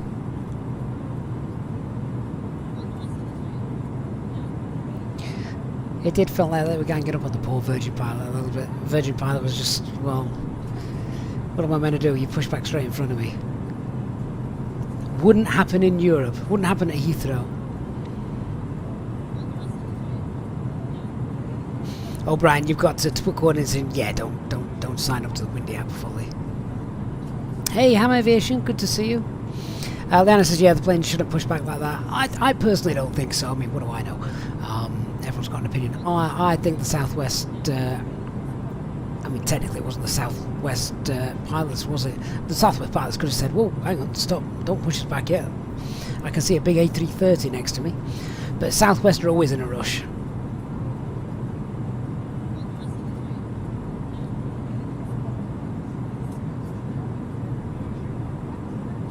Mig said, you think the Virgin pilots had the last laugh seeing the Southwest meltdown over Christmas? Yeah, that's true as well. Lee says, knowing me, he would have sat there angrily with the microphone off if he was the Virgin. Lee, I imagine that is exactly what they did. I mean, I thought the Virgin pilot was actually quite restrained, to be honest. And stiff upper lip in the British, just, you know. I thought he stayed quite professional there. It was Austin, Texas, wasn't it, Dark? Pilots are taught to stay on the yellow line, but I think you've got to stay on that yellow line. You hit something and you're not on the yellow line, then there's going to be a meeting with tea and no biscuits.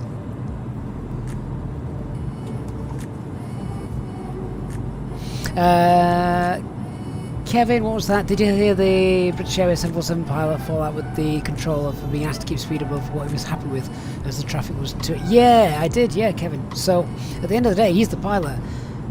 If he's been told to slow down to a speed that he he can't safely do, you know, when he's configured like that,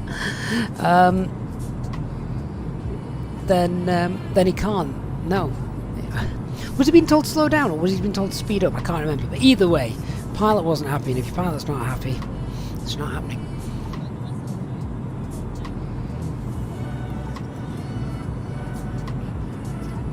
Hey Lars, good to see you. Hope you are well. Ham Aviation, how's the journey been so far? I'm gonna oh right, okay, this is a good question, Ham. So, guys coming in on the chat, how's the journey been so far for you? Has it been calm, uneventful, pretty standard?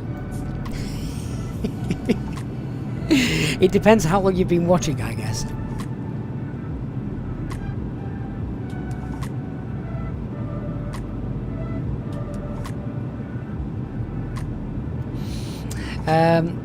Robert says, really think the Virgin pilot, well, you think he pushed a bit too much, however responsible the others did smack us a bit of bullying on the air. It was just unprofessional, Robert, in the end, wasn't it? There was not really any need for that. Kevin, so the BA was asked to speed it up and then was pulled out. Yeah, well, you know, if his gear's down, he's flat, he's configured and that, and you've got a maximum operating speed when you configure it. If we can't go faster, then it's tough. It's not going to happen. He's not going to risk structural damage, is he? I think Miggs has just answered your question, Ham. How's the flight been so far? Miggs says it's been fantastic, minus the screams off the coast of Ireland. Gapple, we're not quite above America just yet. We're still over the ocean.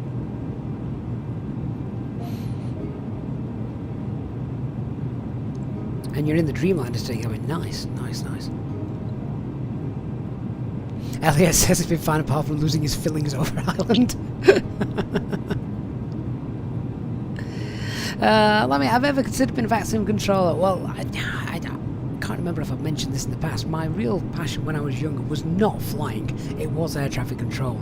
I used to love playing air traffic control games, both the sensors, you know, on radar screens, the tower simulators that came out. I used to spend hours on them, literally spend hours on them without any deals. So yeah, I have thought about it, but then I look at the waiting list and I think, oh my god, that's a long waiting list.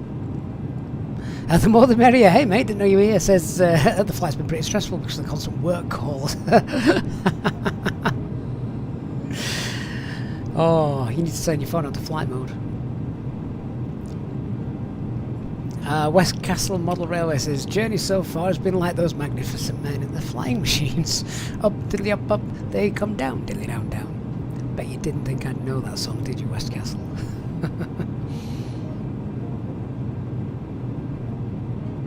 Jordan Benson, hi mate, says he missed the nose down attitude instant. You have to go rewind that, Jordan, just as we got off the coast of Ireland. Been here since 12 o'clock. That is an amazing stint. That's the last couple of hours then. Amazing flight so far. Keep up the great streams. Not forgetting Dark Fury in tow too. He is. He's behind us now, isn't he? God bless him. Mix, are there any good air traffic control simulators out these days? Do you know what, Mix? I don't know. They've just brought out the new Tower Simulator 3, is it? Or Tower Simulator 2? Do you know, who was talking about lines in the clouds? They were like, I've not seen those. And now all I can see is lines. You've ruined it for me. There are definite lines there. I think you'd be very hard pushed not to see those. Yeah, that's better. Hey, Chalty, having a quick work break, catching up with the flight. Chalty, we haven't broken anything. Much. It's alright, we turned it off, we turned it back on again, all is well. Wally, good morning again, how are you? In Gaming Essential, you have indeed been there from the start. I hope you're well, and have been enjoying it. So Brian King says on Google Maps you can bung in the coordinates. We're about 200 kilometers south of Greenland. Windy shows thick cloud here. Look out the window. I think that's it. We're there. That's exactly where we are. Let me. It says you've got Tower Simulator 3. Is that the new one from? Is it Field Air that's brought that out? Has some voice recognition issues so far. That's a shame. Yeah, Mark, I've not broken anything apart from a few bones earlier on. Good, good shout.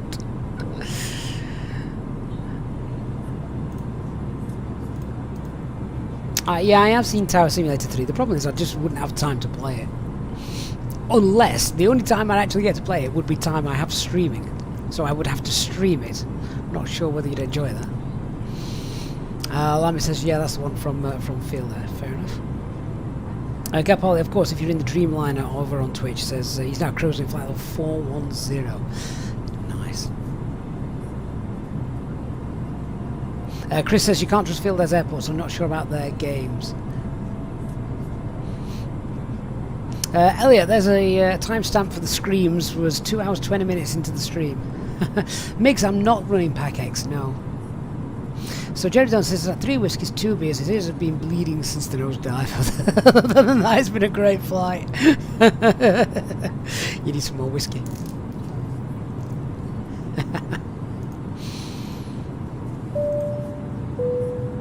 Ladies and gentlemen, our cabin crew will be around shortly to commence our hot meal and snack service. Please ensure that your tray tables are in the downward position. To assist our cabin crew, please keep the aisles free of bags and any other items you may have. The food and snacks menu can be found in the back pocket of the seat in front of you. There is also a children's selection of food and healthy snacks available. Please dispose of any rubbish you may have in the bag provided at the ends of the aisles. We accept payment in cash or credit and debit cards. Thank you for your support of this channel.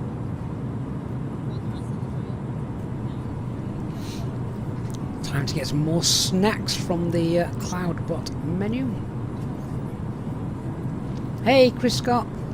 Welcome aboard. Says he loves the Virgin Atlantic's new A330 Neos.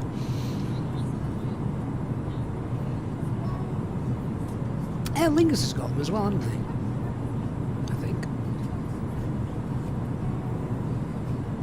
Just trying to think of other airlines that have got them. Delta got them too. I think Delta's got them.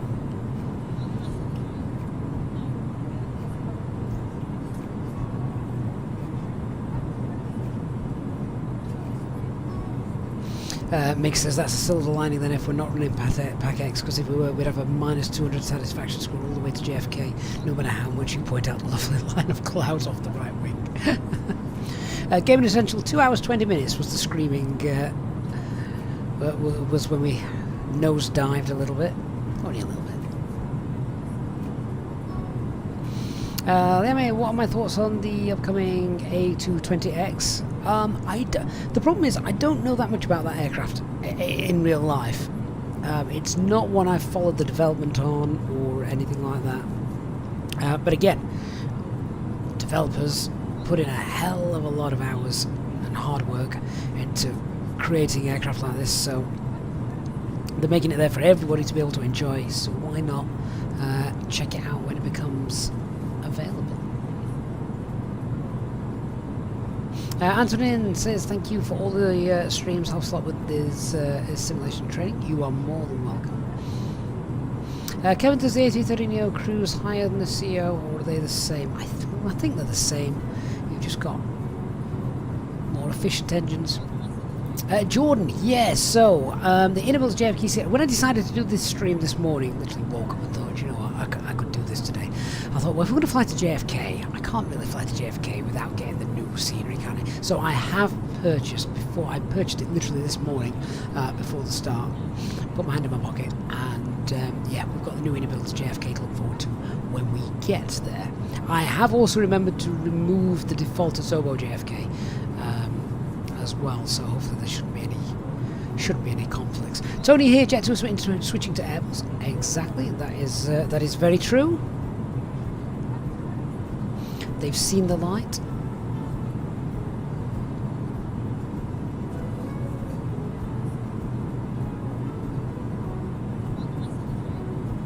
Migs, which version of the A330 is the Aerosoft one? I I'm not sure actually. It probably will be the 300.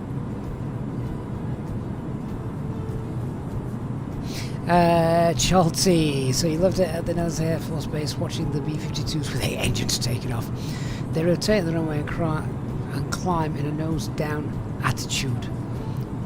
Would be strange to be climbing in the brown. Do you know what's the other aircraft that the wheels crab on the runway? So for a crosswind takeoff and landing, you actually take off sideways and land sideways, but the wheels are aligned with the runway. I forget which which aircraft that is. Flying guy, when did Jet 2 start taking delivery? No, I think it's next year. I think. Jordan says, nice, seen it yesterday, considered buying it, now I've got a similar build to you. We'll see how my system goes before buying it. So there are a lot of options as well in the inner build installer where you can tone things down. Now, rather stupidly, I've not toned that much down, I probably should have done. So, we'll see. Carl says the first one's arrived. Has it, Carl? I know that Jet 2 have got a few Airbus aircraft, but I didn't know they were part of the new order. I thought they were some older ones. I could be wrong. Lemon, what have the Headwind team done to this aircraft that makes it different from the fly-by-wire A320? I'm not entirely sure. Obviously, it's, I mean, as per real world, it's pretty much identical, the flight deck. We've not got the third computer there or anything like that. Slightly different in terms of the well, some of the dials are and things for cockpit brightness. But yeah, it is pretty much the same. Just a lot heavier. A lot heavier.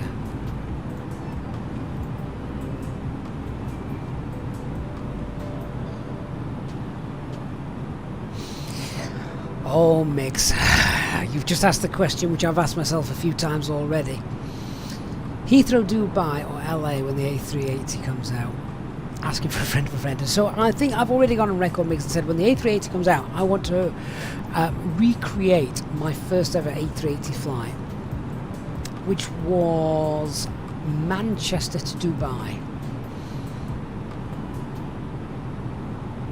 Now, the only problem with that is when that A380 comes out, the whole simulator world will be heading to Dubai. So we may be better departing from Dubai and flying up back to Manchester, which would be really cool. That would be really good.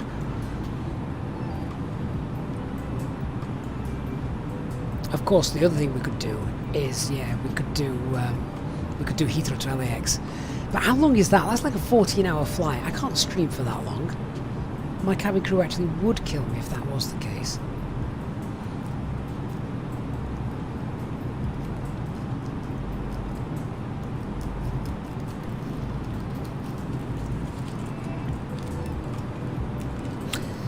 Carl, we're flying Virgin today.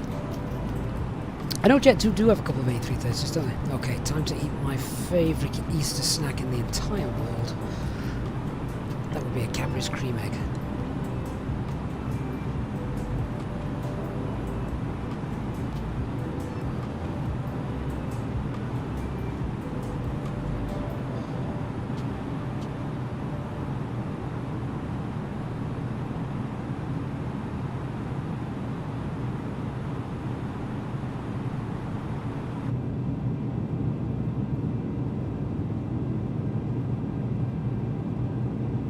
Hi Paul, am I participating in the EDDF Real Ops on Saturday?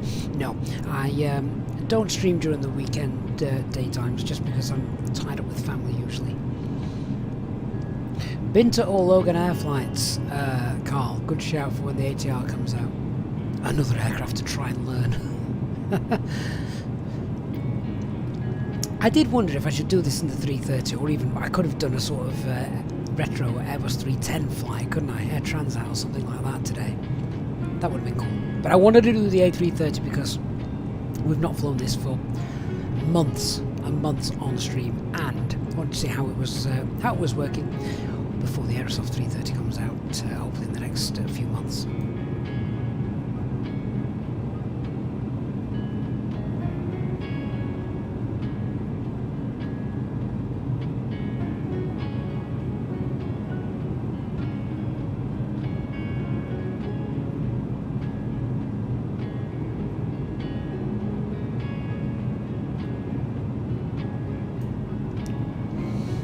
Oh, Elliot, asking the obvious question. How do I eat mine? I give it a nibble and suck out the middle. How's that?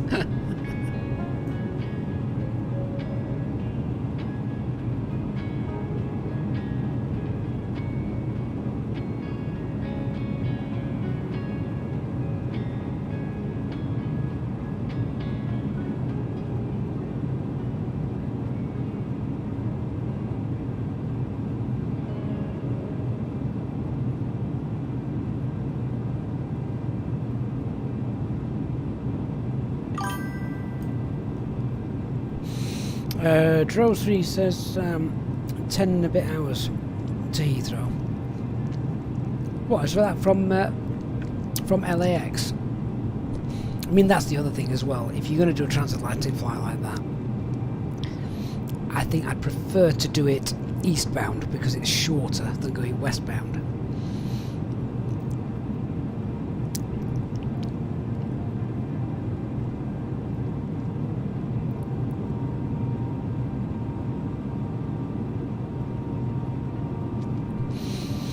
Leanne, it's that or go for the whole thing at once. Yeah, I have also been guilty of doing that in the past.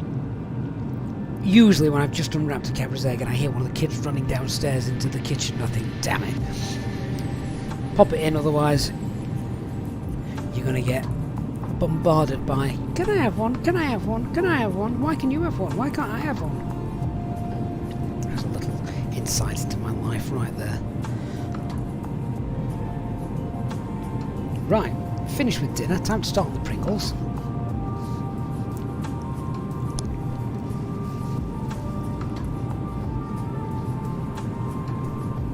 Then we might bring up Quirtle.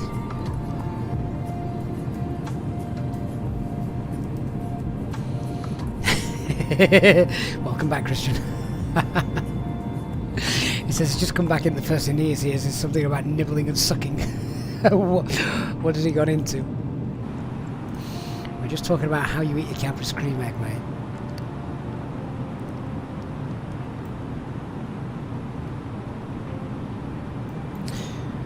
Right, fuel check coming up in 10 minutes. I reckon we'll do the fuel check, then we'll play Quirtle for a little bit.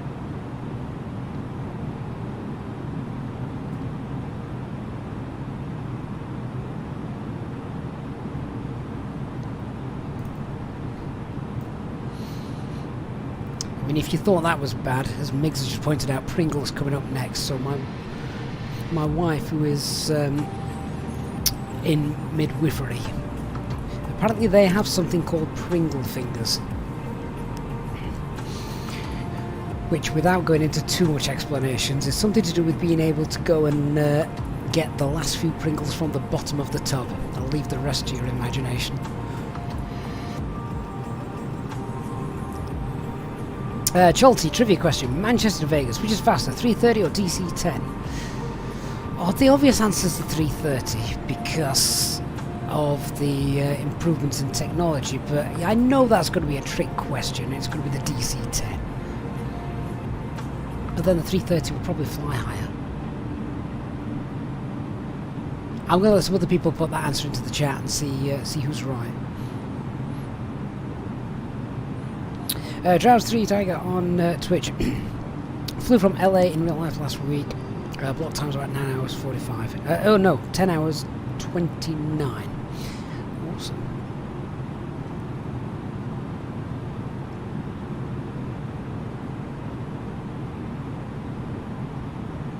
Mark says you'd be forgiven, Christian, for thinking you'd wandered into one of HD's streams.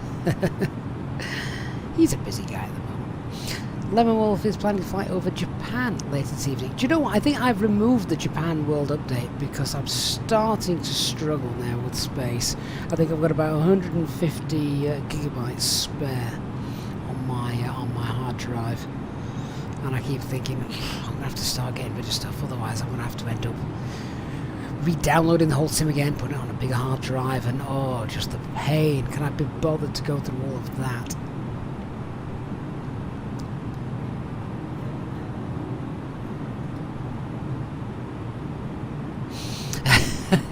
Simon. So does she turn the expectant mums upside down and give them a shake? They're not ketchup bottles. Pringles, Simon. I don't think they'd appreciate that. Mick says, are you telling me after all this time I could have had a career in medicine staring at the Pringles can? Christian, now that you mention it, I think I might need a 2 terabyte SSD. I know, what's the Zobo doing to us? I might just have to start getting rid of some airports and sceneries and things in the community folder that I'm not using. I spy land. I spy bits of... oh no I don't. I spy marks on the window. Ignore that. Oh, got really excited then.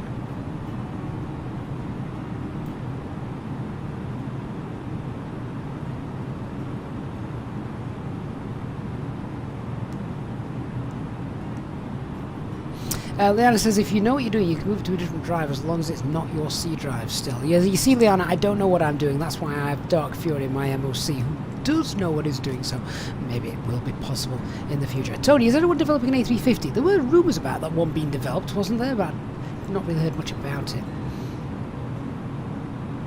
Lemon Wolf says you've got a lot of HDD free space, but you don't want to run the system with a hard drive. No, I used to, Lemon, and I couldn't believe the night and day in performance when moving over to an SSD.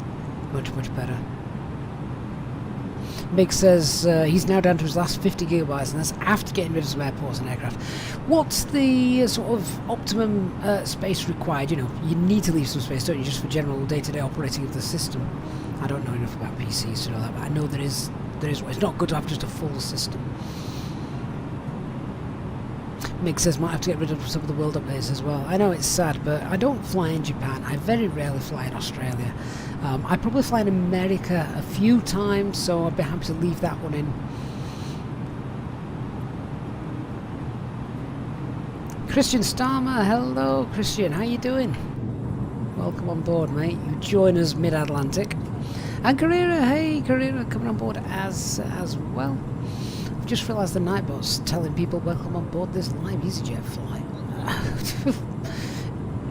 I think he's just had a few too many whiskies as well.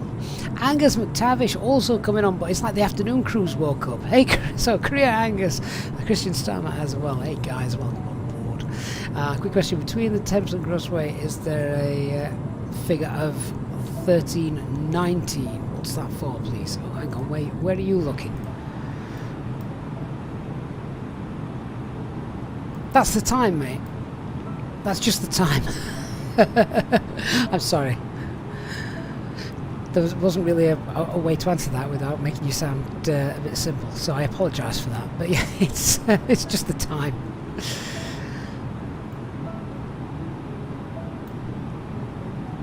Christian says you noticed the SSD prices have dropped quite a bit. Have they? Okay. Jordan, Microsoft Flight Sim really is a memory drain. You need a second SSD now. See, I don't know much about this. Can you have like all the simulators installed, obviously, on my main drive? Can you have some of the... is there a way to sort of have add-ons on a second internal SSD drive and somehow link it to the community folder? Or would it, but just perhaps not work quite as well? I don't know. Story 123 upgrading in a few months. Got loads of HDD drives, not enough SSD drives.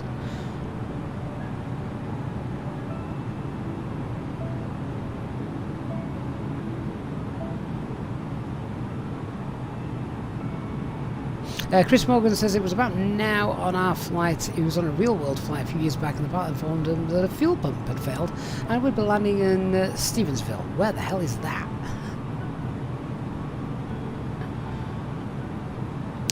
Also, Kevin says add-on manager, Dark Fury add-on linker can do that as well. And what's the performance of that like? Is that... does it degrade performance because it's not on the same drive as the simulator or anything like that? Snow CS, yeah, we are flying to the new Unibuild JFK scenery, if I've loaded it incorrectly.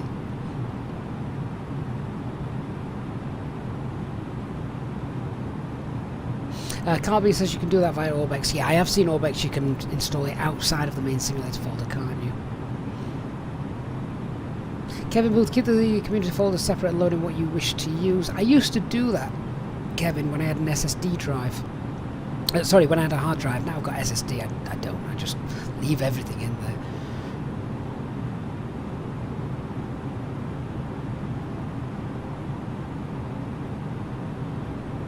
Dark Fury says doesn't really impact performance. That depends on the second drive. Fair enough. Fair enough. Lana says he no longer uses any spinning rush. Hearing it wind up and down. Okay, so we're 50 miles from the next waypoint. We're going to do a fuel check, and then we're going to be at Janjo. Anthony, off to bed now. I will see you in the next stream. Hopefully, and thank you so much for being here. I hope you've enjoyed it. Hope you've enjoyed your time with us today.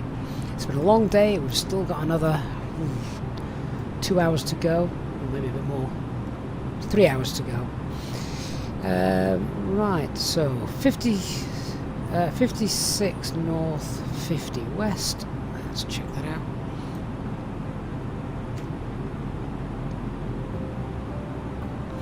What should we have? 56 north, 50 west, so 23.4 plus actually we took with us of 8.1 tons, which should give us 31 and a half. 20. Actually, we're not that far off, to be honest. So I'm happy to maintain Mach 8.4. It's not like we're going to struggle. We're still 3, 4, 5, 6, 7, 8. Now we're still about 6 tons above CNR, so that's all right. That's about an hour. That's about an hour's spare. An hour's spare fuel. Maybe a bit under.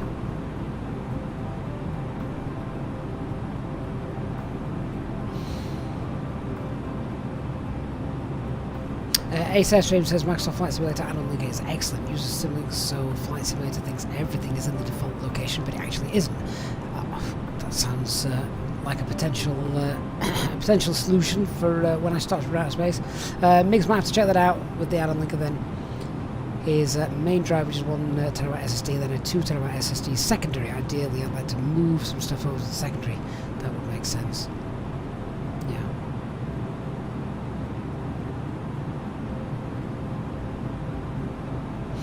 Malik says, wow, still 3 hours to go. Excellent. We're making his day because he's bored at the office. Thanks for the stream. You're welcome, Malik. Normally our streams are nowhere near as long as this.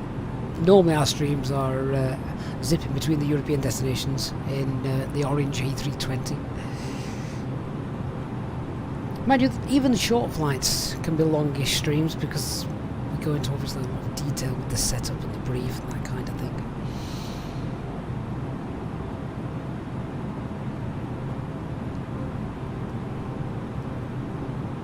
261 miles to go to the next waypoint. So is there anybody in our chat today who is brand new to the channel, maybe watching for the first time? If you are, please do say hello. Be good to hear from you. Always love seeing new members, or not new members, but new viewers to the channel for the first time. Football moments like when it took us an hour just to get off the ground. Ah, that wasn't today, was it? Was that Brussels? We took ages in Brussels. Mick says you just looked out of the window and it's snowing. Whereabouts are you, Mick? Apart from Canada somewhere. That wasn't our fault, football moments, that it took that long. That was because we were... there was just so much traffic, loads and loads of traffic, so we got held up in there, which again adds to the realism, I suppose.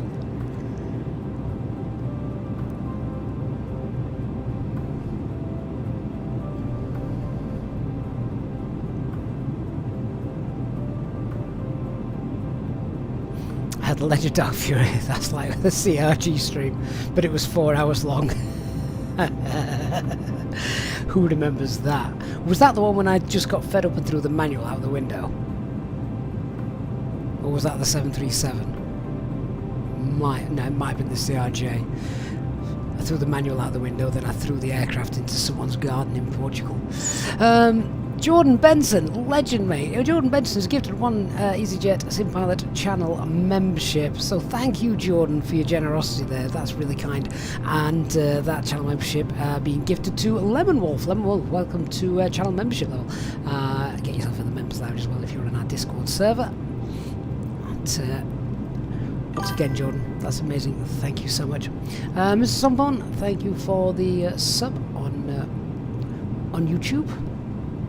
Tony, when you do a single engine taxi, what do you do in the overhead panel for this? Alright, Tony, that's pretty straightforward to answer that. So, single engine taxi procedures then.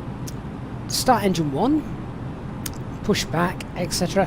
And then, oh, just bear with me 1 minute. I've got an overexcited first officer. I'll be back in a minute to answer that question.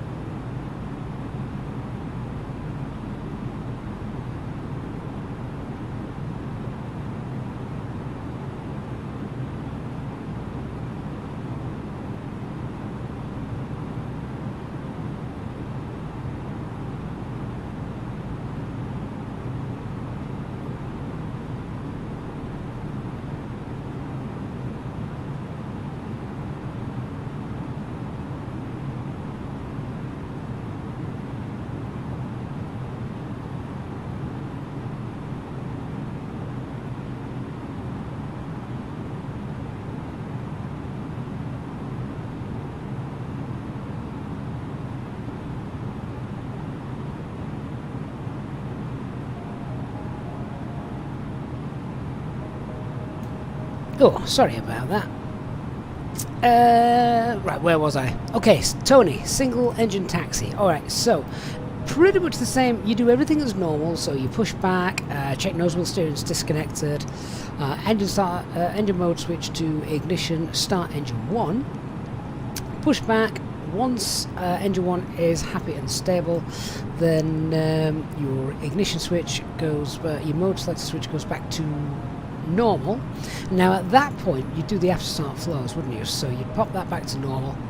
APU bleed you turn off, APU leave on, because that will be running. Don't turn that off. You can then turn on the yellow electric pump up here. Turn this on, and then you do the normal checks. You can do your flight control checks, and then you'll be taxiing out. And then when you're ready to start engine 2, remember that needs to be running. Engine 2 has to be running for 3 minutes before takeoff, so time it well. Then when you're ready to start engine 2, you pop the APU bleed back on. APU is obviously already running. Put that back on. Turn off the yellow electric pump, and then you just start it as normal. So this back to ignition and starting engine 2. And then you're done. Then after that, you can do all the after start checklists and things. Mig, so you're on Vancouver Island, but the weather here is very British. So getting this snow late in April is a bit unseasonal. It's supposed to be strictly April showers these days, but I guess they froze over. I need more April showers because I've just put a load of grass seed on the garden and I need it. I can never get grass to grow when I need it to grow. You know, it'll grow anywhere that you don't want it to grow, except where you actually want it to. Yeah. Ben, are we in the stable version of the aircraft? Or we're in the developer version of the aircraft at the moment. Annie's song all at sea. Great name. Having a problem with the fly-by-wire A320X.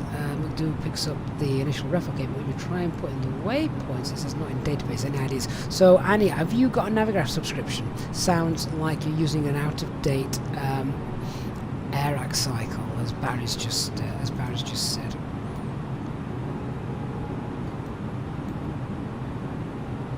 Not liking the fact this time's getting lower and lower, getting further and further away. That's not the plan. Hey, Ludwig says, how does the handling feel with this aircraft? Just found out that the Headwind A330 exists. Oh, wow. Yeah, it's been around for a while. So it's based on the fly-by-wire systems, which I'm sure you've heard of. But yeah, so I thought it flew very well. We obviously did the departure, flew that manually just for a little bit, just to get a feel of it. That seemed fine.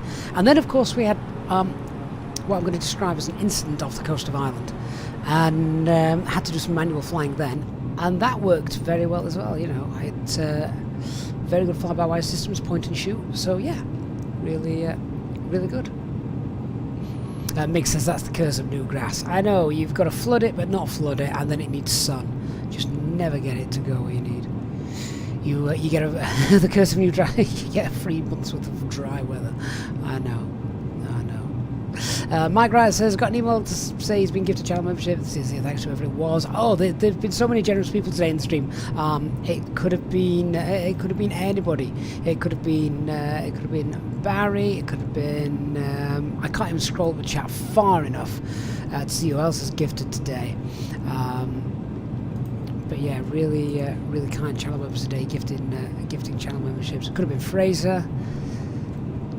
So. Charlty says, answer based on his experience back in 2005, the DC-10, the 3CF6 engines on my Monarch was nearly 3 hours faster than the Airbus A330 with the 2 Trent engines. Okay, there you go. Knew it would be a trick question. Everyone would have thought the A330, but of course the DC-10. I suppose with its 3 engines, nearly 3 hours faster. That's ridiculous. Anthony Whitey, I'm doing well. I hope you are as well.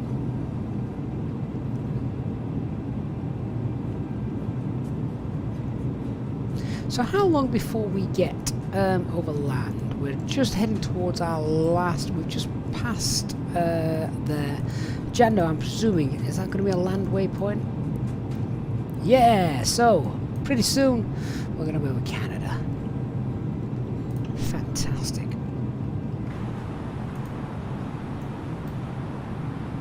In fact, I can just see the airport. Charlie Yankee Yankee Romeo. Was that our ETOPS airport? Yes, it was.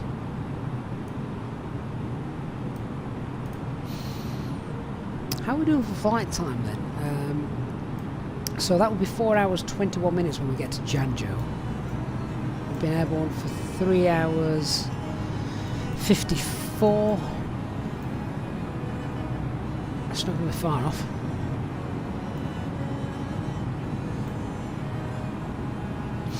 Christian, do I have the feeling that this version of the AT30 is stable? So far so good, Christian. You know, touch wood.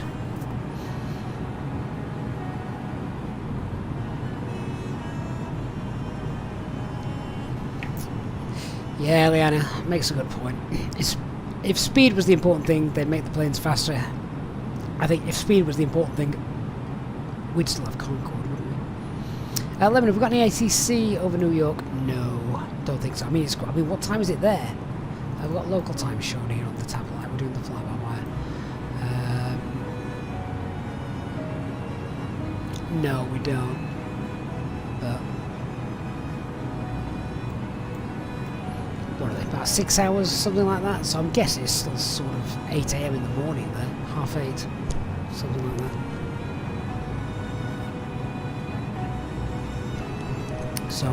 Just spoke to my cabin crew whilst I was sorting the first officer out. She's decided today to go through all our children's clothes and remove the stuff that no longer fits, and oh my god, I could open up a charity shop. Except that sounds like far too much hard work. I'd rather just give it away quickly. There's clothes everywhere. Looks like a sweatshop factory upstairs.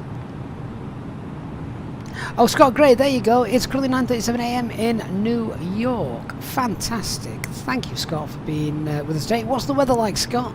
We're about, what, 2.5 hours away from you, something like that.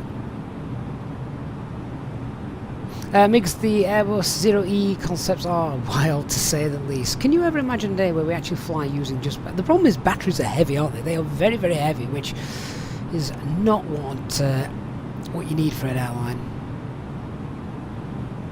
Mad Matt UK 123037 in JFK. Yeah, fantastic.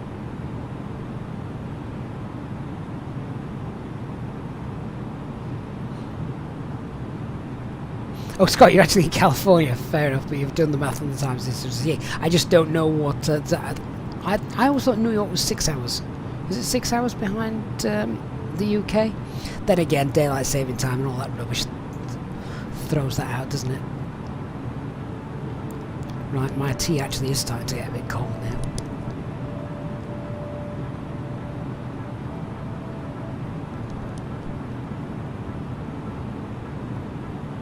Oh, Chris, are they 5 hours? Oh, there you go, see. 5 hours. Right, let's play that old pirate game. Land ahoy.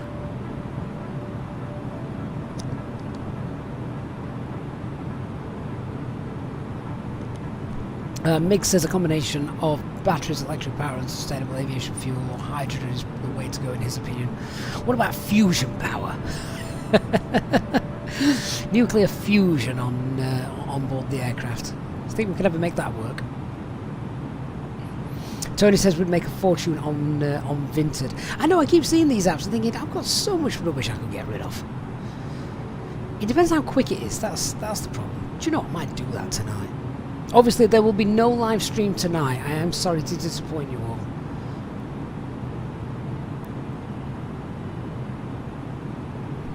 Then I said batteries poor energy per weight ratio, true, and hydrogen is difficult to store in the long term, yeah.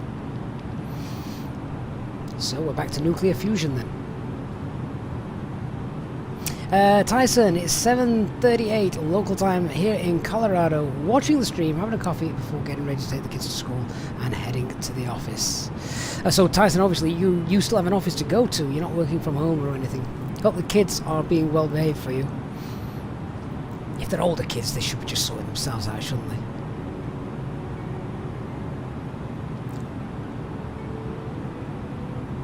Charlton DC-10 used engine number 2 for the takeoff and the climb, and then pulled it back to idle for the cruise. That makes sense. Safe fuel. Liana says, what? No live stream tonight? I'm sorry, guys. Should we try and get one in tomorrow? The amount of time live this month after this is going to be up considerably on normal. And we did loads of live streams last week as well. I feel like I'm getting back in the streaming groove a little bit after a busy start to the year. Chris, am I not doing the return? Should we do it tomorrow? No, I'm joking. I can't take 2 days off doing this. I would be in the doghouse. I'll be with my first officer. First officer would have my place in the house.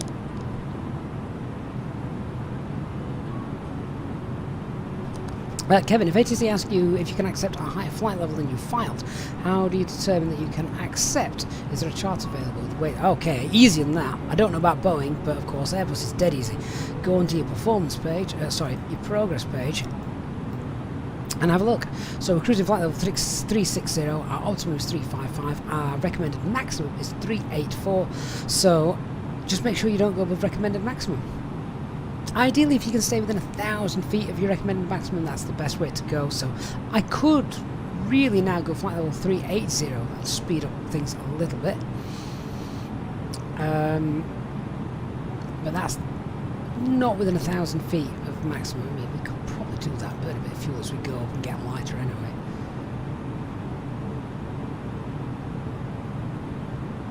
That's not a bad shout, actually.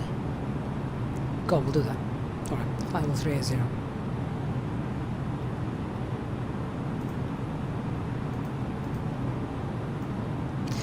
Thrust climb, up climb, 380 blue. We've got the extra energy as well, haven't we, to get up. Kevin, yeah, simple as that. That's, as I say, that's in Airbus. Don't ask me about Boeing.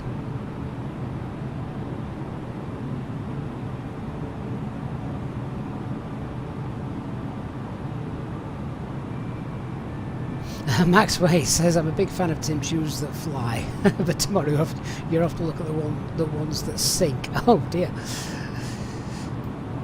Does sound like a fun day though. Tyson, every day except Tuesday. Oh, you work from home every day except Tuesday. The team likes to meet in person once a week. That's fair enough, and have a team lunch. Good idea. So many more people now working from home. How COVID changed the world. We'll look back, humanity, in 100 years, won't we, and see how it changed things. Kind of almost like we reflect upon World War I and II now, I guess.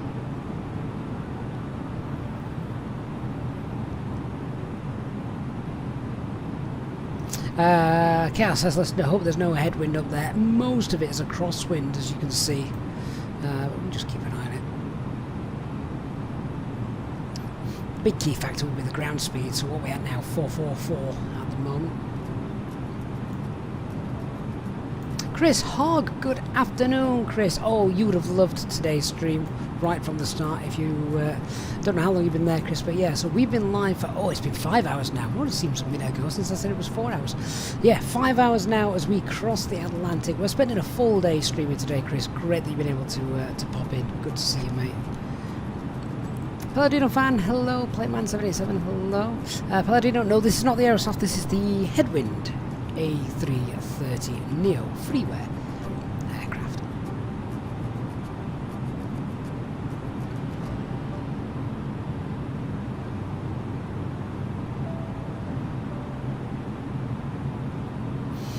Mac Altstar. And look at that, the cruise has automatically been updated as well, so that's neat. There we go, Mac Alt Cruise, everything's fine. And I'm going to go back and we're going to pull Mac 84.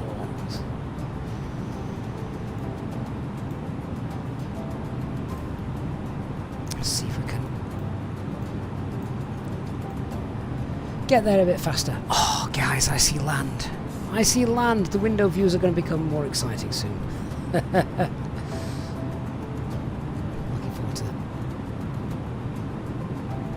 Legend Dark Fury says it's on the cruiser performance page in the Boeing Optimum Max. Fair enough, there you go. Our resident Boeing pilot. Where are you going, Dark, by the way? What waypoint, what flight plan have you got filed? Are you not going to Janjo? Looks like you're off somewhere else. I don't think I'll be able to see you, actually. Oh yeah, I can. Oh, let's give Dark Fury a wave. There he is, look. He's taking a shortcut. He's doing a nick.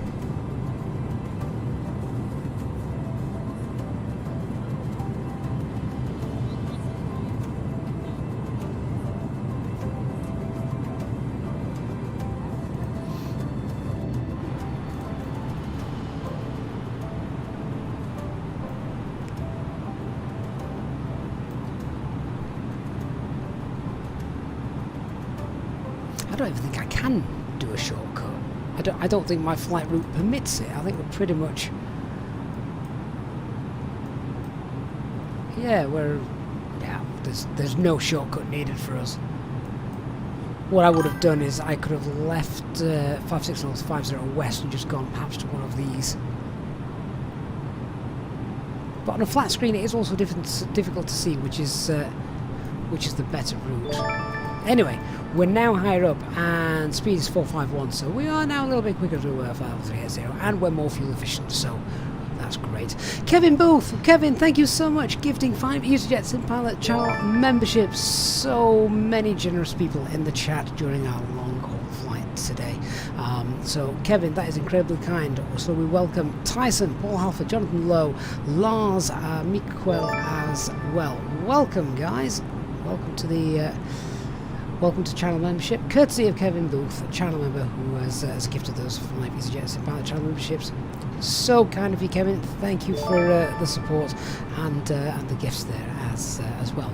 Glad you've been enjoying this stream as well today, Kevin. You've been on it for a while now. Let's see if we can get you to JFK safely. I hope this aircraft works when it comes to landing. Let's just clear that. Looking to land JFK with 11 tons of fuel on board, so that's alright. Landing with 11 tons, that's probably about that's over an hour of spare time, isn't it? Lee JC says Delta 54.9 direct JFK. Migs, so you're off for a while. Welcome to Canada. Enjoy your brief stay, and in case you don't make it back in time for landing, have a good one at JFK. Watch on the replay if that's the case. Migs, thank you so much for being here and for your kind support of the channel as well, Migs. Really do appreciate that. Good to see you. Hope it stops snowing and becomes a little less cold, I'm guessing. But great to have you on board, Migs. And if you can, obviously, it would be great to see you as we come into land in about what we're looking now. It's nearly 3-4, about an hour and a half, I'm reckoning. Or we're about an hour and a half away, something like that. Yeah. No, 2.5 hours. Oh, this is so much easier when I'm confusing local time with the UTC. What time is it? 13:47. 15:47. Oh, you know, it is about an hour and a half. Hour and a half, hour 45.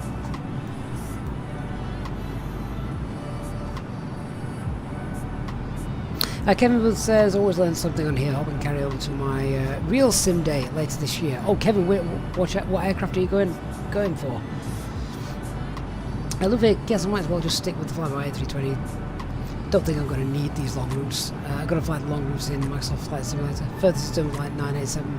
There are some short A330 flights. If you look at Istanbul Airlines, for example.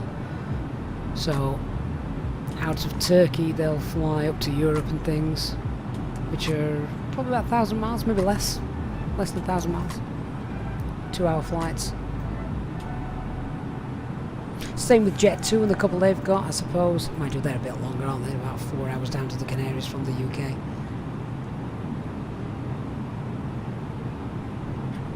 So Kevin, you're going to the A220 on the way to go if his Boeing isn't going.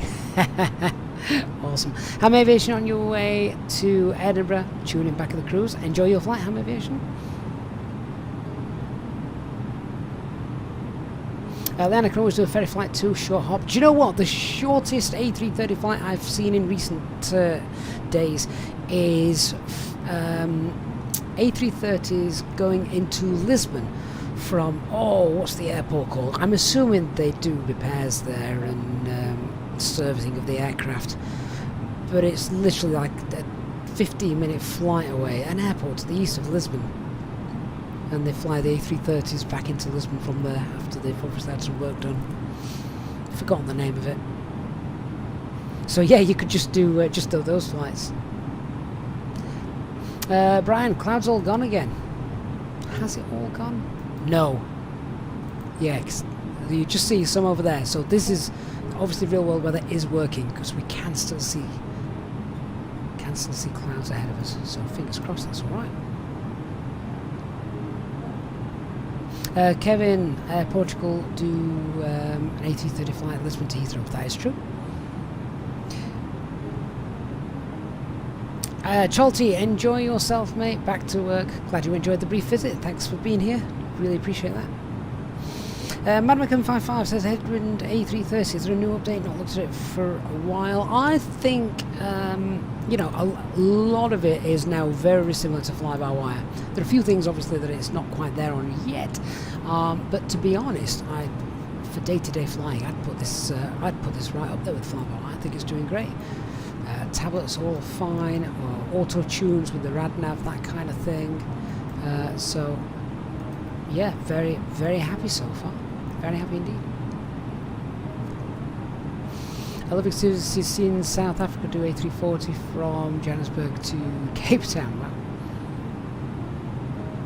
Andy J says, wow, he'd be well bored by now. But you're still here, Andy, so you can't be that bored. I don't get bored because you guys are here to keep me sane.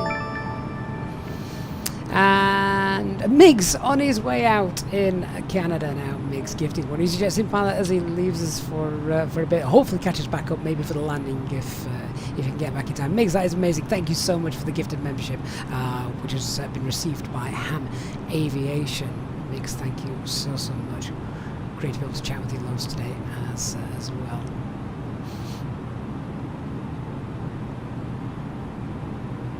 Hey F Drake, new view. Oh, F Drake, new view, fantastic. Drake, welcome then, mate. I hope you are well. So new view, it says Phoenix question, but hopefully it's the same here. Mid-flight, how do you change the star but keep the same approach?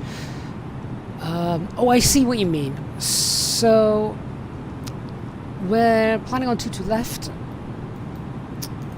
and you see the problem is, of course, if you change the runway you're landing on, the star might not be available for that runway. So if I go now and select 22, we're landing on 22 left, I think. If I select 22 right, you do have to go in and put the star back in and the veer, etc.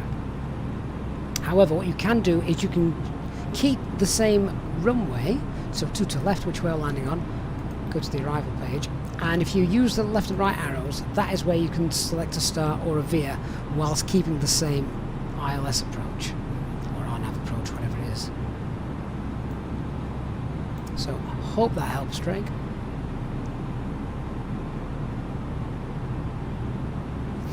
David Loxley, any recommendations for a VATSIM noob? Looking to give a go after getting a bit more used to fly-by-wire McDo. First thing is know how to fly your aircraft, which I'm sure you will by the time you go on there. Second thing is, before you fly, just sit on the ground at a busy airport somewhere and tune into the different frequencies and have a listen to what's going on, and you will pick it up quickly.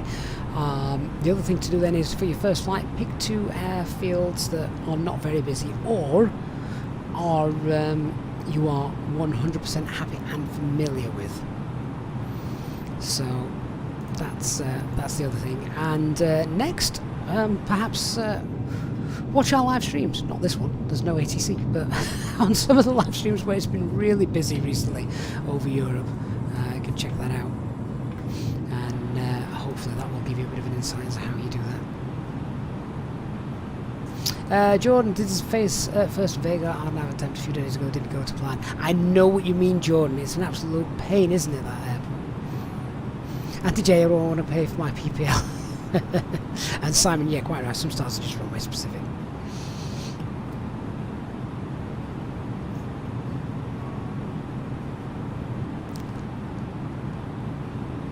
Sounds like, Jordan, you were channeling me when you were trying to land at Vega that time. So, Dark, when did you next say you were off? Friday. I believe we might be able to do a stream for you on Friday. Into, where is it you want to go? Tallinn. You want to go into Tallinn, don't you? You've booked a flight with the EasyJet sim pilot for Tallinn. We can get that in, that'd be good. 1621.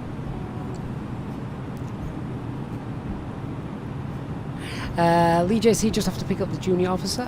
See you soon, mate. We'll still be here.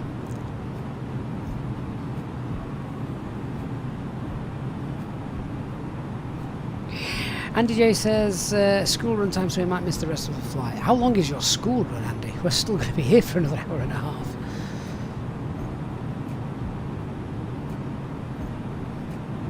Actually, no, it's going to be longer than that. I've got my maths wrong. 16:21. What time is it now? Yeah, we're going to be here for another 2.5 hours. Loads of time.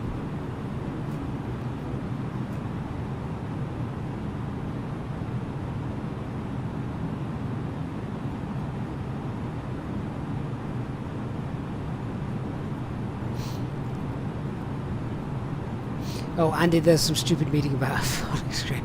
Well, you know, we'll still be here. Hopefully the meeting doesn't go on that long.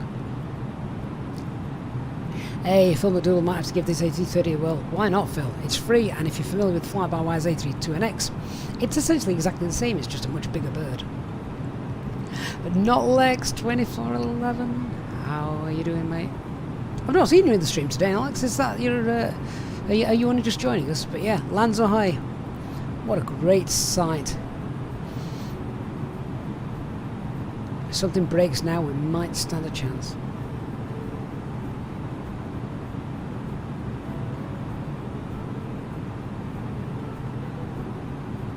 Gaming Essential, yep. Canada.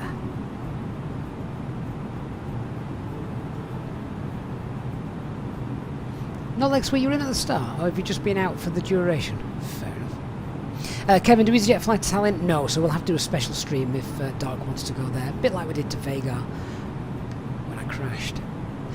I've only ever crashed once on stream. Twice. Sorry, twice. Once with the CRJ, not my fault, flight control error. And second time, yeah, totally my fault. Would have gone around if I was in the EasyJet aircraft, but it wasn't my livery, so smash it in. Everyone survived, just.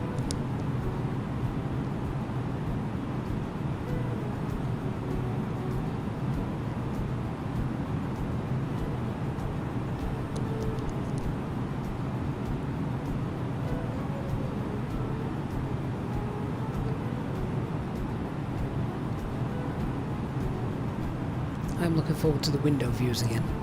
Looking at blue ocean can get a bit boring, can't it? So I've got something nice to look at now. Something see what's down there. That looks pretty decent.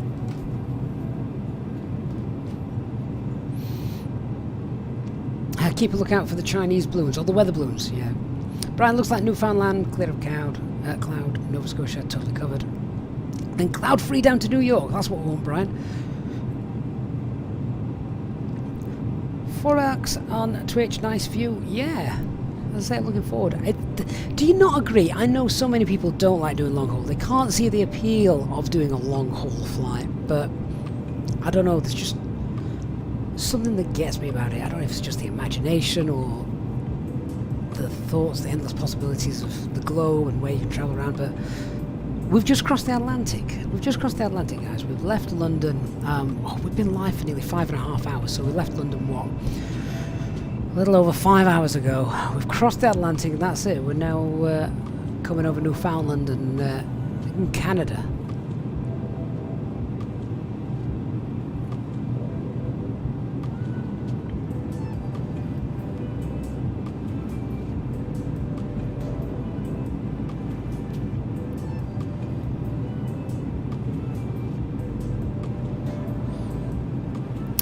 Kyoto, is this the Project Megapack A330? No, this is the Headwind A330.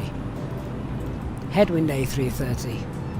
The Project Megapack A330 was the first one to come out, wasn't it? But I don't think they've done anything with that for a while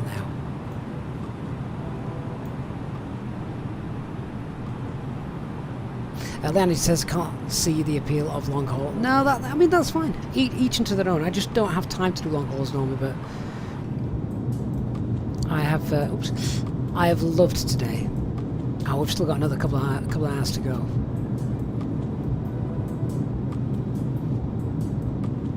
I mean, look at that. Back when I started flight simming 20 plus years ago, I couldn't dream that you'd get a view like this crossing the Atlantic. It's amazing.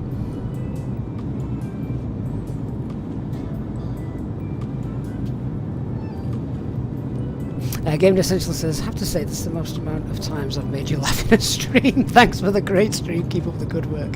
I'm glad we keep you entertained.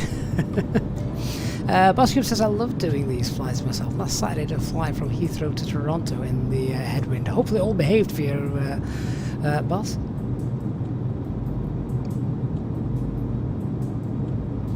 Max Way says, have I done a settings video again recently? Need to nick them. It looks great. No, the last video I did for the 3060 graphics card that I've got is still what I'm using. Although they have changed some of the options now, haven't they? And maybe I might need to update that at some point.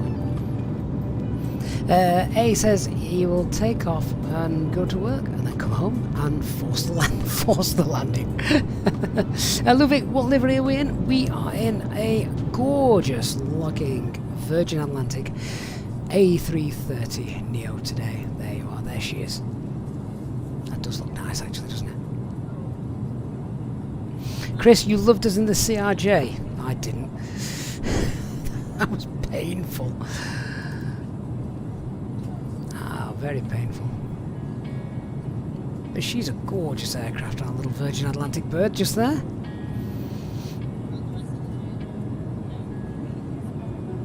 Leanna says, yeah, it shows the streamer you've got an audience to engage with, but when you're just doing this solo, you find it boring. Yeah, I get that. Obviously, you guys keeping us sane, and you know, there's with our Twitch and YouTube viewership at the moment topping out at nearly 200 people to engage and chat with. You're right.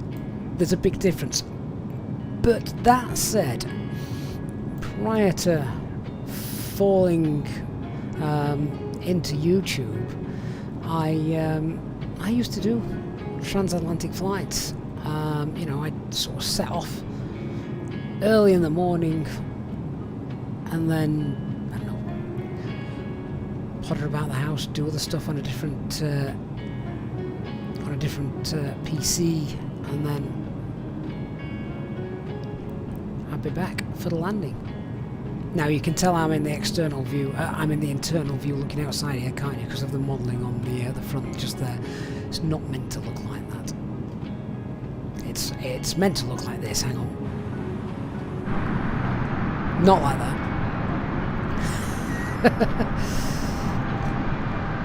That's better. Awesome.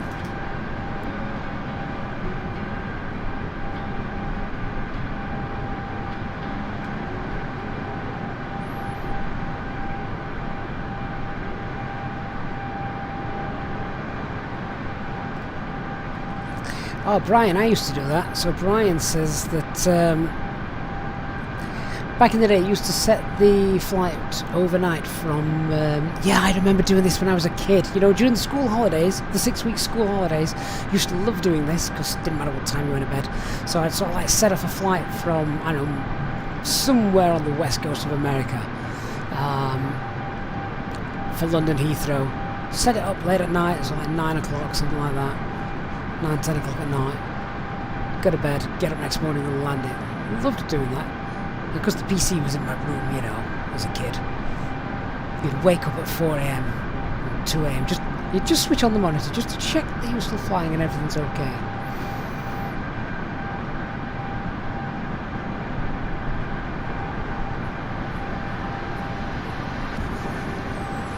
Yeah, looks great that, doesn't it? Looks cold down there, that's for sure.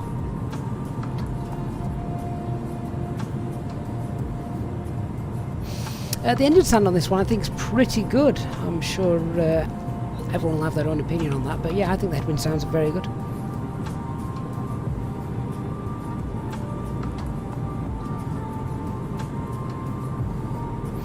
Paul, how do you get the FPS working for this? Paul, what FPS are you referring to there? There's a couple.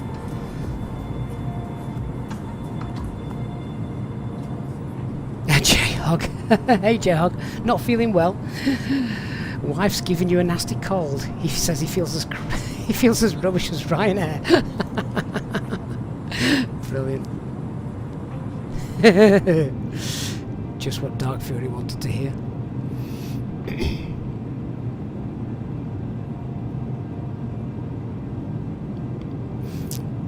Ludwig says, "Damn, this makes me really wish I was a pilot.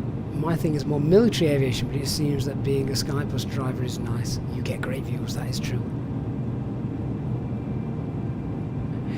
Kevin, do you need to do anything different for transatlantic flight planning, or does SimBrief cover it all? SimBrief does it. It updates the NAT tracks automatically every day. Yeah, it's all done for you. Really good. Hey, Top Gun. Kyoto, the Aerosoft A330 is not out yet. Kevin Booth says, always got a feel for the passengers that have to emergency land in this area when they've been dressed for the Caribbean. Yeah. So J-Hog, oh, is my aunt being ill? I didn't realise. It's wrecked her and now you started yesterday. It's not the dreaded C, is it? Yeah, Dark's just asked that question.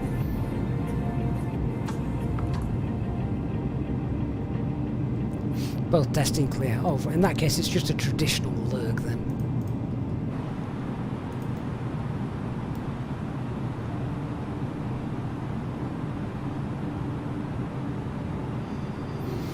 Right, well now we're over land, we should probably get some more en route weathers. Let's see what we've got to play with. So do weather requests.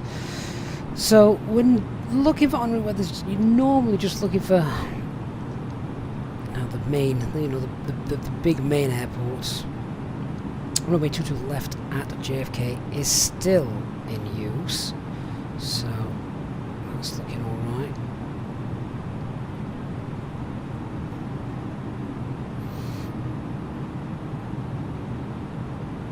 So we will have a look then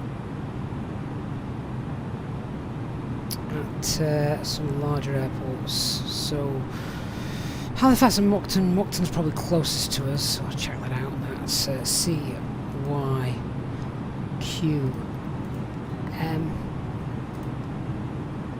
We'll leave JFK in there because obviously that's where we're landing. Check out Portland, Kilo, Papa, Whiskey Mike. And of course, have a look at Boston. Send that off. See what we get.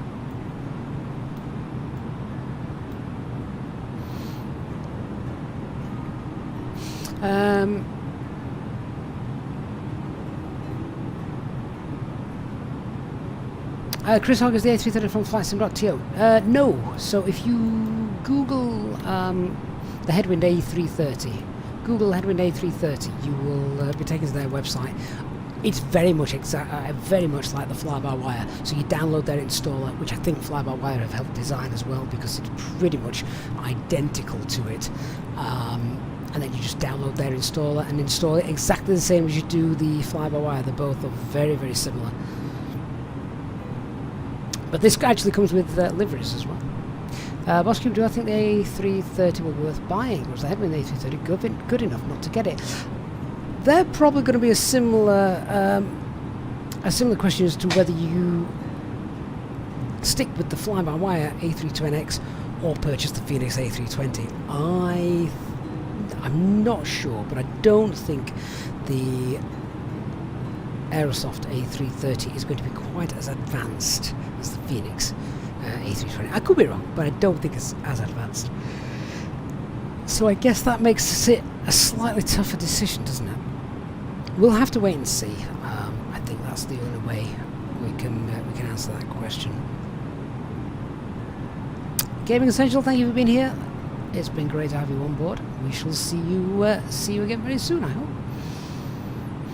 Joseph, is there a new update for the Headwind A330, or we're just checking out the JFK scenery? I actually don't know when the Headwind was last updated. This morning, for the last few days, I wanted to do a long haul flight, transatlantics. I love the majesty of them, if you like. There's just something about it, crossing one continent to the other over vast plains of ocean.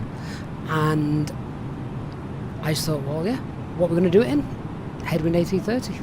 It's reliable, it works very well, and it's also Airbus. So yeah, why not? And of course, if we're going to do a transatlantic flight, I probably have only got time to fly somewhere on the East Coast. JFK is the obvious choice. They've just brought out new scenery, so we should probably get that as well. So I did this morning. So yeah, that's exactly what we're doing. Jeff, thank you for the follow on Twitch, and Silvera are the sub on YouTube. Great to have you both on board today. Hope you're both doing very well.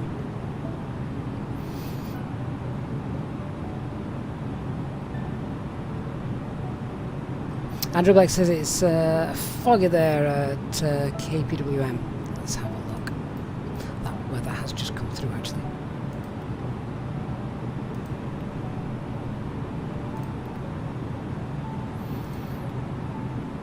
Oh, that's an old one. So in there, Moncton is 17012 gusting 18. 2 miles of visibility, showers of rain, misty, broken phone. Yeah, so that's almost Cat 1 stuff, isn't it? Just. Then JFK, winds 25017, 10 miles. Broken 110. That's all fine. JFK's looking good. Portland, that's fine as well. Boston, gusting winds there as well. Gusting 24 knots. All of those are open though.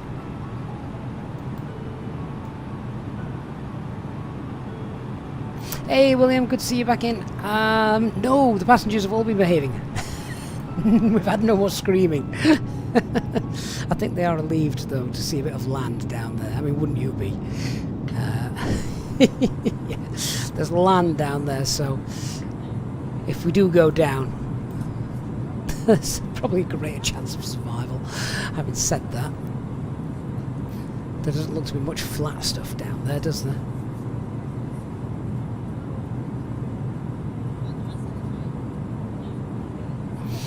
Stephen, where are we above? Let me have a quick look and show you.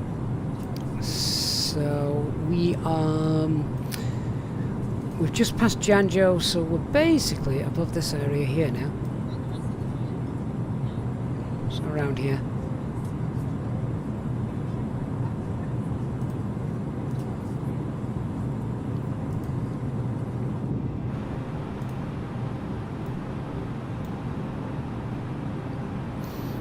I've Geek Aviation, don't think you've missed anything. Passengers are all behaving. I think it's time to go and get another cup of tea before landing though, so I might go and sort that out in a minute. The tea I've got is now cold. We'll down that, what's left of it. Go and get another cuppa.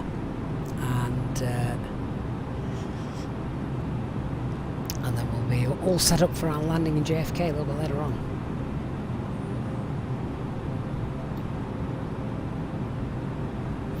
No, it's biscuit or jam and toast. I haven't got any jam and toast in stock in the house at the moment, but I do have the biscuit one. I do like the biscuit one. 707 liner, hey mate, good afternoon. Says should try a flight to Toronto. A flight over Quebec in real life is superb. There are hundreds of lakes. The scenery from 380 would look stunning.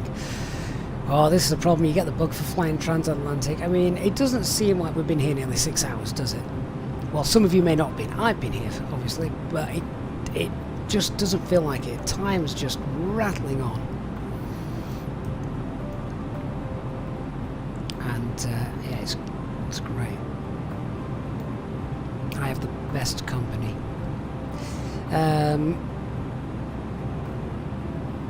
Back yes 173, it's a beautiful day here in Belfast. Sat outside. I'm on his tablet now. Amazing what a bit of sunshine, fresh air and jazz can do for a man's soul, i.e. hangover. How's that hangover doing back here? So are you getting there? So, has Dark Fury well and truly buggered off in some other direction? Where are you, Dark? You were, like, venturing off over there somewhere. Your flight time is perhaps a lot less than ours. Quite sure how you've done that. Avgeek Aviation says the weather's quite bad at JFK things. It's not bad, no, visibility's fine, it's just a bit windy. Which, landing this thing in a bit of a crosswind, not done that before, so we'll see what that's like. David Edwards, good afternoon, says he's quite new to Microsoft Flight Simulator on the Series X. Please can you explain the correct way to work out your top of descent? We are going to have to do that in a little bit, David. In fact, should we do that now? Go on, let's do it now and then it's done. It's one less thing to do. We've still got the whole arrival brief to do, because I've not even looked at the approach charts properly for the arrival, just because we've got hours. So let's work out our top of descent. If we have a look at the chart for the arrival, what we want is we want to be flight level 240 at trait. Okay, so what we're going to do for that is work out what altitude we're at. We're at 38,000 feet and we want to be flight level 240 at trait. We're going to work out how many miles away from trait then do we need to start our descent. Well, this is very easy. So what is the difference between 38,000 feet and 24,000 feet? The way I do this, you can do things like dividing by 1,000 and all that stuff. I don't do that. So I ignore the 38,000, ignore the 3 zeros. So it's 38 and 24. The difference between those two, of course, is 14. Now, 14, multiply that by 3, that gives you 42. So we want to start our top of descent about 42 miles away from Trait. We can make sure, just give ourselves a little bit of a margin there. So let's just call it 45. Let's just round it up. So 45 miles away from Trait. What we're going to do now then is if we go into our flight plan, top left line side key, go to the fixes page. We are going to type in Trait. And I'm going to put a radius ring of that 45 miles we just worked out. There we go. So now we're still miles away from it, so we can't see it. If I go back to my flight plan page, go to the plan page. There we are. So there we are. So as we're coming down, then now we've got a 45-mile radius around Trait. As we cross the line where they intersect, that is our top of descent. That is where we're going to get down to that little 240 to be level by Trait. So that's how that's going to work. And then from there we can use a similar technique to work out with how much track mileage we've got left to run for our arrival into JFK. So that's our top of descent point sorted.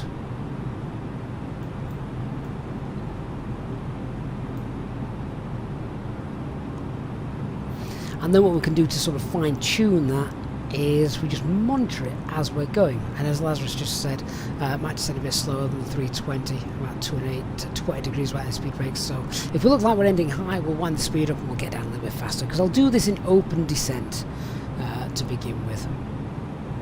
I mean, the best way to do it, if you wanted to do it in VS, you can do it in VS and ensure you get a 3-degree descent angle, and that is to do it in VS at half your ground speed with a 0 on the end. So in this case, 450, you could do it at 2,250 feet per minute.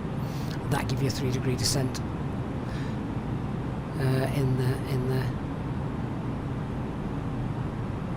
Have Geek Aviation, where did you buy the plane? Don't need to buy it, mate. It's all free.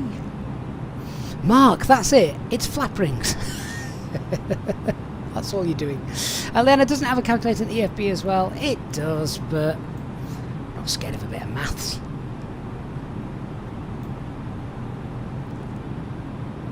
We don't do flap rings. not in Airbus. That's a Boeing thing. It still sounds so wrong.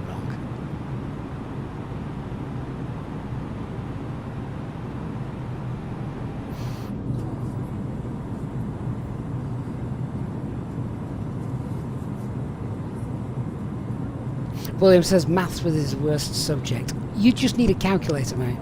Just need a calculator. Whatever distance you've got to descend by, whatever difference in altitude you've got to descend by.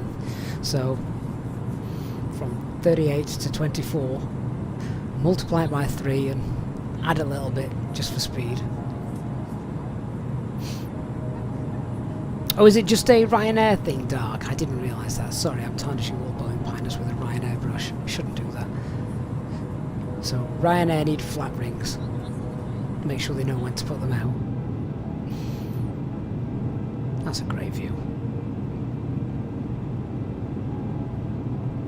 Have Geek Aviation, when will we land at JFK? 2 hours. About 2 hours. Still 2 hours to go. Which will make this one of our longest streams ever. And it will certainly be the longest stream where I've been on for the full time, because back in the days of long haul Mondays and long haul Friday flights, back when the channel first started, I certainly wasn't on the microphone for the full duration. I used to just, I'd be on the microphone for the departure and the cruise, etc. Then I'd disappear. And then I'd be back on for the arrival. No legs. Look, it's called situational awareness. Hey, sure, it's just not reminding them.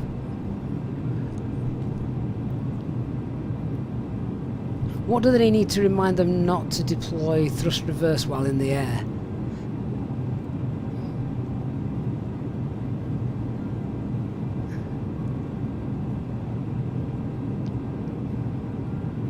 Don't know how realistic it is that it is all still covered in snow this time of year. Probably is, to be honest. It's not exactly warm down there. Hey, Lewis Aviation, good to have you back. It's going well, thank you. We're all still here. Passengers are happy.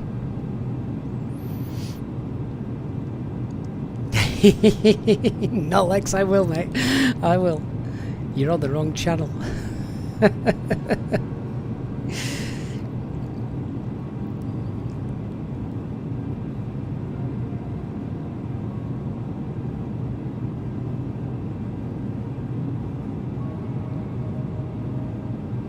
Lewis says you'd be a happy passenger if I was on, if I was this pilot. Lewis, no, you wouldn't, mate. No, you wouldn't.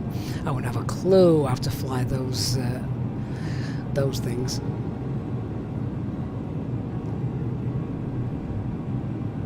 Oh God, Dark Fury, I can't read that out. They don't know when to pull out, so they need help.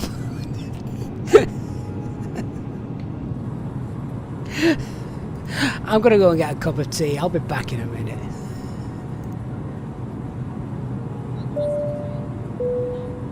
Ladies and gentlemen, we are about to commence our service of hot drinks and alcoholic beverages. Please assist us by ensuring your tray tables are down and that the aisles are kept clear of bags. Our drinks menu can be found in the pocket in front of you. We serve a variety of local and international coffee, tea, beers, wines, and spirits. Please note that alcoholic drinks will not be served to those under 18 years of age. We accept payment in cash or credit and debit cards. Thank you for your support of this channel.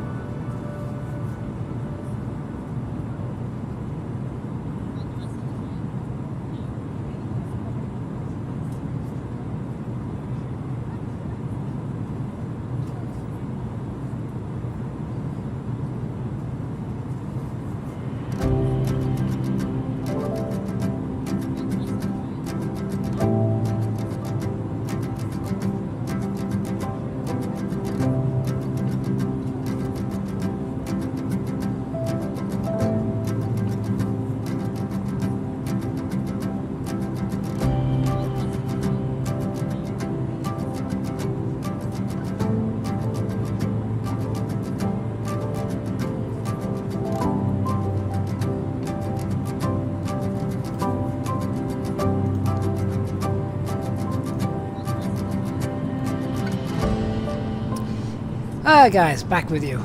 Oh, we really are over land now. Almost looks like a city down there. I don't think it is. I think it's just...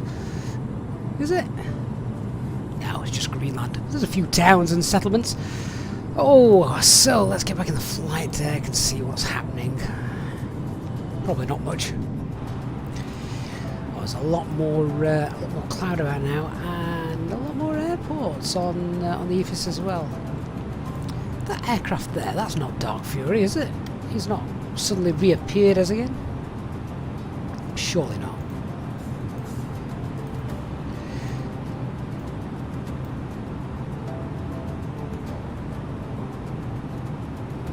Let's just come back into the chat and see what have I missed. Probably not much. Hey Reza, yeah, we are still going. Kevin says Boston Centre's just come online. Have they? Shannon and Gander Radio are also online. Oh, they've just come online as we've just... I think we're now out of Oceanic airspace. We're 400 miles from tops. When do we leave Oceanic?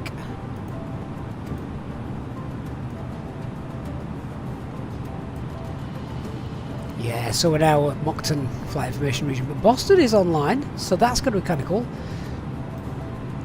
Boston Control doesn't cover New York, does it? But we'll be certainly passing through Boston,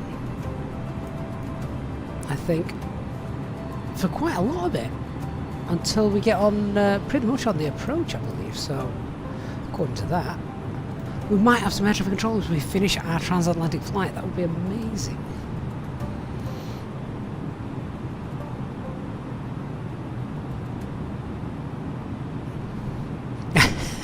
I didn't know what music was on, guys. You were all waiting for a crescendo and a chord change.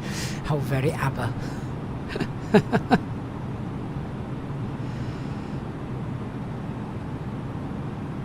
Hey Aaron, good to see you, mate. What time we're landing? 2 hours. Bit less than 2 hours.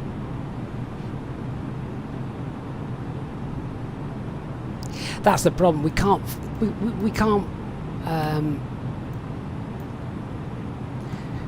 stream sort of like the copyrighted music stuff because, well, we'd just get sued. No, it wouldn't, but YouTube wouldn't be happy. And Aaron, you've just finished work. We've been here all day, mate. We've been here all day. 6 hours. Yeah, there we go. We've been streaming for just over 6 hours. What a great day it's been so far. Thoroughly enjoyed it. Elliot Woodford says, now got us on the screens in the studio now. Check the cheeky image on Discord screenshots board. May have to announce it to people and point people to the channel. Elliot, go for it. I'm gonna check that out on Discord now. Hang on, let me have a quick look. See what we've got there. Did you tag me in it by any chance? If you did, I'll be able to see that. Ah, yeah, there it is. Also, that is awesome. East Devon Radio. Brilliant stuff. Ah, Elliot, that's awesome, mate. That's really, really good. Neat. Love it. Love it, love it. What time's the show start?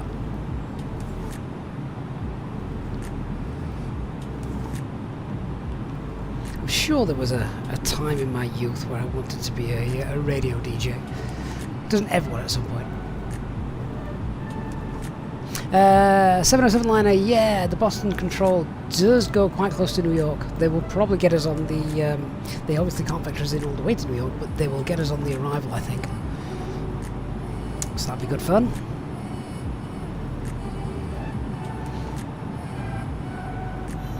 Let's see what time we're looking at landing still.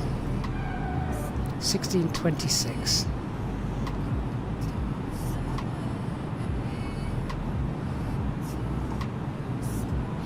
Aaron, can I show you what where we are on the map? Yes, certainly. So we are between Tops and Janjo, so we're probably around here somewhere at the minute.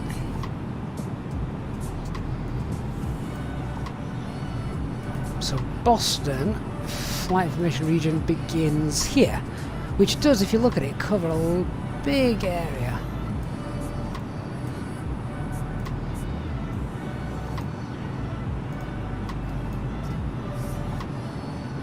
Oh, Elliot, you're on daily from 4 PM. Drive time show across Devon. I bet we can get that Maybe we can get that online at some point, can't we? I wouldn't be able to pipe that in though to the pipe it into the stream. That'd be great though one day. I don't think I'll be able to pipe that into the stream for whatever. Again, YouTube copyright would probably not like that. Hey Beluga, how are you? You was at school earlier? Yeah, that's it. Well, school time is just coming to an end now, so welcome to all the school folk getting kicked out. Now you're back at school after a 2-week hiatus. Having said that, the schools in one of the schools I know in Sheffield is still on holiday at the moment. Flyboy John, thank you for the follow on Twitch. Hope you're doing well. Photogramic's almost mainland. Almost. We're over land now. That's the main thing. The clouds look very thick. Aaron says the clouds look beautiful, but they do look very thick. Thick layer of cloud. Looks like they go. There's a bit of a gap there. They seem to descend quite far down, don't they?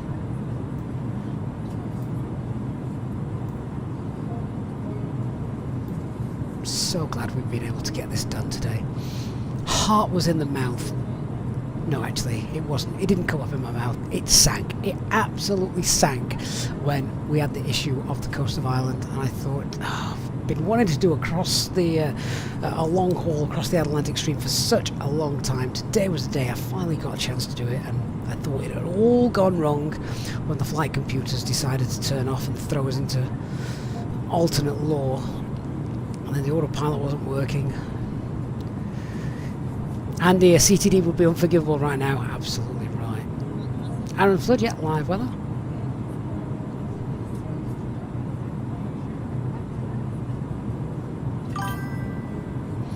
Tartan728, thank you for the follow as well.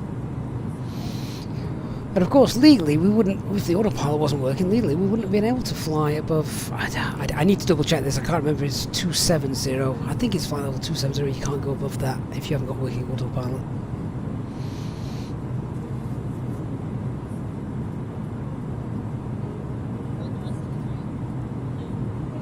So Beluga says you've already done 2 across the ponds in real life. I've never done it as part of an event, only just like this, you know, on my own, on my own terms, which I think is far less stressful. Kevin says looks like nice weather, Sal, just ahead to your 10 over Nova Scotia. Well, we won't be going that way. It's over there somewhere, isn't it? Right, so we've now got a pretty strong, well, yeah, 60 knot headwind slowing us down. Let's see if we can get in any faster. So if we go to our original flight plan, let's have a look. So Janjo, let's have a look at what the winds are doing. So the winds start to drop off actually the lower we get. So what are we at now? We're at flight level 3.8, aren't we? So if we actually drop down to 3.4, might be a little bit quicker.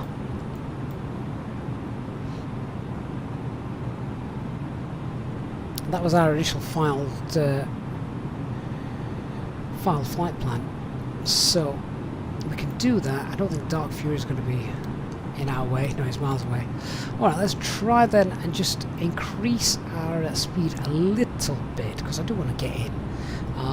So let's go 340. So push for managed speed, drop down, thrust idle, open descent, 340 blue, down we go.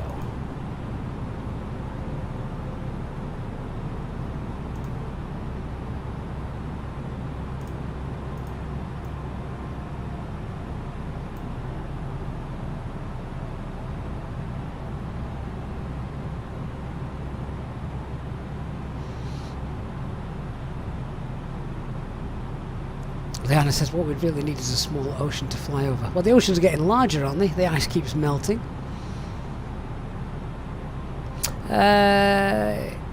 GRVD West, am I looking to upgrade my system soon, or am I happy? I'm quite happy with the setup that we've got at the moment. What I would love is a working physical McDo. That would be great.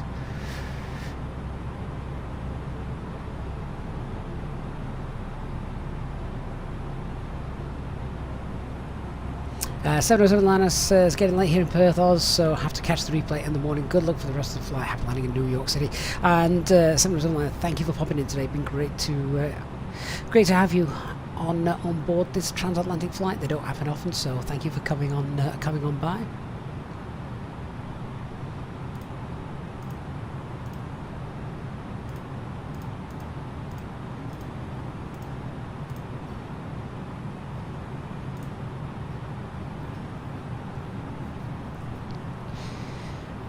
So we're not at the top of descent point. No, we're not. We are just dropping down a little bit because the winds are a little bit kinder lower down. Not by much, but enough.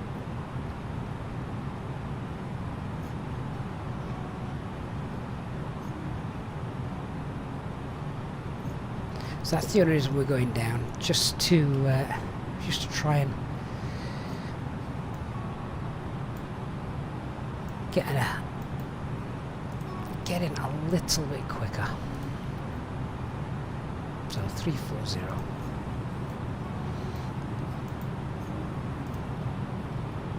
Then back to Mach 84.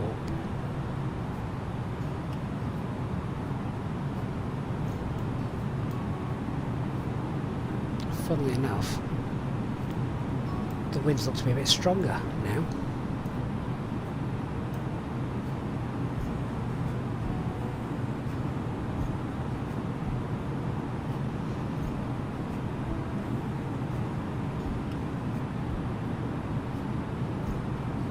Actually, at tops, they are 11 knots stronger.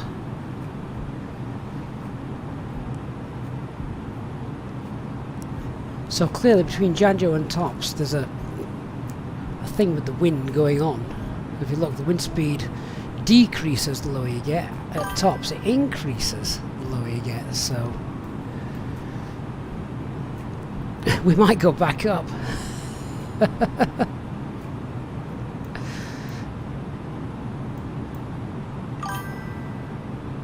We've still got 322 miles to go. You know what? I am up, down, like a little bit of a yo-yo. So that's added a bit of time to it. Yeah, okay.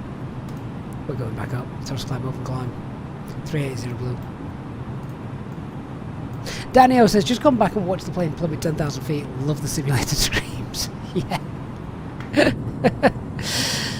Oh, it's all the chaos that ensued afterwards when I thought the autopilot was bust.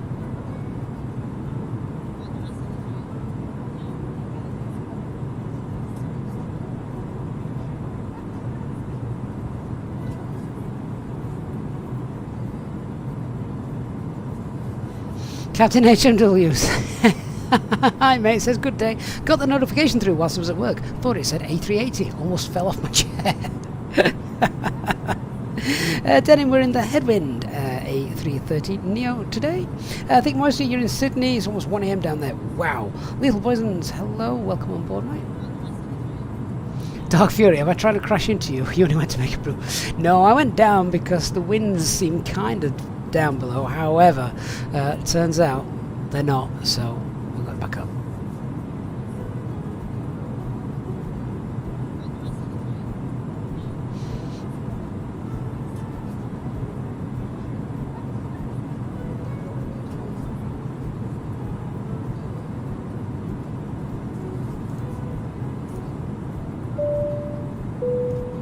Ladies and gentlemen, take advantage today of some fantastic savings and offers from our in-flight magazine. This can be found in the back pocket of the seat in front of you. These shopping ideas and gifts offer you tax-free savings with many items not available anywhere else and exclusive to you during your flight today. Our cabin crew will be around shortly to also offer you the chance to purchase airline lottery tickets. There is a chance to win some fantastic prizes, including cash and holidays. We accept payment in cash or credit and debit cards. Thank you for your support of this channel.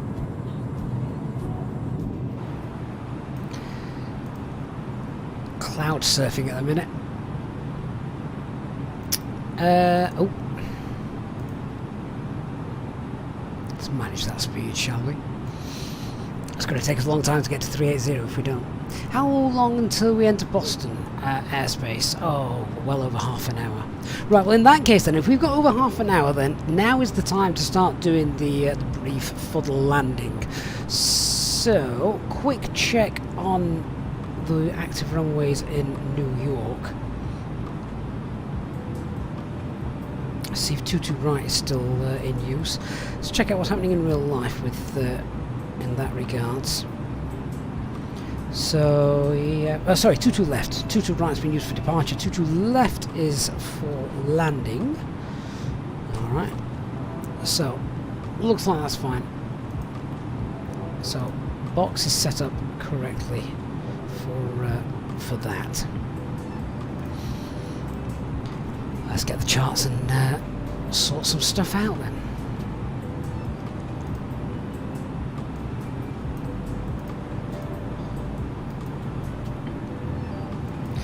So as we know in America, transition flight level is 180.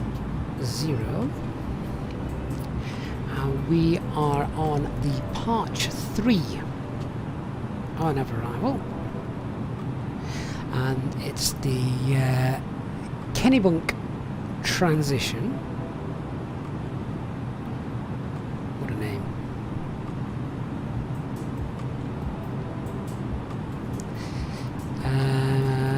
We're looking to get down to flight level 240, and that's going to be at trait. Lots of VORs in America, aren't there? A lot more than there are in the UK. 9,000 at Rover, and yeah, that's fine. So that's the start, that's the arrival. Okay, let's get the latest weather then from, if I can get it on the tablet, we'll do it that way, it's a bit quicker. So, how do we get the latest version of this? What, is that the latest one? 1351, how old is that? 30, oh, that's nearly an hour old. It's got to be a later one than that. Can we update this somehow? Double click on it or something? Alright, I'm going to cheat. I've got the aviation app on my phone. Let me get this up. William says a lot of the New York VORs are going away. Yeah, that's understandable.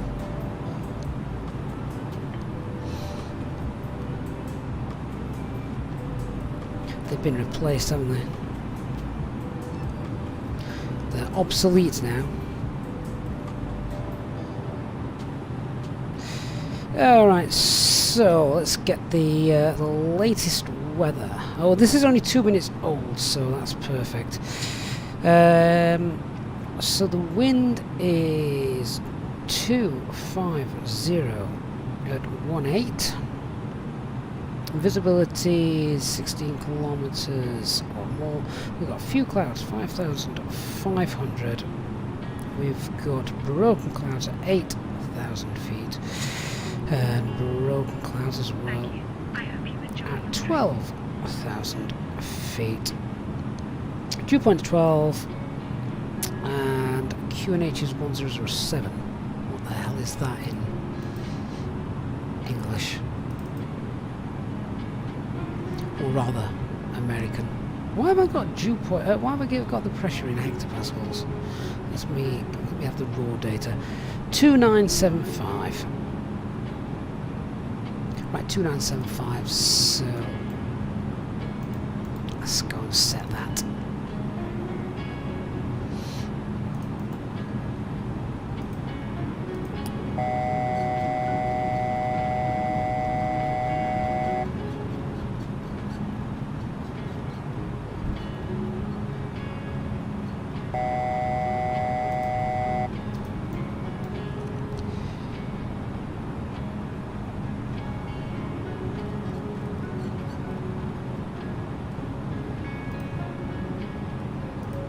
Okay, so that's set, that's set. So it looks like a nice little crosswind landing. At least it's not gusting anymore. It was gusting when we first set off. Looks like they've calmed down a little bit. So that's done. Okay, so box setup then.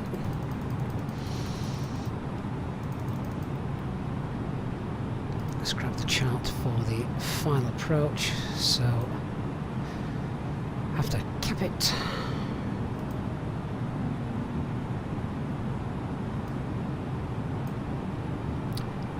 Do we come in via Rosley?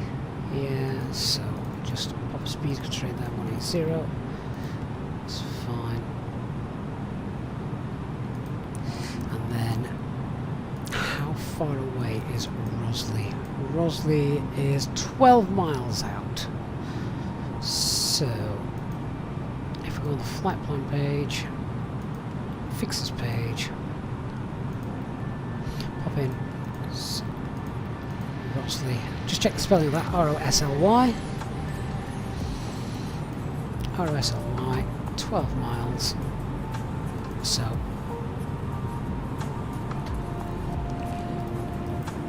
pop that there, because then if we get 4,000 feet at that 12-mile radius, that's going to get us on the glide slope nicely. So that's set up. RadNav page then, we're going to throw in here. God, there's so many to choose from for this this approach. So JFK VOR is the obvious choice. Situational awareness there, 115.9, confirm that, that's fine. And as we will be coming in, we'll also pop in CCC, we're going to be 12,000 feet at Calverton, so get that in as well.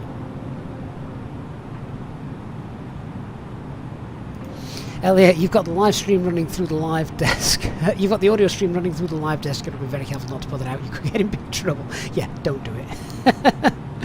That's fine. Let's get other things that we need off here. So, platform altitude for our arrival today is going to be 1,800 feet.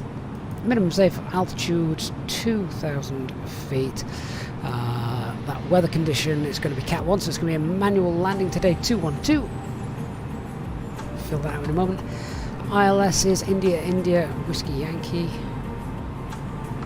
And runway track is 224. Airfield elevation 12. Missed approach 500, left turn 3,000 feet. And apparently as well you have to chant as you're doing it.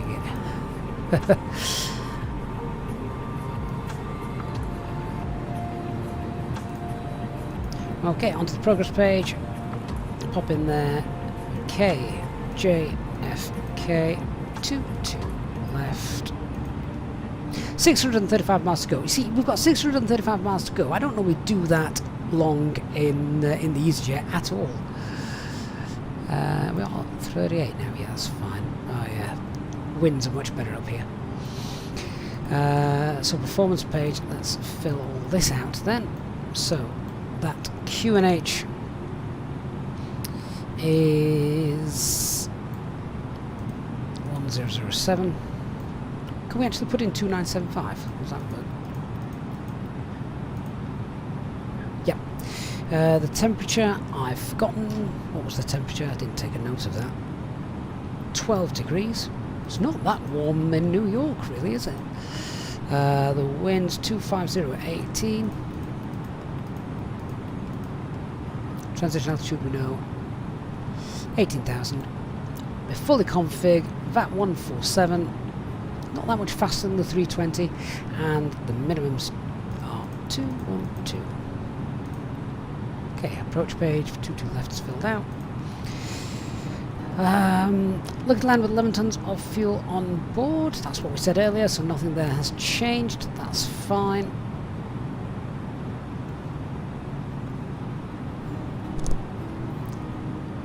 So zero fuel weight plus 11 is about 180 tons. A bit over 180 tons, 181 tons. That's below the maximum landing weight, so that's fine. Second flight plan doesn't work. Right, box is all filled out. Hey Terry, it says off to volunteer at our local Dementia Club. Happy landings, and we'll watch the arrival later. Terry, that is an awesome thing that you're going to go and do. So thank you on behalf of everyone for that. Sure, it's really appreciated. And thanks for being here as well, Terry. Good to see you.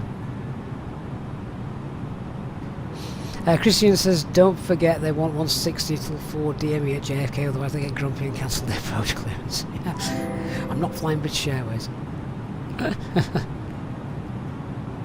And I'm not in a 747. Cyber, where do we get the A330 from? It's the Headwind A330 freeware. Just give that a quick Google, you'll be able to find that. So, just have a look actually at our airport info. Better get these charts up. International Terminal, Terminal 4. That's probably where we're going, isn't it?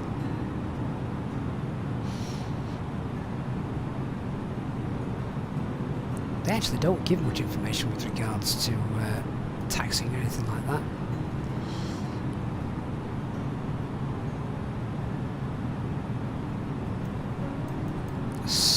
Work out where we're going afterwards, but it'll be hotel, then on Alpha, and then straight into the gate. Actually works out quite well.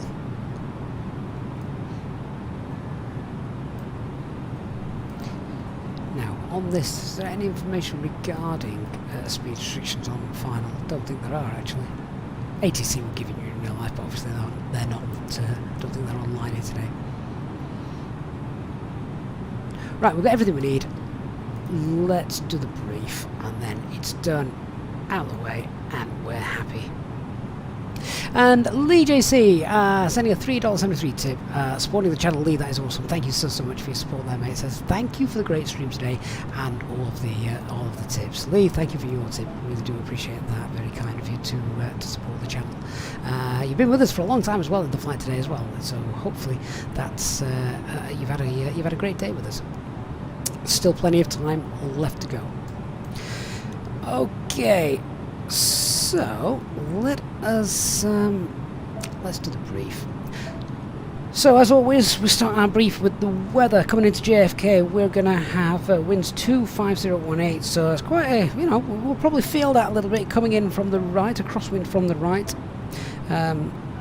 So that will be interesting to see how the aircraft handles. 25018 knots. Then we've got a few clouds, 5,500, broken 8,000, and broken at 12,000. So a bit cloudy on the approach into New York this afternoon. But it does mean that once we drop out of that, visibility below that is absolutely fine. A bit cold, 12 degrees. So those flying from the UK, to be honest, they're not flying to any warmer climates. It's going to be pretty much exactly the same.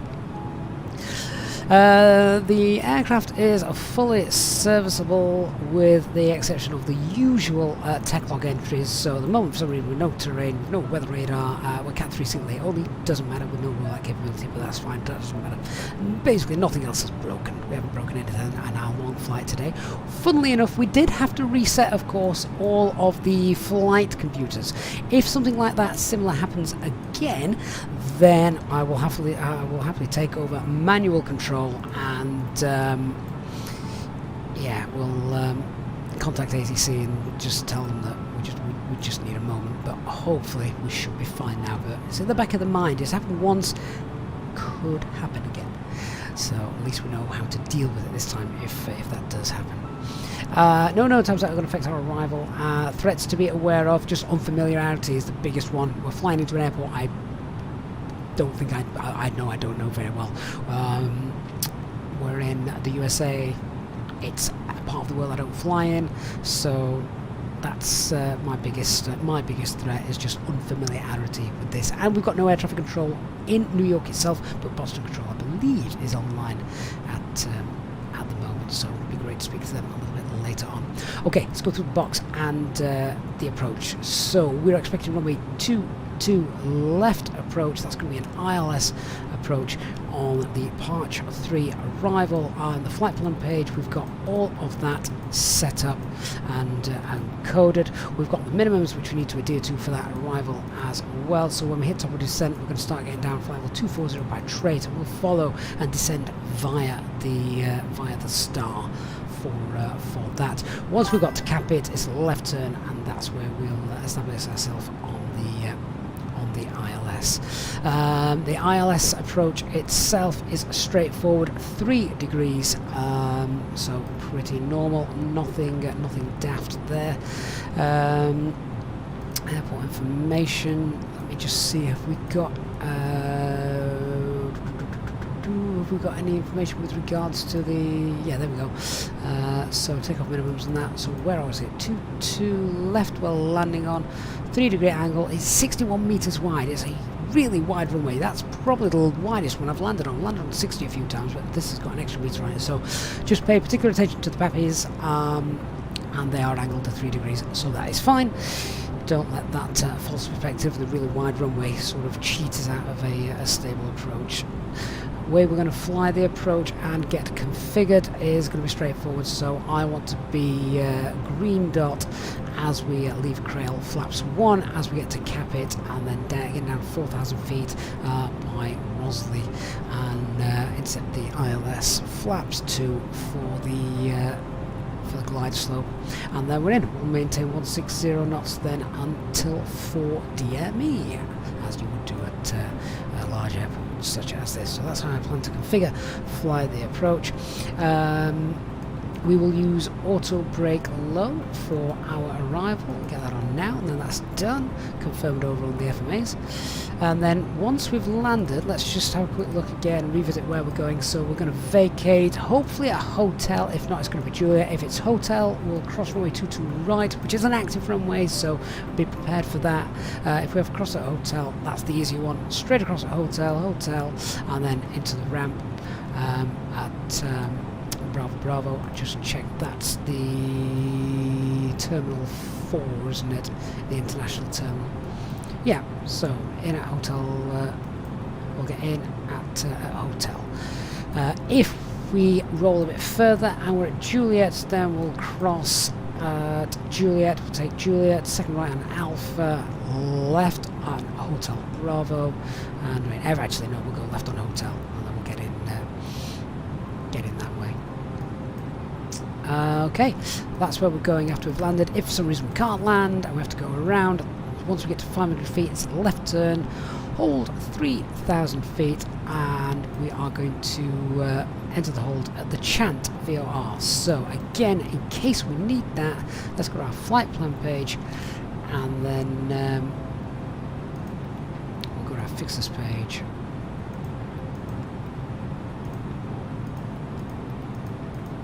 Pop that in, and we've got that in case we need it. Okay, arrival briefing is done. While if we're landing to the left and the wind is 180, the wind's not 180 Dwight, the wind is 25018 knots. So, Lee JC says the ground's just come online on JFK. Has it? Oh, well, that's a little extra something. We've briefed where we expect to go. We'll see if we will see if that's indeed what we do. Right, 180 miles and we should be into Boston control.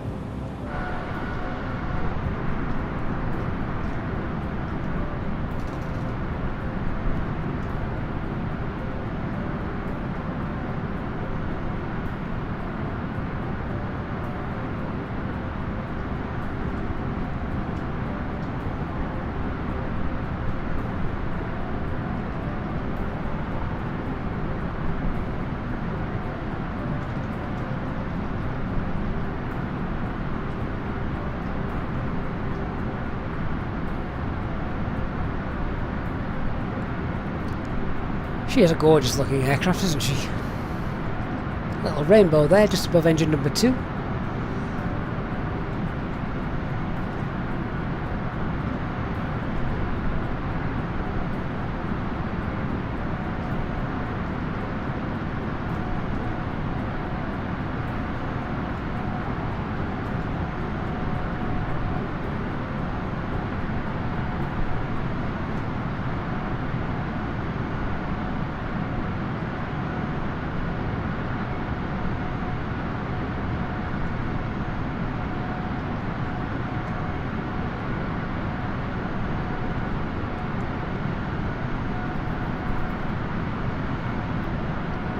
Hey, Susie Zachary, you're going to do 3 flights today. Belfast, Manchester, Belfast, Manchester.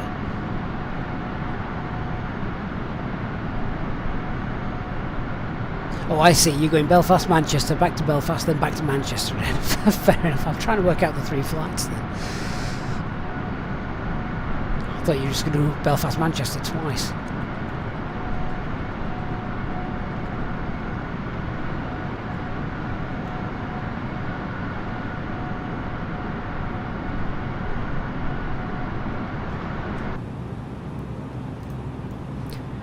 So we've got Dark Fury's aircraft just off to our sort of 10, 11 o'clock. He's 4,000 feet beneath us. Not sure we'll be able to see him, to be honest. Around there somewhere.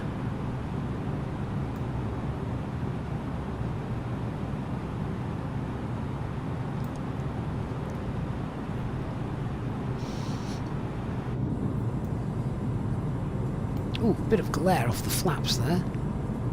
Lieutenant, am I excited about the Aerosoft A330? I am indeed. It's partly the reason why I wanted to do this stream today, so we could see a bit of a comparison. I know the Aerosoft's probably a few months away yet, but definitely going to be fun.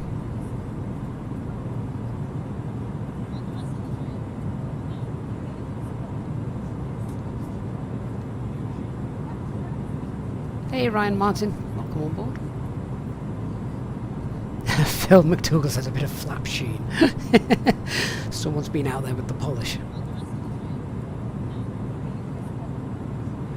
You can tell we'll be getting nearer to New York and Boston when the snow disappears.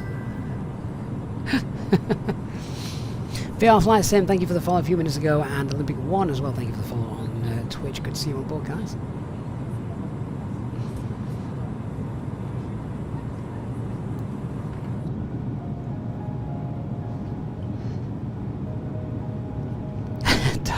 He says there's no ring on those flaps. Liana says it looks cold down there. Yeah, probably is. Probably very cold.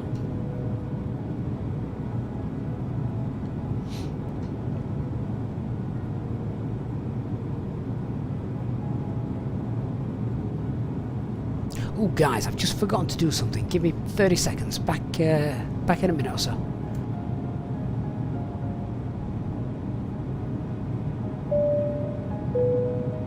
Ladies and gentlemen, we are about to commence our service of hot drinks and alcoholic beverages. Please assist us by ensuring your tray tables are down and that the aisles are kept clear of bags. Our drinks menu can be found in the pocket in front of you. We serve a variety of local and international coffee, tea, beers, wines, and spirits. Please note that alcoholic drinks will not be served to those under 18 years of age. We accept payment in cash or credit and debit cards. Thank you for your support of this channel.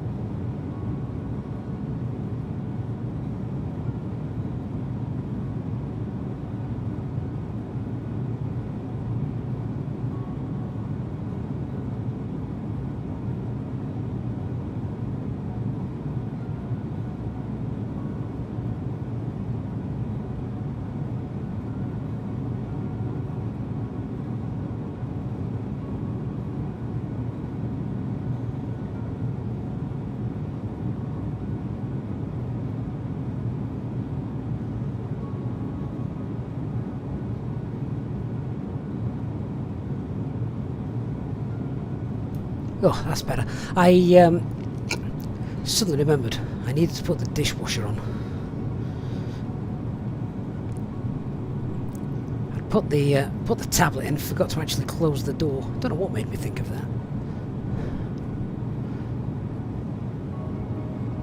that. Banksy, is Navigraph worth it for offline Microsoft Flight Simulator? I think so. Offline, online. But I appreciate it's an expense, isn't it? Flight Sim is just so expensive.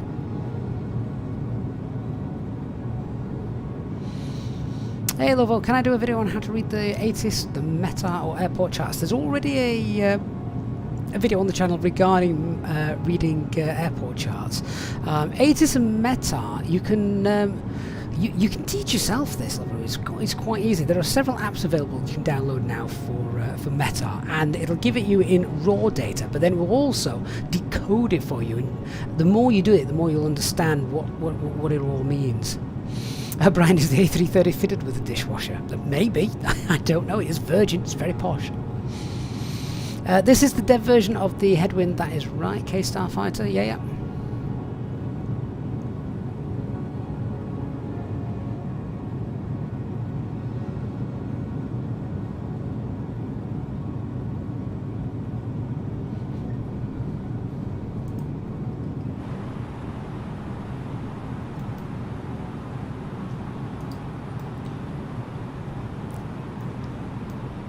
About 15 minutes, I'll do another check on the fuel. I keep seeing it dropping down. What we got?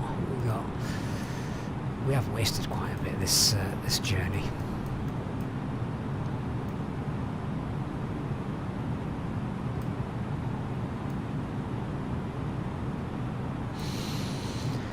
So at tops, that's where we're looking.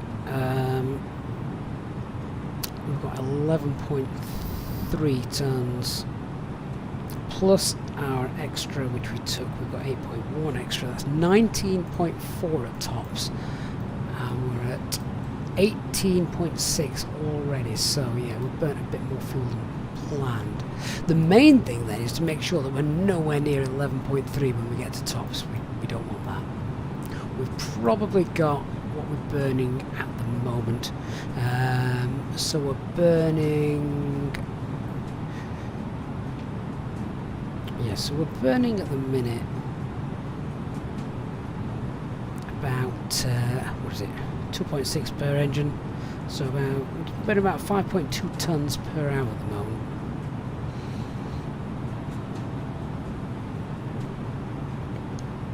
Which is about 3.5 hours endurance.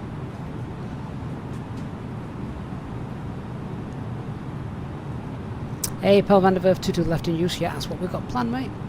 Mads Jensen, good afternoon, Mads. Going well, thanks. Thomas, how long to land?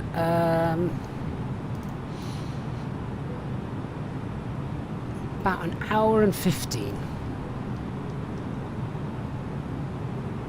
The FPS in this aircraft is brilliant, by the way, in case you were wondering. I don't think anyone's asked us that question, actually, what's the FPS like in this aircraft, but it is. It's very good. It's very good.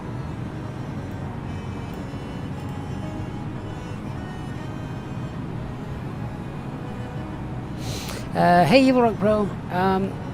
What do I think of the A330? I like it when it first came out, and you know it's even better now with. It's been a long time since I've flown it, so you've got a bit more to the systems, the box, things like that. Really nice.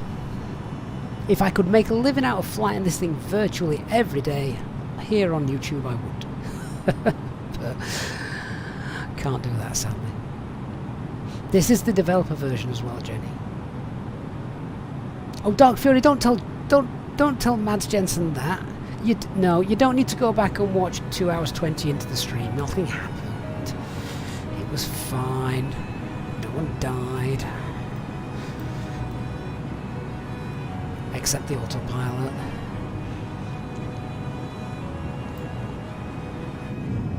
And FS Realistic.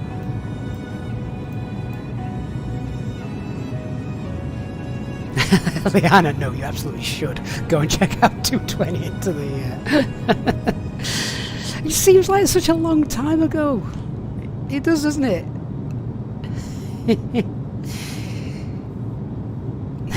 William says everyone got a free... William says everyone got a free spinal realignment.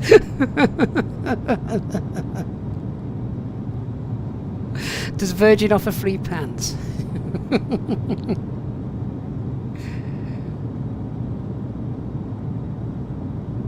Yeah, Simon, good point. Even rebooting the 330's computers, that all worked.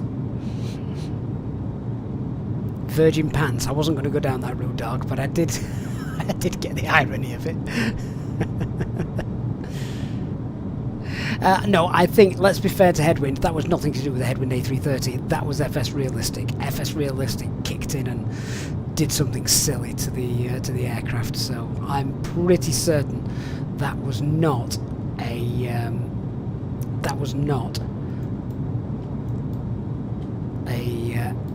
A330 issue, an aircraft issue.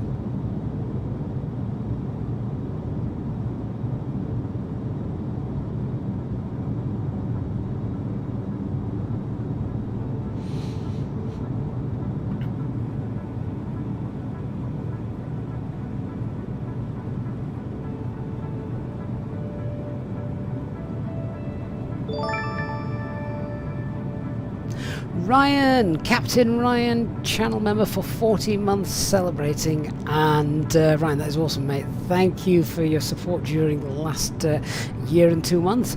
Says, great stream as always. I hope you've sorted out the operational flight plan for the return leg when you land. Should be finished by midnight.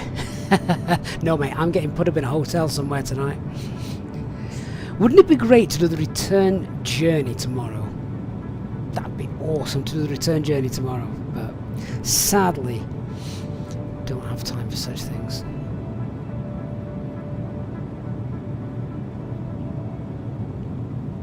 Would be nice though. Kevin, is it a 90-minute turnaround at JFK? I'm not sure. Hang on then. Let's have a look.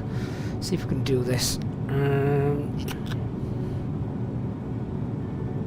So if we... let's have a look.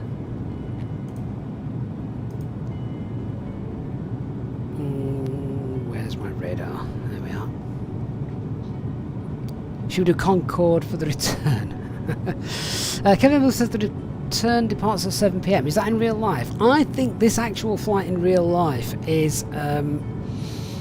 it was delayed, wasn't it? That's JFK. It was delayed, so if we have a look, can we find this flight? Well, that's Boston, it's not JFK.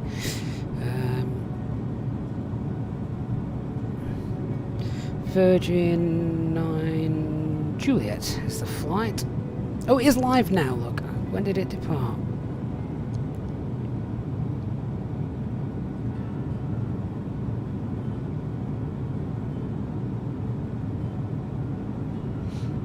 Oh, it didn't depart anywhere near as late as we thought, did it? Scheduled 14:40, actual 14:57. That's not late. Obviously, this thing doesn't fly in the morning. It's an afternoon flight, so that's pretty much on time. I mean, look, it's scheduled to land at 17:45, but it's estimated at 16:52, nearly an hour early. I wonder if they dropped 10,000 feet. So that's Virgin 9. Oh, they're flying it as a Dreamliner today. It has in the past been the A330-900. So it's, yeah, it's a Dreamliner today. Fair enough.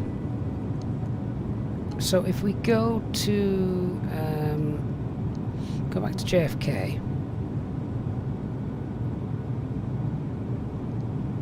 Let's have a look at the arrival board.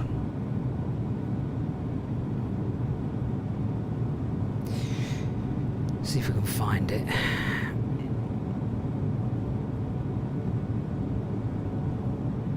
Let me know if I scroll past it.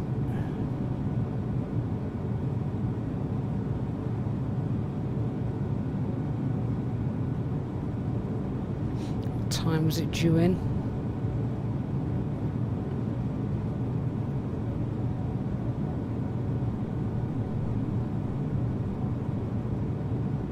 See, I bet that's a ridiculously long flight, isn't it? Dubai to New York.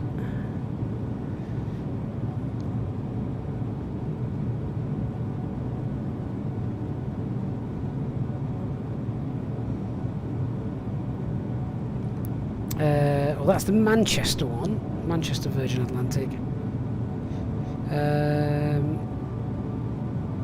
Oh, there's an A330 flying today from Heathrow.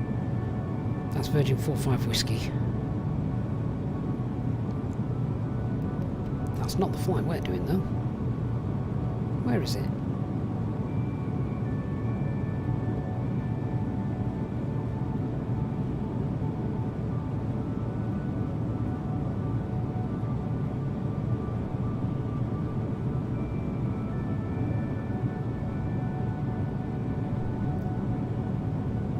find out what time it lands. This is what the turnaround time is. What time is it meant to land? I bet I've gone past it. Do you know what?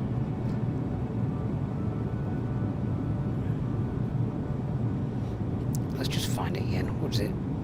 Virgin 9 Juliet. It's meant to land at JFK when?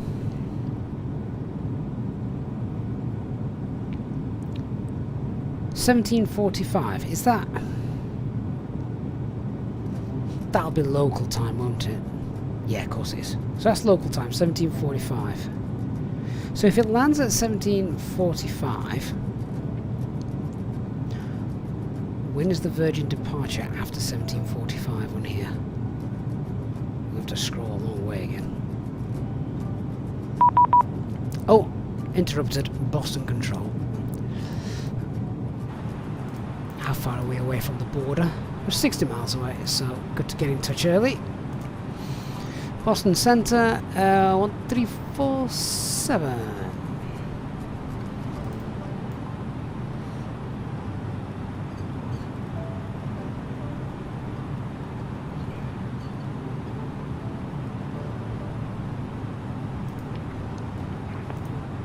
Maintain 340, Delta 1549. Boston Center, good afternoon, Virgin 9 Juliet, flight level 380, direct tops. Virgin 9 Juliet, Heavy Boston Center, good morning to you. Radar contact 58 miles northeast of tops, maintain flight level 380. Maintain flight level 380, Virgin 9 Juliet, heavy. Of course we're heavy. Bearings 221, runway 22 right, taxi via Echo Bravo November, cross runway 15 right, hold short runway 15 left. And the Echo Kevin, Bravo click aircraft November, info and it shows the return. right, Does it? 15 left. I didn't know that. Boston Center, SpiceJet 432, good morning, sir. How do you read? Loud and clear, break. Speedbird 7315 heavy, climb and maintain, flight level 390. That's 390, 7315 heavy. SpiceJet 432, your clearance is on request, am I? So that's London to New confirm, York. it is If on I air. click on the Affirmative, a couple the people have inflow, reported that that's it's all it brought up. not transmitting, but you can just double click on the Flight info frequency there. in your pilot client, it should give you a text version. Roger that, SpiceJet 432. No, I can't find the return there. I can see tomorrow's flight. Oh well, never mind. Right, we've got ATC. Where's Andrew? He'd be happy.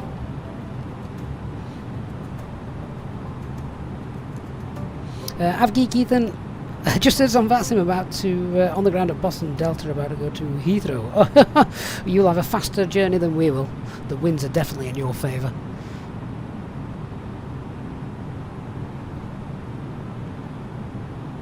Hey, Lee JC says happy landings, will catch up later. Time to walk, the first officer. And Lee JC, who knows, depending on how long your walk is, we might still be here, but if not, thank you so much for your support of the channel as well today, mate. I appreciate that. Thank you so much. Madge, you thinking of going across the pond in the A339? Is it worth it? Well, that's what I'm doing today, and all seems to be working pretty well, I think. Quite happy with it. Get a nice view as well. Look at that. That's decent. I like that.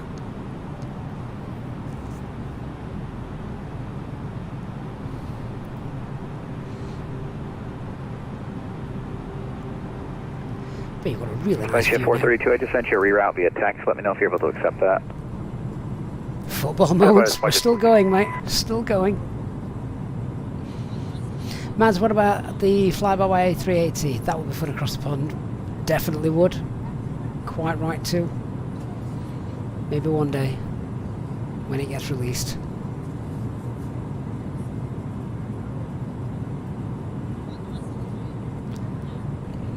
I wonder how close that actually is to release. I mean, obviously the developers will know, those close to the work and inside, they'll know what their sort of timeline is. Obviously, quite right too, they would never actually go and say it. But they will know when they'd be happy to release it. I just hope they would release it before it's 100% perfect. Obviously they released the A32NX, didn't they? before it was fully completed, and they've added bits as they go, which, well, I think personally, for me speaking, that is the best way to do it. Boston Center, good day, Delta 1439 Heavy, we are with you, Bravo 17, information Zulu, Crescent push and start. I just think... Delta 1439, Boston Center, thanks for Zulu, pushback on the taxiway, Echoes approved, advisor ready to taxi. If they want to release it when it's completed, Pushback on Echoes approved, full advisement ready for taxi. fully completed and everything like that, then we're going to be waiting a long time. Boston Center, Pilot Club 8672, checking in at 15,000, going up to flight level 250. Pilot Club 8672, Boston Center, squawk 2606. 2606, 8672. Spirit Shuttle 1, holding Shuttle 15 left. Phoenix 221 at November, cross ready 15 left, advisor ready for departure. I'll be honest, it's actually quite nice to get a bit of air traffic control now. Just because it gives me a break from talking. Squawk again for 8672. You've been listening to me. That's it. We're about to tick over to 7 hours. 06 for Pilot Club 8672. 7 hours on the live stream. 2606.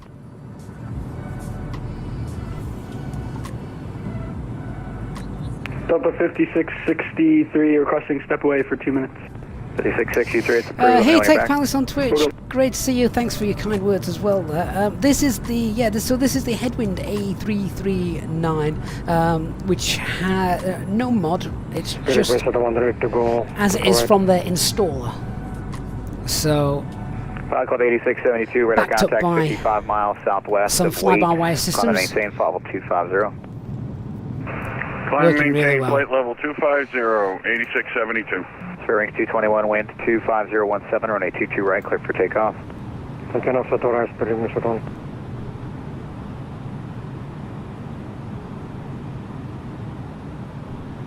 United 1413 with information Zulu, ready to taxi 22 right. United 1413, runway 22 right, taxi via Alpha 2, Bravo, November, cross runway 15 right, hold short 15 left.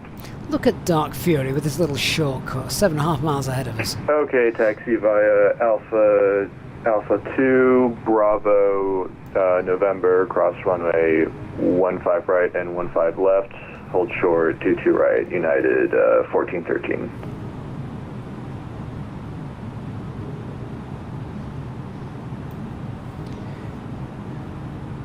Wonder which way Dark's planning on coming in, whether he's going to be in, I don't want to get in each other's ways. Imagine travelling all this way together across the pond and crashing into each other on final. Leanna says 7.5 miles on that distance. It's hardly a shortcut really, is it? Well, I suppose not when you look at it like that. How long was our flight plan? 3,121. Phoenix 221, radar contact. Yeah, Dark, I was ahead of you, so you have had a shortcut. And caught up. Delta 5663 is back. Delta 5663, thanks. Hey, Captain Gaming, thank you for the follow on Twitch. Kritik, is that other traffic is shown on the 330? Yeah, so it's just a higher end system, I guess, for long haul. I mean, some systems now on the navigation display, I'm not sure about the 380, but the 350. 2525 request. They go ahead. They show like different Patrick, can we be aircraft types and things like that. It's really good. Southwest 25, yeah, you can do that. It might be kind of a tight turn for you, but yeah, you can do it. They're not going to know the traffic, so it's up to you. Okay, we'll try it out, and it's on tape now that you told me not to do so, so we'll try it anyway. Southwest 2525. Alrighty, good luck. Hey Matt, I thought about doing a subscriber flight. Yeah, it's something that we probably need to do. We haven't done a group flight for a long time. With the weather on for Houston. Tech Palace, thank you so much for the prime sub. Really appreciate that. Thanks for being on board today as well. For Houston.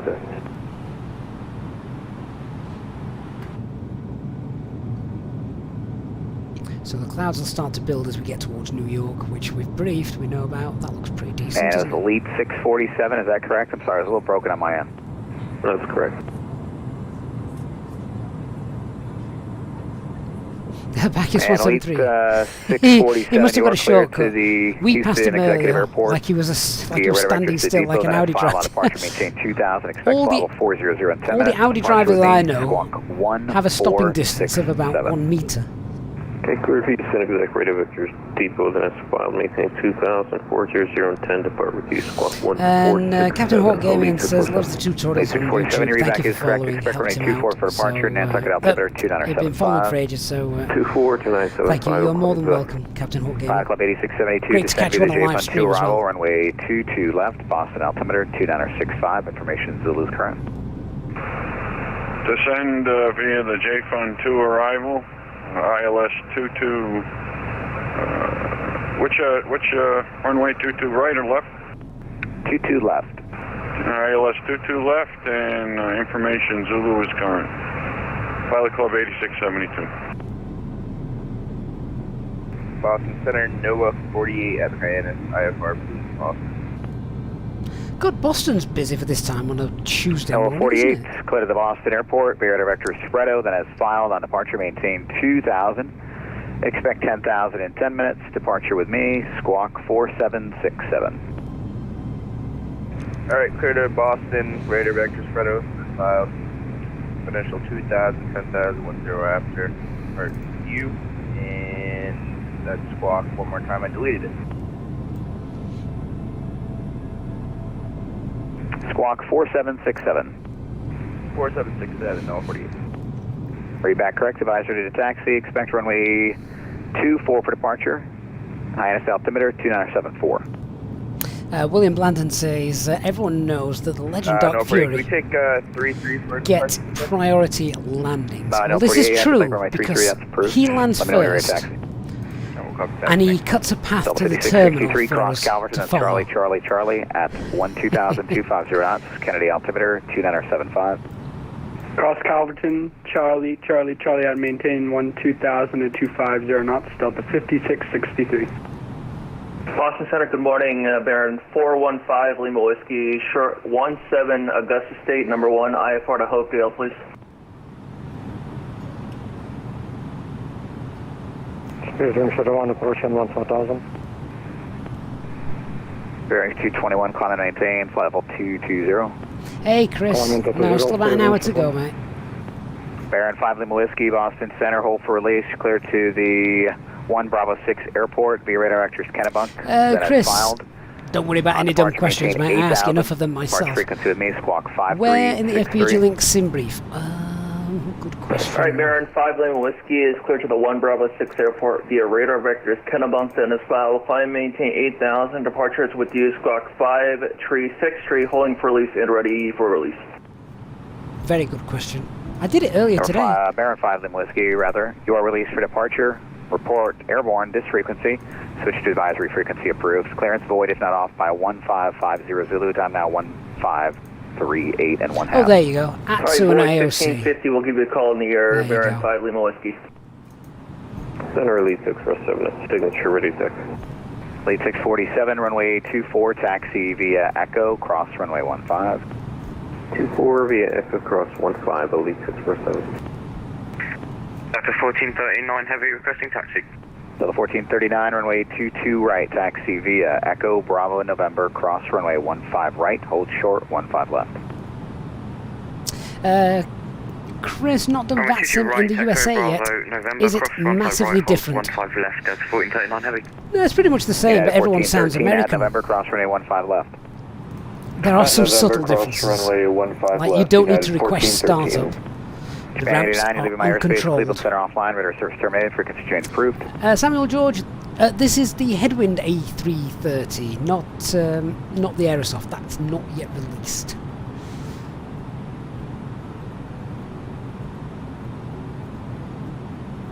The SpiceJet, Boston SpiceJet 432, stand Charlie 29. William says it's mostly the same, but we have bacon and guns.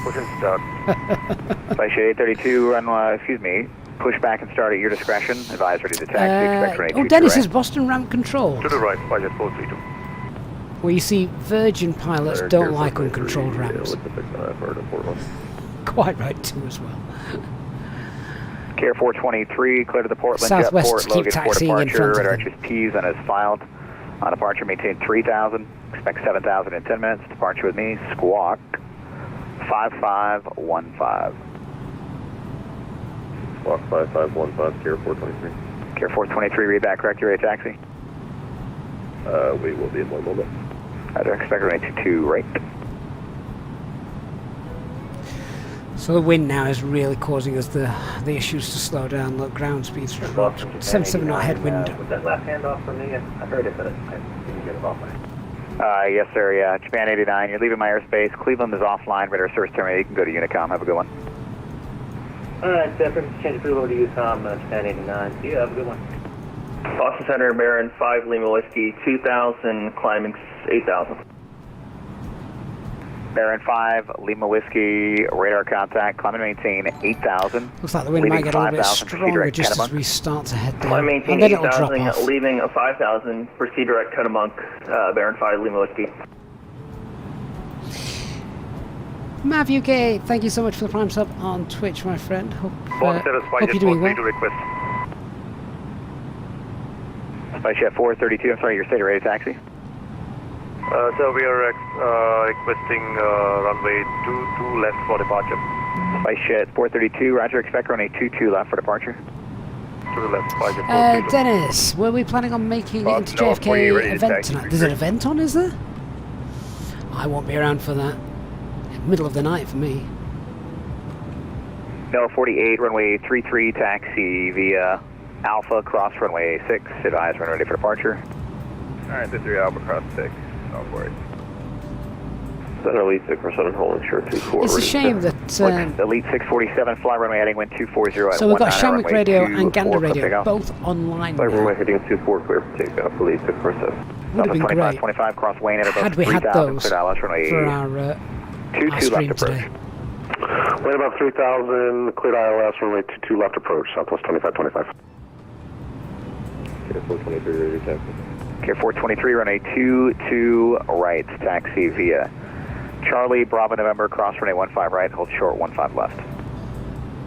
Charlie, Bravo, November, cross 15 right, hold short 15 left, Care 423. United 1413, holding short, runway 22 right. Jose, how do you get the OBS to take the data from the plane? 22 right, clear for takeoff. If you mean the top 22 banner, right, clear for takeoff, United 1413. that is from Fly Live Studios. Boston Center, hello, Delta 4218. We are taxiing 22 right. Dennis, Tuesday night, New York, that's the event, 7 p.m. Eastern time. For now, hold shorter runway 15 It's like about right. That's about midnight our time, so Dennis, it's not going to happen, I'm afraid. Delta 4218, just be advised, Boston is a controlled airport. You do need to contact the overlying controller before you start taxiing out. So on November, hold short of runway 15 there you go, see, left, just confirmation Boston is controlled. For DCA, all right? Okay, hold short on November, and the last time we were online, we just did not see that you were online. And then we are in the VR. That's right. Okay. Center Elite 647, 900 for 2000. Elite 647, you radar contact, climb and maintain 10,000. Climb maintain 10,000, Elite 647. Not long to go now, guys. 39 heavy, ready to cross 15 left. Delta 1439, roger, hold your position. Controller change in progress. Roger. Oh, nice. That's quite realistic. Heard that happen before in real life. So just stopping with the controller change, really good.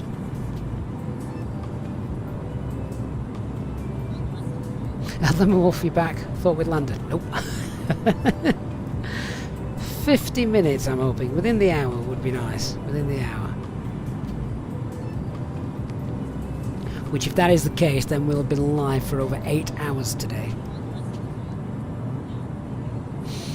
Christopher Shaw says this has been a very absorbing stream whilst you've been working. Christopher, I'm glad we've been able to help, mate. Reza, is there a headwind? Yep. In aircraft and against the aircraft.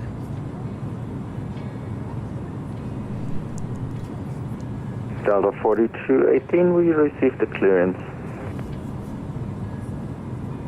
He might not reply. apply the controller if they're changing. Boston Center, Tower 25. We got some crazy control issues here, so we're going to exit the game to avoid any confusion here.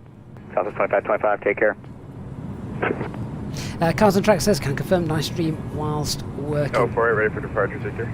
That's great to hear. It really is. I know that not everyone who's watching the stream can chat for obvious reasons.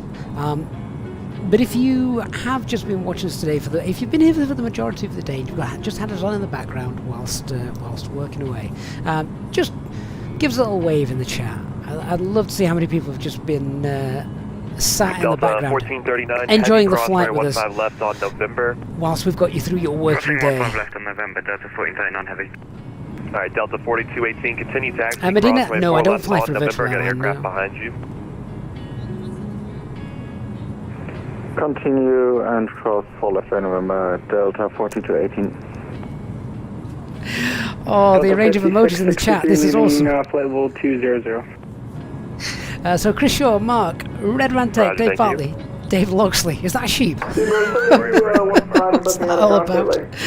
Samuel Marshall, Eddie Bennett as well. Seabird 7315. You're actually leaving my airspace in a couple miles Robert here, so I'll go as ahead well. and switch you to Lazarus, Unicom. Paul, Colin, Function center is offline. Radar services are Andrew. terminated. Frequency change approved. Have a nice day.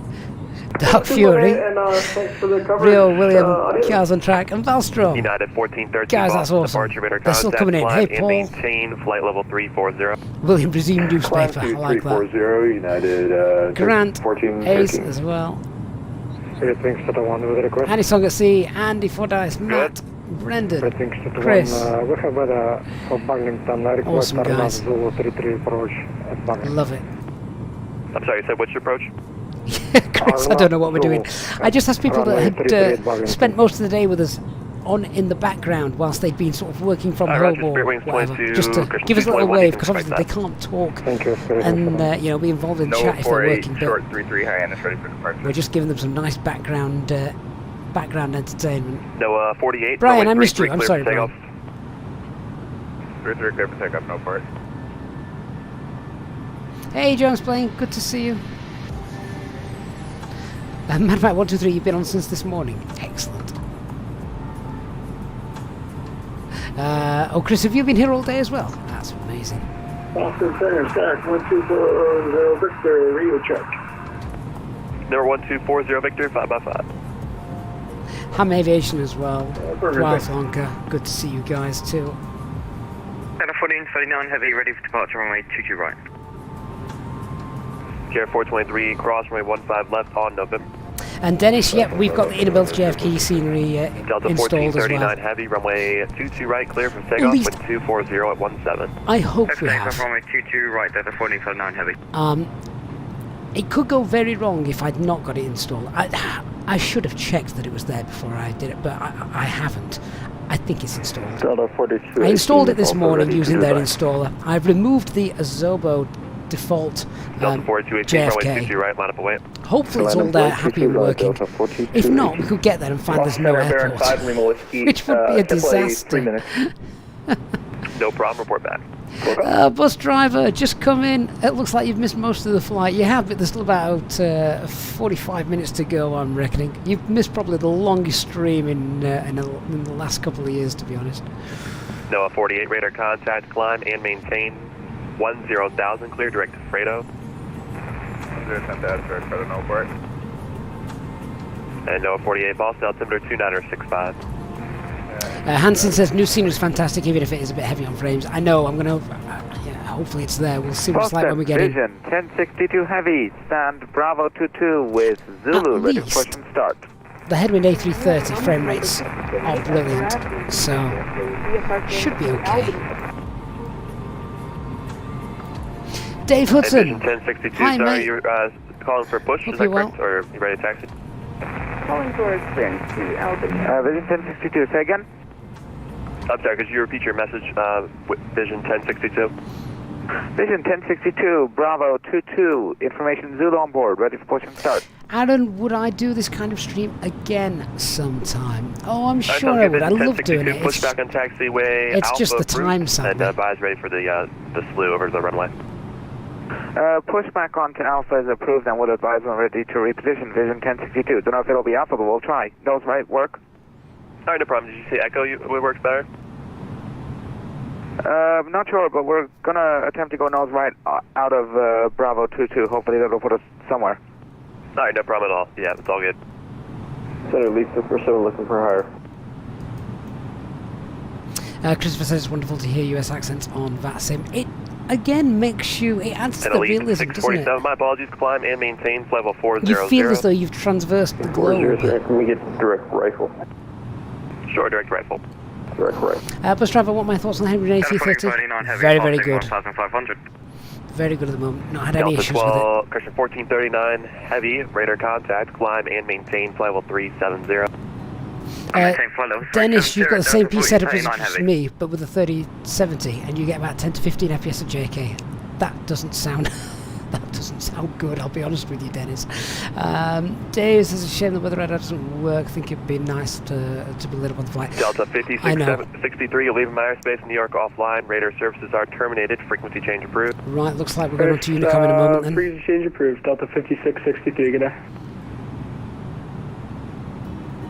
If he's heading into New York.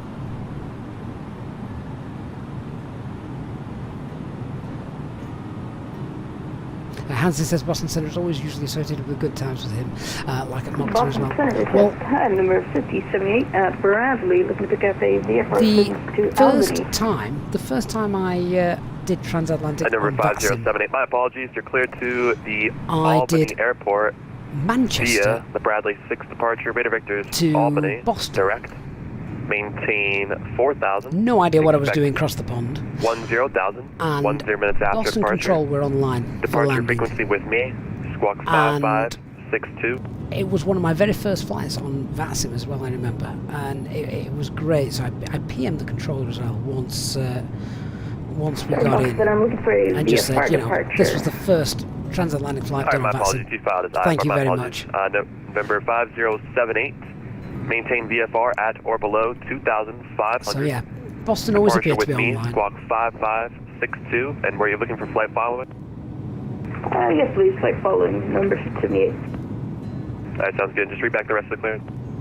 Simon, and we've even contributed to the recovery of Baggers 173's hangover. William FS says if you want to see something number 5078, read back exciting, correct. Advise rate taxi. rewind back to 2 hours 18 minutes in. Nothing happened. Delta 4218, my apologies, runway 22 right, clear for takeoff. Childish Gambit. No, EasyJet doesn't fly A330 Neos. 22 right, clear Virgin takeoff. do though. Delta 4218. Pilot Club 8672, turn right, heading 130. Right to 130, 8672. Finally, my whiskey's back. Roger, thank you. Captain HNW. Good morning, again with What's that? 245, level 210, about 15 southeast of Rochester. Is this live? Southwest Airline flights are ground stopped throughout the US right now due to equipment issues. Jet 245, Boston, good afternoon, radar contact. Ground Position stops as prevent reported. any flight Maintain not already in flight the level air 210. from departing. Wow. Maintain 210, give it a 245. Dennis has just got that as well. Wow. I wonder where that is down there. Spare wings 221, descend and maintain 11,000, Burlington altimeter 2962. Southwest had something similar happen at the end of last year, didn't they? Pilot Club 8672, 9 miles from Bogus, turn right, heading to correction 190, descend and maintain Robert, I was just thinking the same thing. Cleared ILS, runway 22 left approach. Virgin will have hacked their systems. Descend and maintain 3,000, Getting revenge. ILS to left approach. That'll teach you to push back in front of us. And Pilot Club 8672, my apologies. If you're a little bit high, just let me know. I can bring you back around. I'll let you know I may be. Boston, Vision 1062 Heavy. Did Hi, we Nick end T. up where you wanted us to end up? Yep, perfect. Yep, just let me know when you're ready. Have you checked our flight remarks? Are you already aware of our situation? Just curious. Yes, sir. Yep, just let me know when you're ready to move over to the runway. Copy that. Give us about 30 to 1 minute. No problem at all. No problem. Delta 4218, 3,000, 5,000. Delta 4218, radar contact, climb and maintain level 380. Climb maintain 380, Delta 4218. Barlina, you can get the Headwind A330 if you just Google Headwind A330, it takes you to their website, download the installer, and install it just like you do the fly-by-wire A320.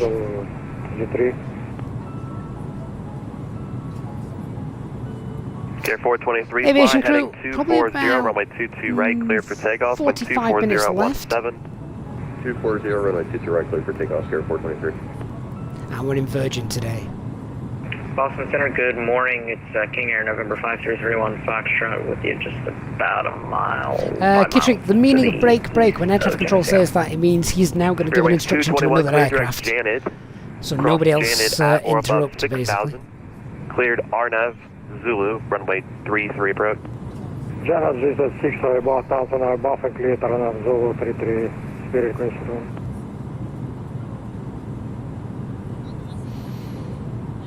Ten 62, ready to spawn over to 22 right when you're ready. Hey, reactionary, just hope give me you're about well. 30 seconds here. Yeah, take your time. Boston Center, good afternoon, Lufthansa 177, flight level 8000, inbound Merit. So we've Lufthansa 177 Boston, good afternoon, climb and Dark maintain Fury level again in 390. front of us. Climb and maintain There he 390, is. Lufthansa. Christopher Shaw, wow, amazing. Christopher, thank you so much. Coming in with a £10 donation to the channel, and Christopher saying, amazing stream, guys. Well done, mate. Tried to see if I could send in dollars, but can't. 240 right there. Chris, that's epic. Thank you for your support, Christopher. Glad you've been here as well for the majority of the flight today. It has been a long one. I think I'm starting to feel it a bit now. Need to wake up. But that is awesome. Very, very generous, Christopher. Thank you so much for your support there, mate. Really do appreciate that. Alright, sounds good. Runway 33, taxi via Sierra. Hand 6 ETA is about 35 minutes. And Vision 1062, reposition to runway 22 right as approved. Let me know when you're ready for departure. Reposition 22 right approved, Vision 1062, and we'll let you know.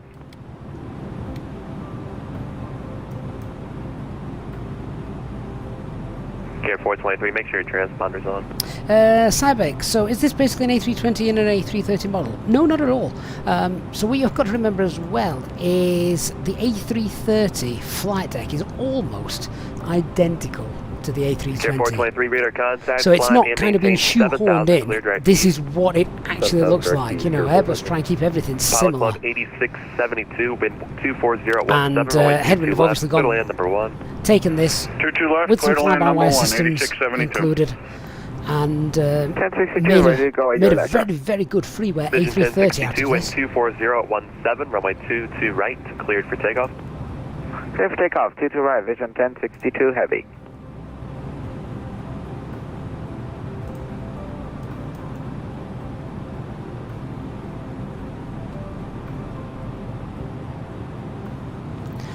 So you've got the A320, the A319, the A321, the A318 and the A330, all of whose flight decks are very, very similar. Well, the A320 family is exactly the same.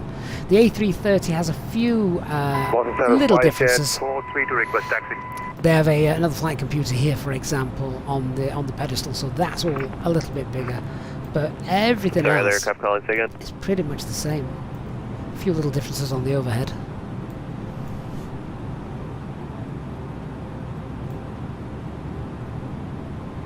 Aircraft calling Boston Center, say again.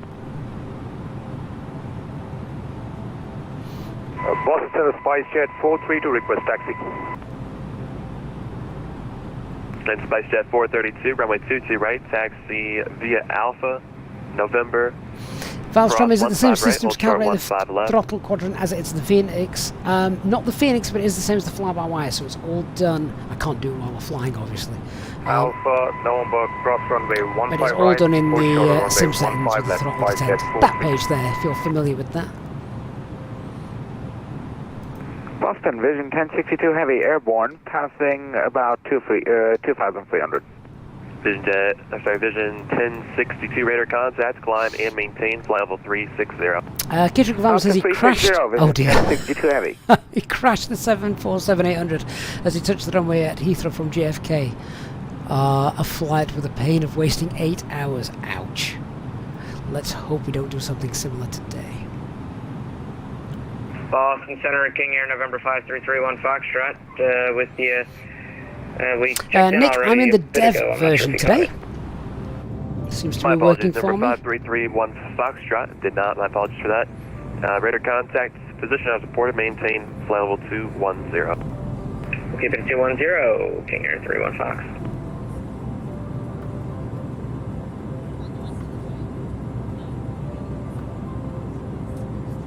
Jordan, you want a good EU approach. Short haul from Manchester or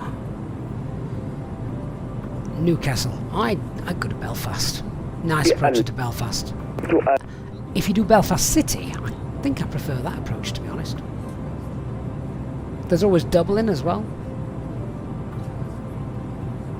Newquay is quite nice, particularly if you're coming over the ocean. I don't know which way the ocean. It's the English Channel. It's the Irish Sea, isn't it? But I'm not sure which way the winds are blowing today in the UK.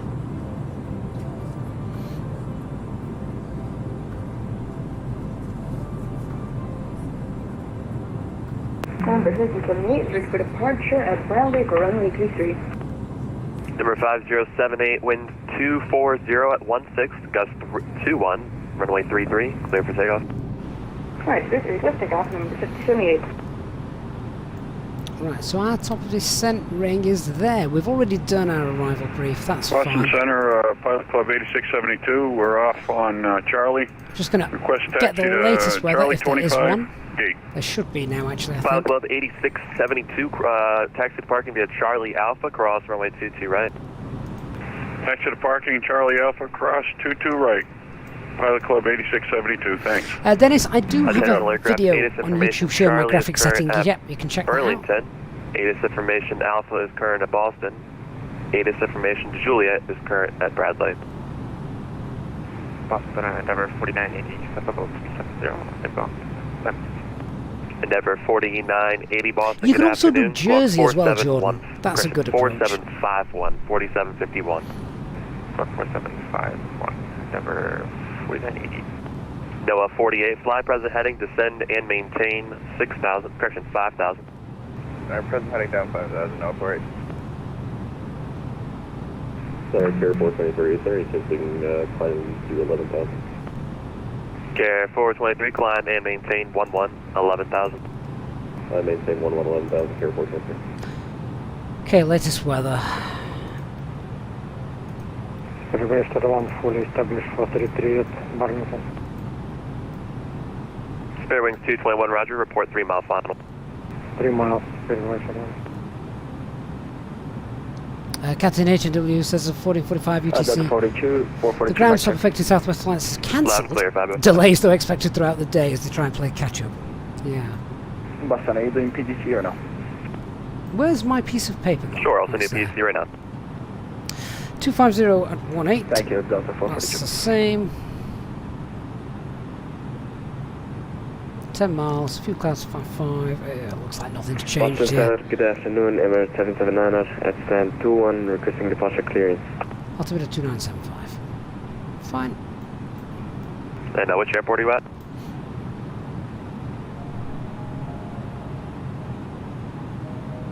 KLAB, Emirates 779er. Dark Fury, what's your max speed at the minute then, mate? Just working out how we're going to get in without smashing into each other. Because we are pretty much on top of you, I think. In fact, you're there, look.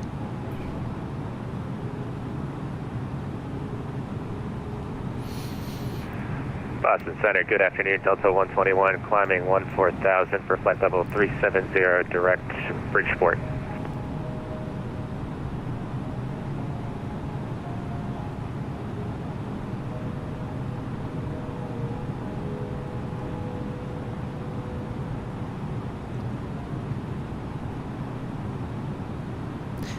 Won't be long now to be Sierra Echo siding down. Juliet 432, cross 15 left on November. Cross 15 left on down the flight set 422. There Central it is. aircraft Boston ground is now online, 121.9er.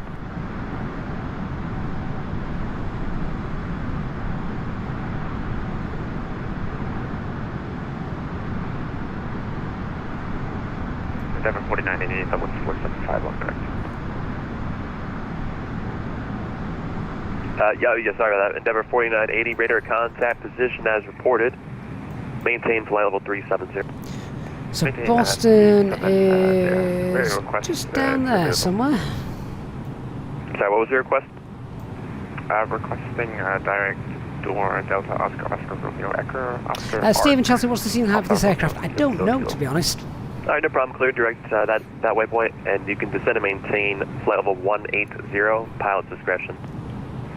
Discretion of 180 and Might be about. direct door at this point. If it's the same as A320, it's 5078 radar 39,800 contact. feet, Proceed on but course, maintain might be higher. VFR. Yeah, of course, maintain VFR, number 5078. NOAA 48, turn right heading 040. Right turn 040, NOAA 48.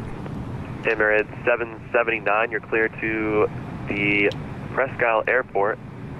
The radar vector is Augusta that is filed. Hey, Eham. Maintain 4000, expect level Phoenix does 350, not 1 do minutes after printing, no. departure. Doesn't matter so much because you've got independent McDo's, so 76. you can have everything on here to transfer into here. Dr. Magic, is there a refund if you don't meet your connection at JFK? I'm going to be in so much trouble. I told my Emirates 779, did you copy? cabin crew I'd be there at 5:30. I'm not so sure that will happen, to be honest with you. Particularly when there's an aircraft in front of me. Dark. Take the shortcut, Dark. FlightJet 432, wind 24018, runway 22 right, cleared for takeoff. So we requested for runway 22 left. My apologies, cross runway 22 right, hold short 22 left. Cross runway 22 right, hold short 22 left, FlightJet 432.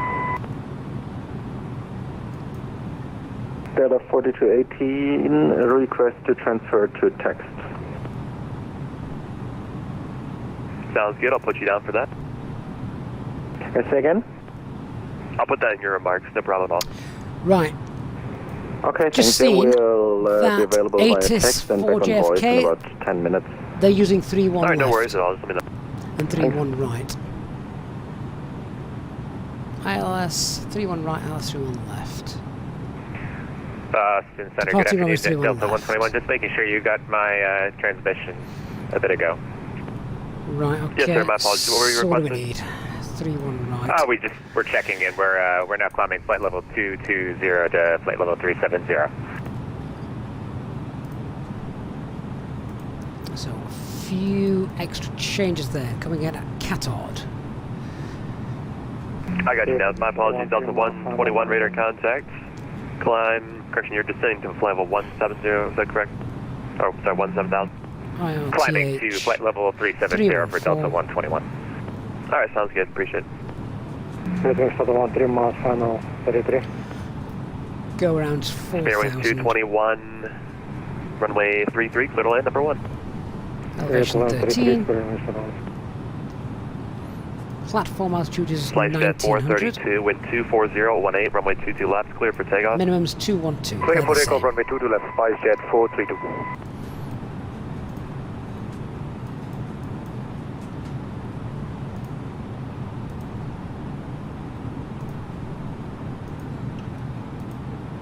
Three one right. Oh, hang on.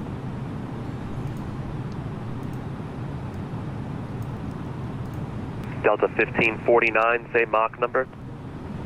Patch 3. 5.81, Delta 1549. I'm sorry, you said 81? Affirmative, Delta 1549. Wait for the call to me. Asking what my Mac number will be.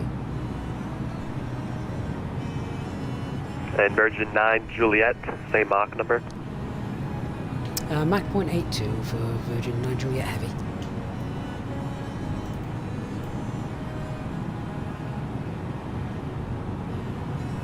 Alright, Delta 1549, maintain 0.8, correction 0.79 until advised.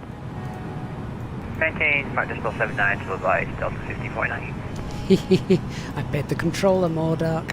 And Virgin 9 Juliet, maintain 0.80 or greater until advised.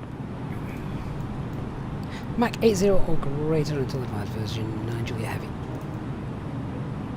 Right, so it looks like we're landing 3-1 right, then ILS 3-1 right. That's still going to be departure 3. And Catard is the veer. E&E transition. Insert. See what this looks like. So the approach is still the same with regards to the star. What we will probably do then, I think Dark will probably do something similar, is that Robert will go direct Catod. That'll get us in. So a quick brief to the arrival. Noah 48, turn left, heading 310. So Robert will come off the Noah 48, descend and maintain 4,000. star, 4,000. and then go direct Catod. 3,000 feet at Catod. That's fine. Boston Centre, very good afternoon, Speedbird 60 Tango, flight level 390 inbound Alex. Spearwing 60 Tango Boston, good afternoon. Check some other things then, so it's still a Maintain normal level 3-degree 390. approach. Minimums are the same. How big is this runway? 31 right. 61. Flight Jet 432, radar contact, climb. and Everything's the maintain same except the level direction 290. then, pretty much. Platform altitude is just Flight level 100 feet higher. 290, Spice Jet 432. And the missed approach is 4,000. Let's just brief that missed approach because it's slightly more complicated. So straight out, and once passing 1,800 is a left turn 4,000. And then want to Fairwings 221, taxi to parking via Juliet. intercept the Golf Alpha. 207 Golf Alpha to parking. outbound radial from LaGuardia VOR radial and hold at Movfa. So we don't have to go around track here in this airport, in this aircraft. So let's go Boston Center, Noah 48. and create it. So don't need trait. Noah 48, runway clear, visual approach, runway 22 left, report 4 mile final. So LaGuardia, that radial is 207.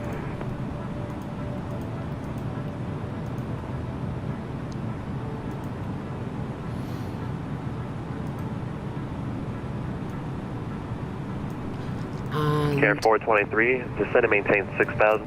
Movfa. 6,000, Care 423. Is the holding point for the missed approach.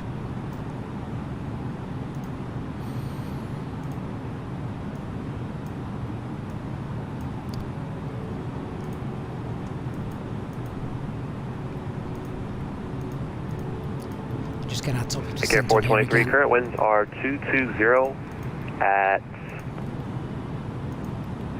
6. Would you prefer 23? Correction 29er.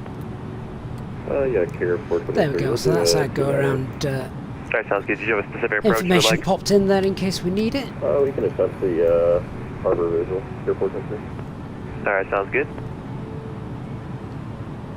Kidrick, yeah, we have pedals, yeah.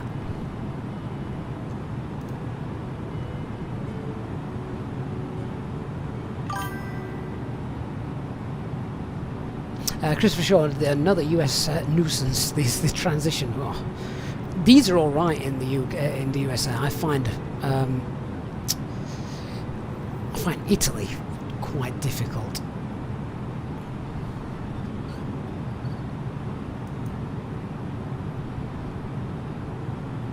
Hey, ZLP7. So this is the developer version of the Headwind A339 Neo.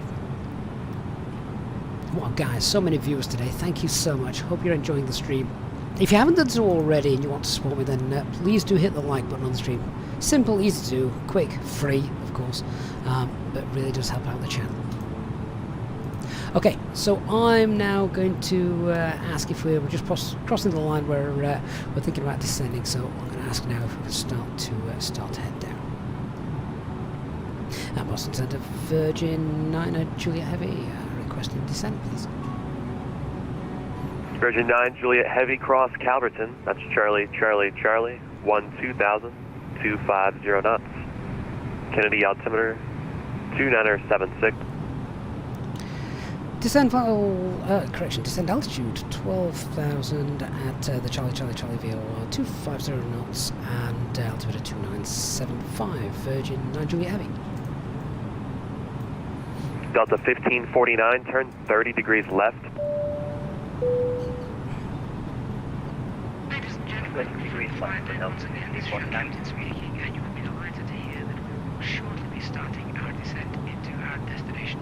The cabin crew will shortly begin preparing the aircraft for our arrival, and if you could make sure all the aisles are now clear so that the cabin crew can make their way around the aircraft safely, that would be most appreciated. First side low descent 12,000 blue, QNH 2975. Approach checklist.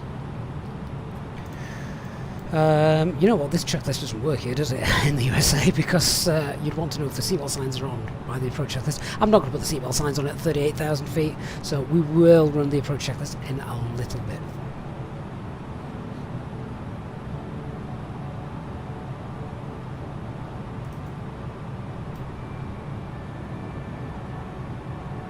Delta 1549, descend and maintain flight level 220. Descend and maintain flight level 220 So I'm going to put the Charlie VOR in there, and then would you just keep an eye on that. Boston, Gamma Jet 245. Gamma Jet 245, go ahead. We're just going to step away for 1 minute. We'll let you know when we're back. No worries, let me know.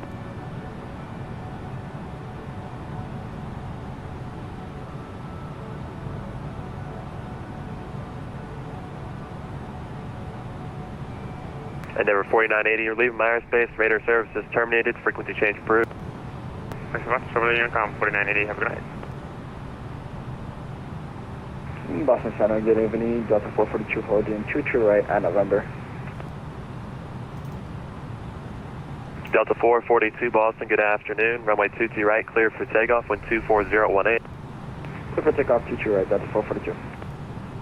Delta 1439, leaving my airspace, Moncton offline. Radar services are terminated. Frequency change approved. 1449 heavy, frequency change approved. See you. So that blue circle then, which was based on, where was it based off of? Traits, wasn't it? Go back. We can get rid of that now. Care 423, turn right, heading 090, descend and maintain 4,000. 090, 4,000, Care 423. So there's the Charlie, and because we've changed something here, I'm going to just pop in there, what was it, 12000, and it wanted a speed of 250 knots when we got there as well.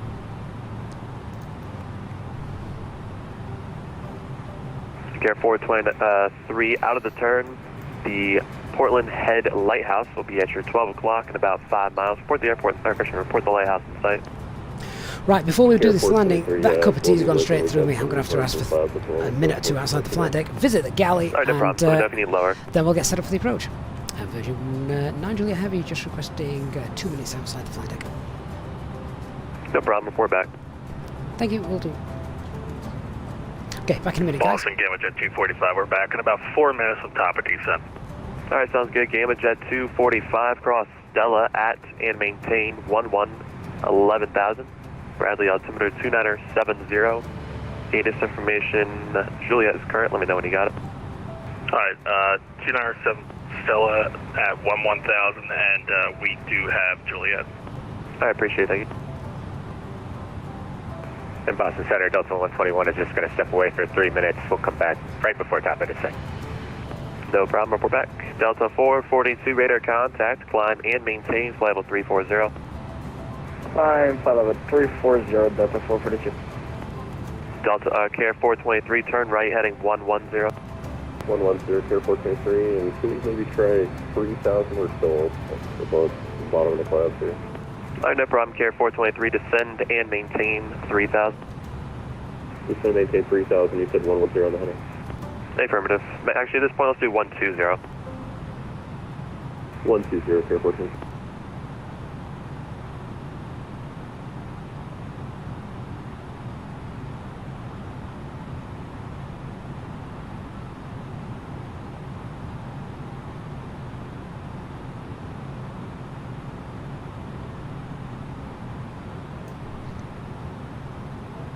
Boston Center, Virgin 9 Juliet Heavy is back with you. Roger, thank you. Delta 1549, clear direct Calverton, that's Charlie, Charlie, Charlie. And same Mach number. Direct Calverton and Mach decimal 79 for Delta 1549. Alright, Roger, thank you. Back, yes, yeah, quite right. You don't want to be crossing your legs on the approach, it doesn't help with the rudder control.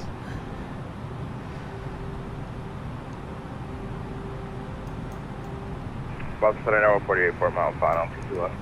No, 48, runway 22 left, clear to land, wind 24018. Clear to land, 22 left, no 48. So JFK ground is 121.9. We'll get that in and ready.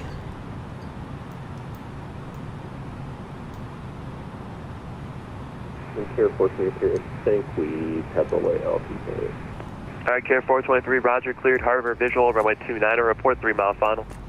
Cleared harbor visual 29er, we'll report a 3 mile final, Care 423. So we're just monitoring this now, so we want about, when we're about 30 miles away, for about 10,000 feet above that.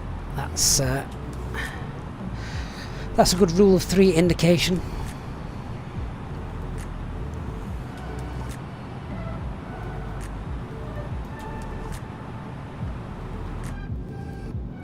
There's a thick layer of cloud at that side, isn't there? And Boston, Cambridge at 245, vacate 210. Roger, thank you. Delta 1549, cross Calverton, Charlie, Charlie, Charlie, 12,000, 250 knots. Kennedy altimeter 2976. Elliot says his radio show. 120. His radio show's 250. taken a hit for the flight Kennedy today. altimeter 2976, Delta 1549. Hope you're not going to get sacked. Virgin 9 Juliet, same Mach number. And Virgin 9 Juliet as Max 67 now for Virgin 9 Juliet Heavy. Sorry, no problem. Delta 1549, if you can start slowing, maintain 0.65 if possible, or 66. Can we get that on conversion speed, please, at Delta 1549? Sure. What's like the most practical speed you can do right now, like slowing down from what you're at right now? Most practical speed I can slow down to is about 280 knots for Delta 1549. Alright, let's do that for now. Just maintain arc compression 300 knots for now. I got an aircraft up ahead of you a few miles here that you guys were stacked, so that's why I had to separate you guys. Yeah, no worries, I'll maintain 300 knots until advised, Delta 1549.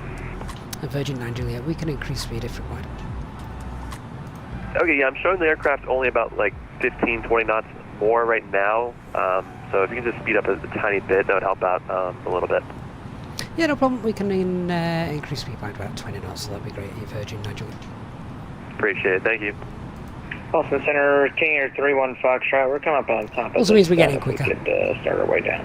So, no worries. Number now. 5331 Foxtrot, cross Stella at and maintain 11,000. Bradley altimeter 2970. We certainly don't need to send 5,000 feet per minute. So we've got Juliet. We'll just continue a 3-degree descent. Cross Stella at 11. Which is about 16,000. No, 48. 16,000. So we've got VS 16,000 right. Hold short. Bravo. Contact ground. Point at it. Your steps on. No worries. Noah 48. Continue on Quebec. Cross 22 right. Hold short. Bravo. Contact ground. Point at it. Alright, continue Quebec. Cross 22 right. Hold short. Bravo. Contact ground. Point at it. Off work today. Boston, so I had 11%. I've changed modes because it didn't want to respect the VS that I was commanding, and the speed was increasing. Yeah, we're picking up some moderate rime icing in the descent. We'll let you know when we're out of it. If VS mode isn't working, we'll have to use Number open descent to control. 5331 Foxtrot, aircraft in front of you is reporting moderate rime icing, roughly around 16,000 descending. Thanks for that. We'll keep an eye out 315. Boston Center, Delta 121 is back and we're ready for descent. About 5,000 feet per minute, passengers well now. Delta That's okay. 121, roger, descend. 6,000 and above, you'll probably start to feel that, but 5,000, particularly an aircraft this size. Gear 423, be all right. Gear 423, runway 29er, clear to land, number 1. Clear to land, Gear 423.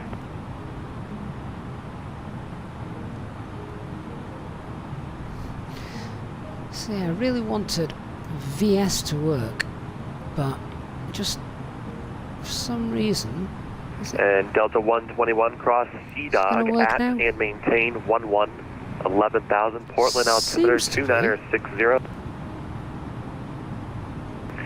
Alright, descend and maintain Engine spooling up, 11,000. descent rate is... I'm not sure what was happening there originally, but okay. That seems to be working better now. Jet 245, say airspeed. We're currently doing about 230.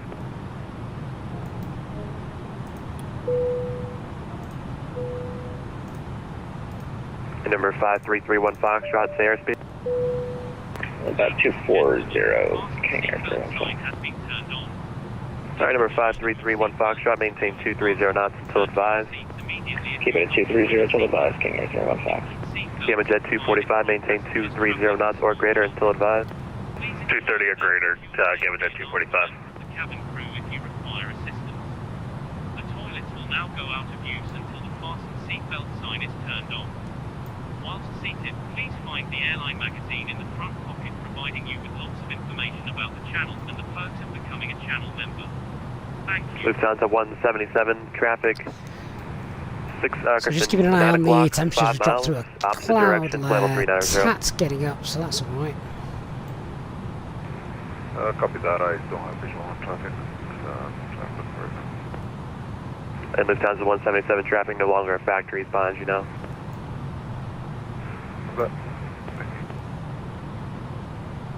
Hold start. Boston despite jet 43. Let's run the approach checklist then. So bar of QNH is 2975. Minimum request that descent. 212. Auto brake Spice low. 432. EFB stowed. One thing we Sounds good. didn't If you have have a preferred look at altitude you would like. was going to be Requesting how the taxi goes now. So 31 right. Alright, sounds good. Flight set 432. If we can get off at Whiskey, that'd be good. And then we'll taxi. Bravo Jet Alpha. 245, made it out of So the the moderate rhyme out of 13. So we'll see how we get on with that. Ground Alright, control thank is you. Number online. 5331 Foxtrot. That aircraft is reporting 13,000. That's the final for the rhyme icing. Cool, thank you, 315. And Virgin 9 Juliet, do you still want us 250 knots at the Charlie? Stay affirmative. Yep. We'll go Virgin 9 Juliet. And Delta 1549, maintain 250 knots at Calverton. Maintain 250 Calverton, Delta 1549. And Virgin 9 Juliet, you're leaving my airspace, New York offline. Radar services are terminated. Frequency change approved. Frequency change approved. Thank you very much for the service, Virgin 9 Juliet Heavy. Have a good day. You as well, Sid. Airport 23 up on Delta. Care 423, taxi to parking via Alpha Charlie. So start reducing the speed now, 250 knots.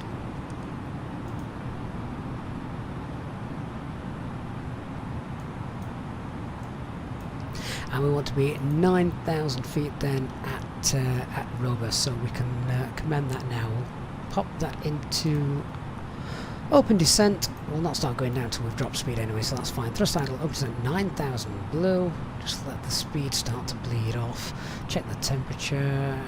It's, oh actually, the temperature's just dropped a bit, so let's get the anti-ice on as we drop through the cloud layer.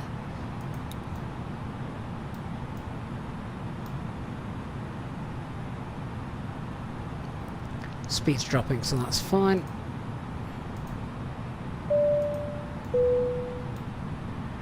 Ladies and gentlemen, from the cockpit, we're beginning our descent into our destination.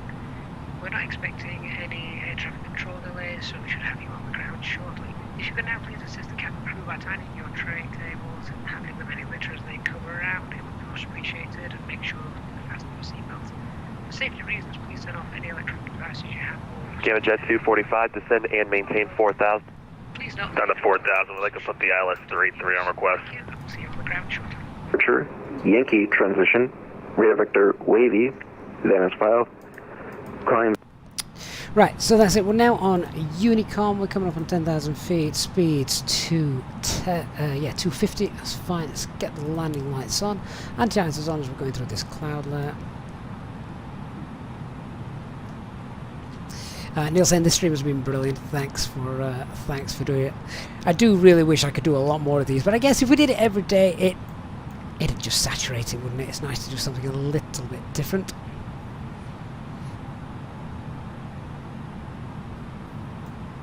Alvin, the cabin sounds come from a little app called Self-Loading Cargo.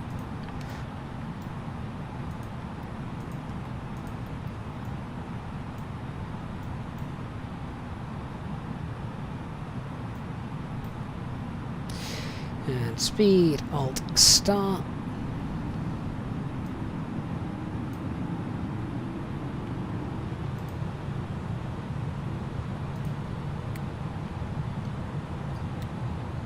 And then from Robo, what we're going to do is we are going to go direct from Robo to Catod. So, if we go to our flight plan, we'll clear JFK, we'll clear the manual leg, clear the flight plan discontinuity, and that should then sync us up. There we are.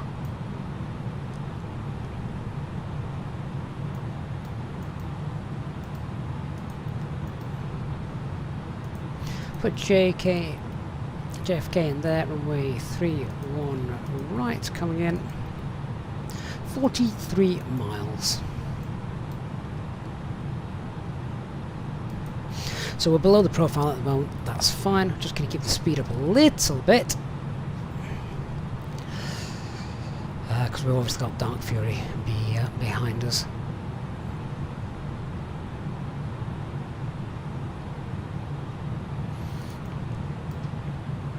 Did I pop in the range rings for JFK?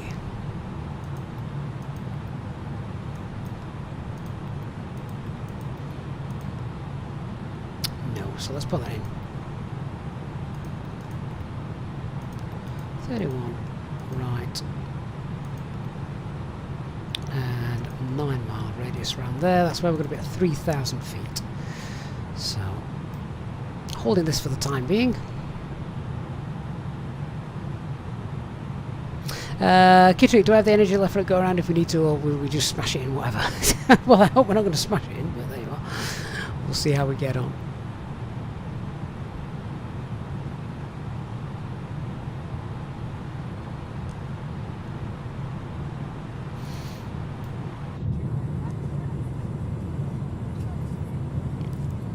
It is getting to the exciting part now, isn't it? The part where you pray for everything to go right following the mammoth flight we've done.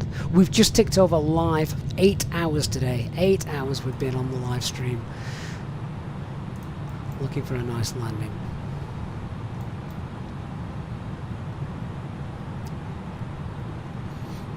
Okay, let's descend 4,000.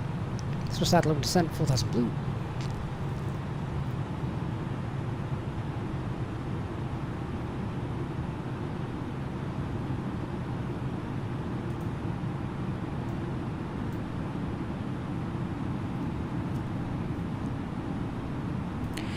To be honest, we can probably hold a VS of 1,100 as we're nicely below the profile.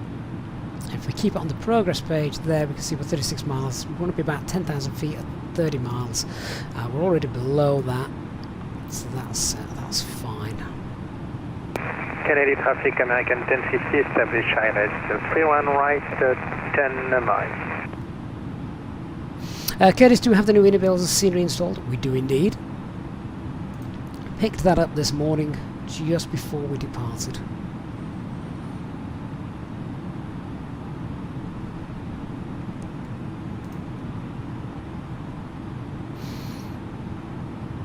New York JFK traffic, Virgin 9 Juliet is now direct Catod. retard for the ILS runway 31 right, and we are 35 miles to the northeast.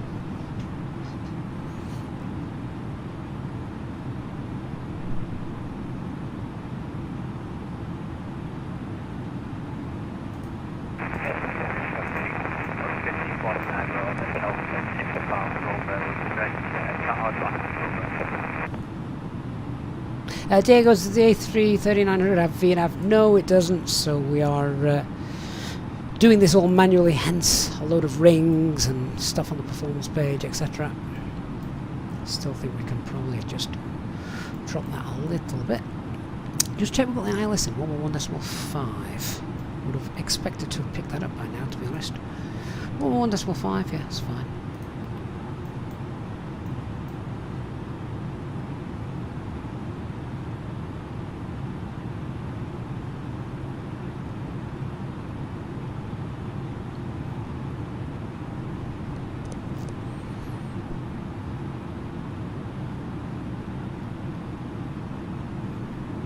New Wave Productions, how do we like the Headwind? All working very well at the moment.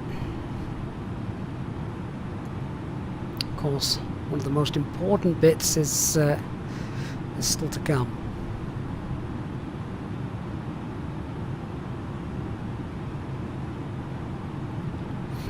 Handshakes hope the FPS impact isn't too bad. I know, that is one thing that is making me wonder just a little bit. Microsoft VATSIM clips on YouTube. Just landed in Manchester from Tenerife. The cabin crew came over on the PA and rated the landing 4 out of 10. How rude. Asked them if they could do better.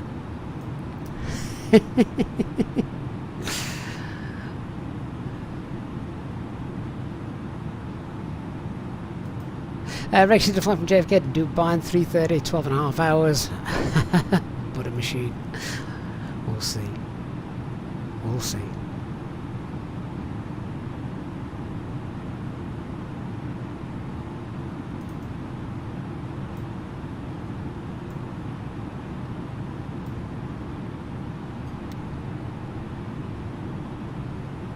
Right, it's time to start slowing down then. So, let's push to manage the speed.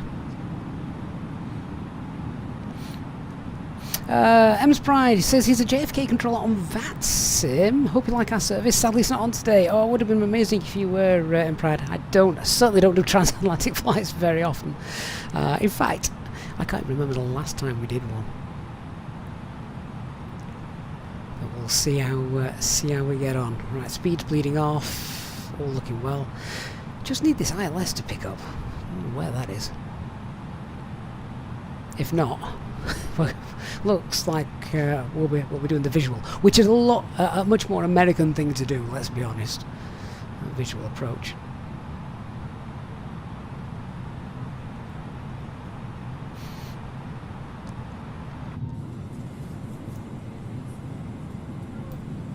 American 1050, let's run white, short final. A few little stutters creeping in there, perhaps that might be the airport starting to load in.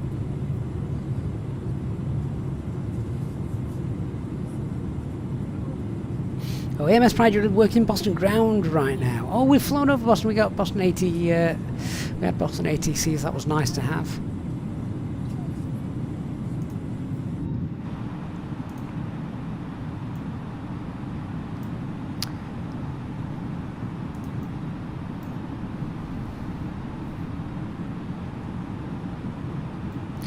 Come on, ILS, where are you?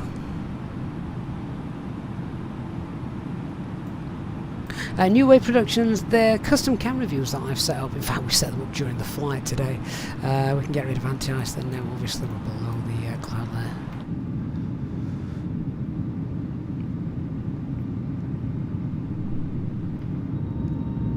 Big red engine. Hey, Ant-Track. Good to see you, mate.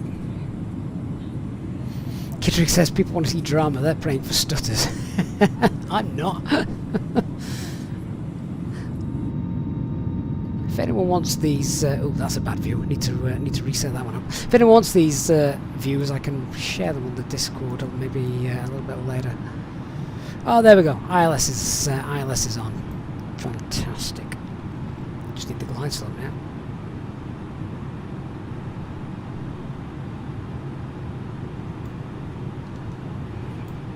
See, Denton. Sorry, mate. It's not going to be visual. It is going to be the ILS. Right, glide slope, lock, star, Cat 3 dual autopilot 1 and 2 operational. Fantastic.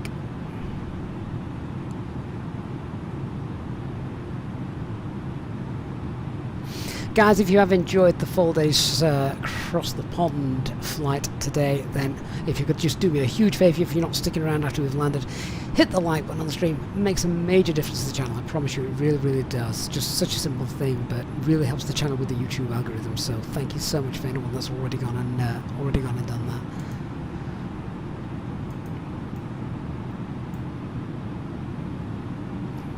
Start configuring in a minute or two.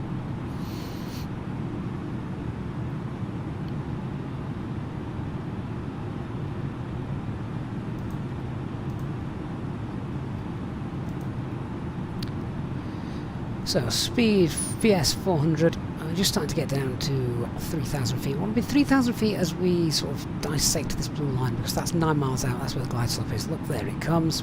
Perfect. So flaps 1, speed's checked, flaps 1, and we need to start dropping off. So S speed there is about 180.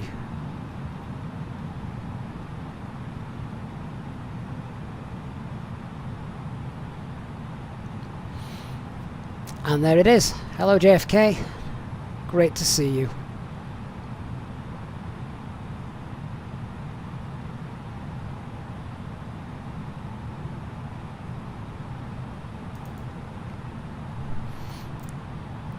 Guys, this is incredible. We have got, with the combination of Twitch and YouTube, about 400 viewers. That is insane. Thank you so much, guys. Great to have so many of you on as we get to final approach. Okay, lock star.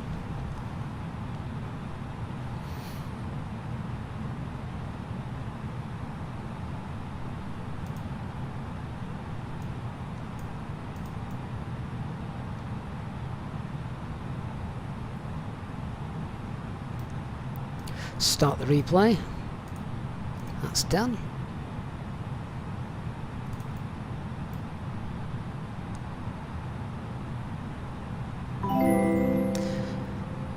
Alt start, 10 miles, and let's get flaps 2 out then. So flaps 2, speed's checked, flaps 2. I'll start reducing speed, 160 knots to 4 mile DB. And just as we're doing that, Ed Goldberg, that is awesome. Thank you so much, mate, for your $4.99 donation, saying fantastic trips always and greetings from New York. Oh, Ed, are you actually in New York? That is brilliant. Thank you, mate. Really do appreciate that, and glad you're here for that. Glad you're here for the landing. American Sim Pilot, thank you for the follow on Twitch. Hope you're well.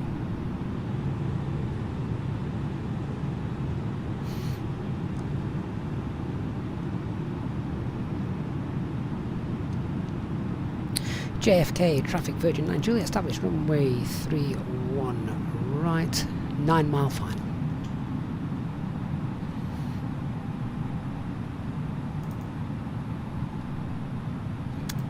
Right, so wind at the moment, 33 knots from the left. Could be interesting. Glide slopes captured. Oh, that's correct behaviour. It's turned white as well, instead of it being blue. That's good. What's the missed approach? 4,000, so let's set missed approach. There we are. 2,500. Radio altimeter alive. Sang, why is the top display showing a ground speed of 490 knots? I think we can ignore that. Arda, thank you for the sub. We'll check out replay and wing views and that, guys, once we've landed. Let's get in and sort ourselves out.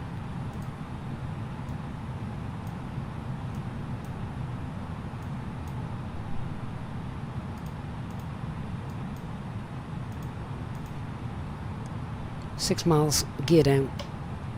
Spoilers armed. Flaps 3, speed's checked. Flaps 3. Lights. This should be on instead of auto. Scott, are we doing the return?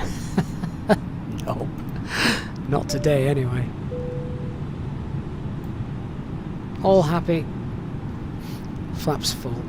Landing checklist list. So, our cabin is secured for landing. Go around altitude 4,000 feet. Set Eco memo landing. No blue.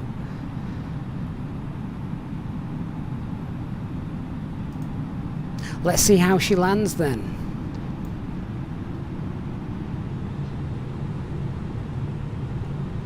God, what an amazing view. Been in the air 7 hours 3 minutes. Been live on stream for about 8 hours 13 minutes, and it always comes down to this. If we need to go around, just remember, I'll call for the go around flaps. We'll pitch up, check FMAs. Kennedy traffic, Endeavour 5295, taking runway 31 left. Kennedy. Take it up 31 left, that's fine. On positive rate, get the gear up. Thrust reduction is about 1,000 feet. Here come the stutters. And then we climb out. 1,000. There's 1,000 feet. Climb out 1,800, then a left turn. Right, here we go, guys. Time to concentrate. Autopilot disengaged. I have control.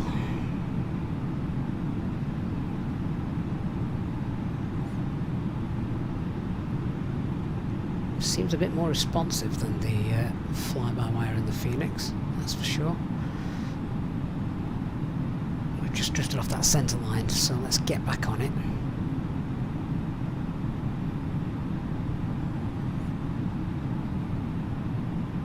Be interesting to see what the flare is like. Looks like we're flying level as well at the moment, so it's going to need perhaps a bit more flare than we're used to. Centre line's looking better now. 300. 100 above. Slope disagrees with the puppies. 3 reds, but the picture looks okay. 200. Minimum. Continue. 4 reds. Picture's still fine.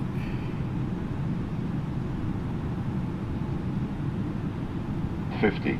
40. 30. Come on, get down. 20. Retard. 10. Kennedy traffic, 5. 1549, now 5 final. Ooh, that's windy.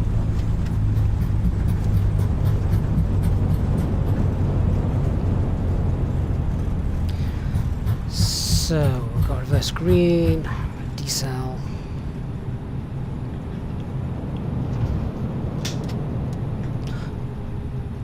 Manual brakes.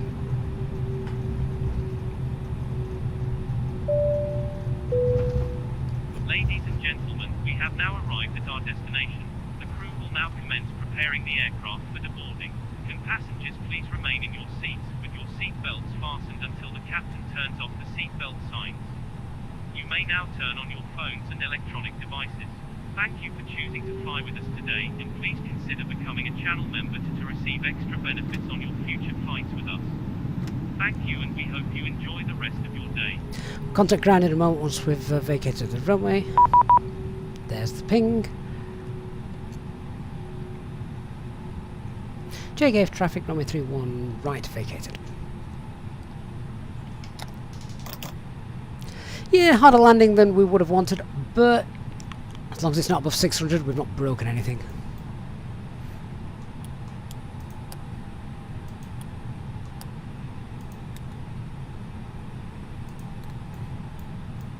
Right, let's get back on that taxiway. Where the heck are you going? I do find this a lot harder to taxi, I'll be honest, than the fly-by-wire and the Phoenix. So we'll get on the straight and then we'll contact ground.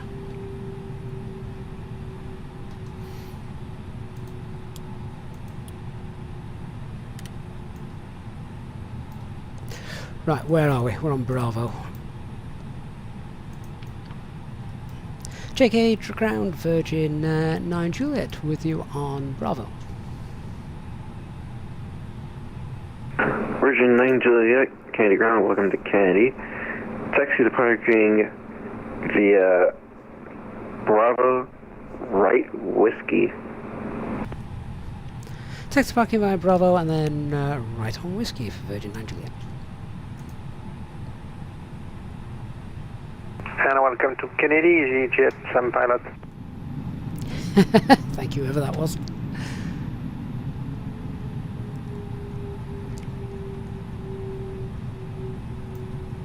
So that's Victor Alpha, whiskey is the next, right? And yeah, this is like the uncontrolled ramp area, isn't it? The ramp isn't controlled here at JFK, so we'll check out the landing in a moment.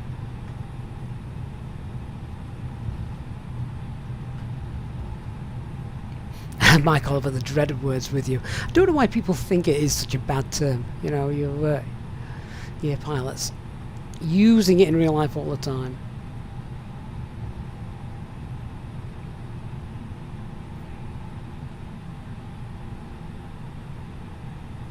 Attention, all aircraft on frequency, Kennedy Ground will be closing in 5 minutes. I repeat, Kennedy Ground will be closing in 5 minutes. Look at the train.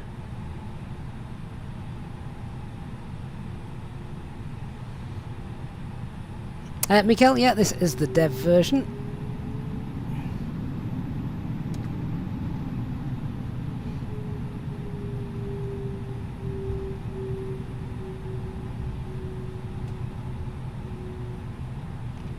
Right, so we'll just pretend we're clearing to the ramp and we'll head over to the international terminal. Hey, Sunair on Twitch, good to see you. So, for those of you who've been watching the flight for the whole day, if you weren't familiar with the Headwind A330, then what do you think of it? Because, yeah, definitely need a bit of landing practice, but personally, I thought it was pretty darn good. Everything worked as expected, so don't see any reason to complain there. Looking forward to checking out the landing later with the replay. Should be fun to see.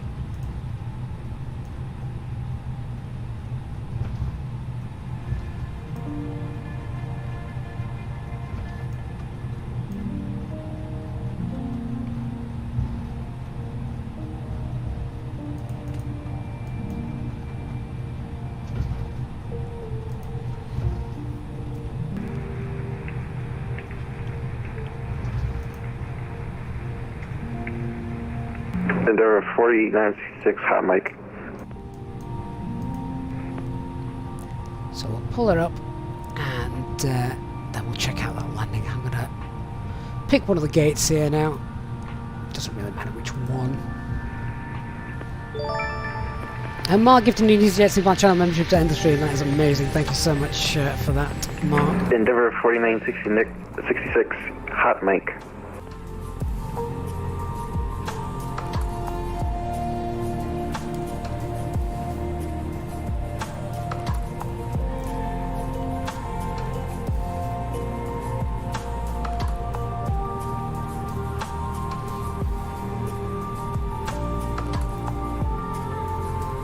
Tell you what, I'm pleasantly surprised by the frame rates on this airport. Seems to be working pretty well.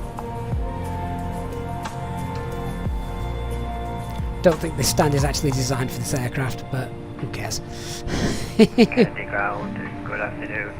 Delta 1549 vacating on 31 right or bigger. Delta 1549 Kennedy Ground, welcome to Kennedy. Taxi departing via Whiskey Left Alpha. Taxi departing on Whiskey and then Left Alpha. Delta So, quick look at the airport itself. Let's have a look at this. I'm leaving the engines running so we can do the replay in a moment. Yeah, that's definitely not designed for my aircraft. What I should have done is actually taxied around here. The larger gates, there's the international terminal. Over here, but it's alright. So, how much work have any builds done on all of the internal structures? So, not too much on those terminals, but this is the kind of oh, that's the hotel, isn't it? The Transworld Airlines. Endeavour 4980, Kennedy ground. Loving the Kennedy, rooftop. taxi to parking via Alpha, right November Charlie. Taxi, White Alpha. Oh, the main terminal, there you go. We've got lots of work in there. That's cool. That's great to see. Attention all aircraft on frequency. Kennedy ground is now closed. Monitor Unicom 122.8. Have a nice day. And of course, we saw the train as well, zipping in and out, didn't we? So, that was great stuff. Right, let me check out the replay then. Before we do that, we've obviously got to come off of VATSIM. So thanks to Dark Fury, who has flown alongside us today. What an epic stream to follow us with. Let's just jump back into to the aircraft, and we'll set up the replay. Get rid of that. Let's see it from a passenger perspective then, shall we? Auto start not sweet. Yeah, that's fine. Yeah, whatever. So what we're going to do is we'll just sit that forward a little bit. 2,500. Just hit no then for that. Oh, I hope this doesn't keep getting in the way. Might just be because I keep moving it. There we go. All right then, guys. Let's check this out. Just whilst I was doing that, Christian Starmer, mate, thank you so much for your €5 super chat. Says this is for the long haul, the long work. I just hope you guys have enjoyed it as much as I have. I don't get to do this as often as I would have liked the long haul stuff. So it's been great. The level of support you guys have shown, the dedication. So many of you here watching as well. Even now we've finished. We've got over 300 people watching between Twitch and YouTube. If you haven't tried the A330 yet from Headwind, remember this is freeware.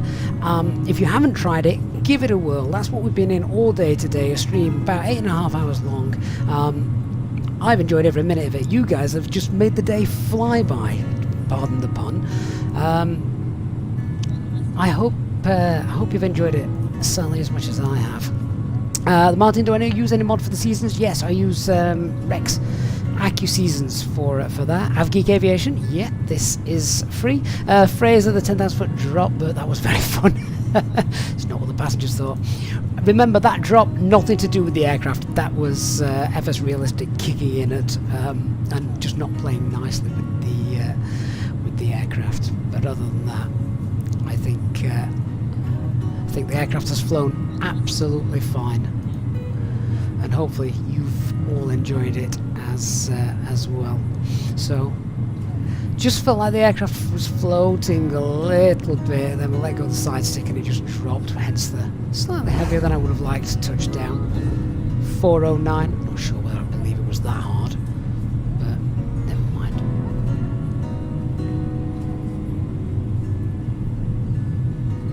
Very slow spoilers because the engines aren't running yet. Beautiful.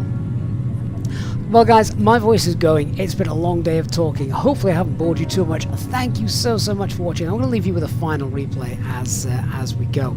Not sure when the next stream will be. I'd like to say there'll be one tomorrow, but who knows? It has been a long day. We shall we'll wait and see how we get on with that. Let me just hit play on that and we'll get going. Hit no there. To all the people who have supported the channel as well today during the live stream through donations and donating channel memberships, a massive thank you to all of you for your support. It's been incredible. What an amazing day of streaming. Thank you so much, guys. And of course to our new channel members, if you're on our Discord server, get yourself in the membership lounge as well, because yeah, that's where it's at. You also a massive thanks to our EasyJet Sim Pilot channel members who have been here for so long. Thank you so much, guys. Really appreciate everything you guys do. I'm going to leave you with this final replay, and I look forward to chatting with you all on Discord, and I will see you all again soon. It's been 8.5 hours of an amazing fun. What a great way to spend a Tuesday. Can't wait to do this again at some point. next time. Not sure when it'll be. Dark, I think you've got it exactly right, mate. Definitely time for a beer. And a massive shout out to all of you who actually made it with us for the majority of the day. Hope we've kept you entertained. Look forward to our next flight together. Thanks for watching, everyone. See you all again very soon. Bye-bye.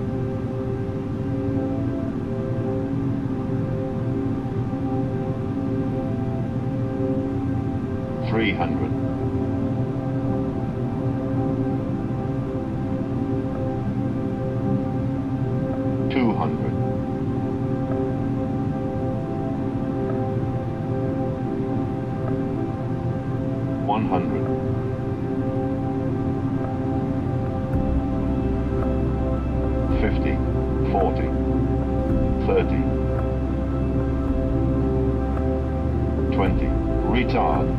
10, 5,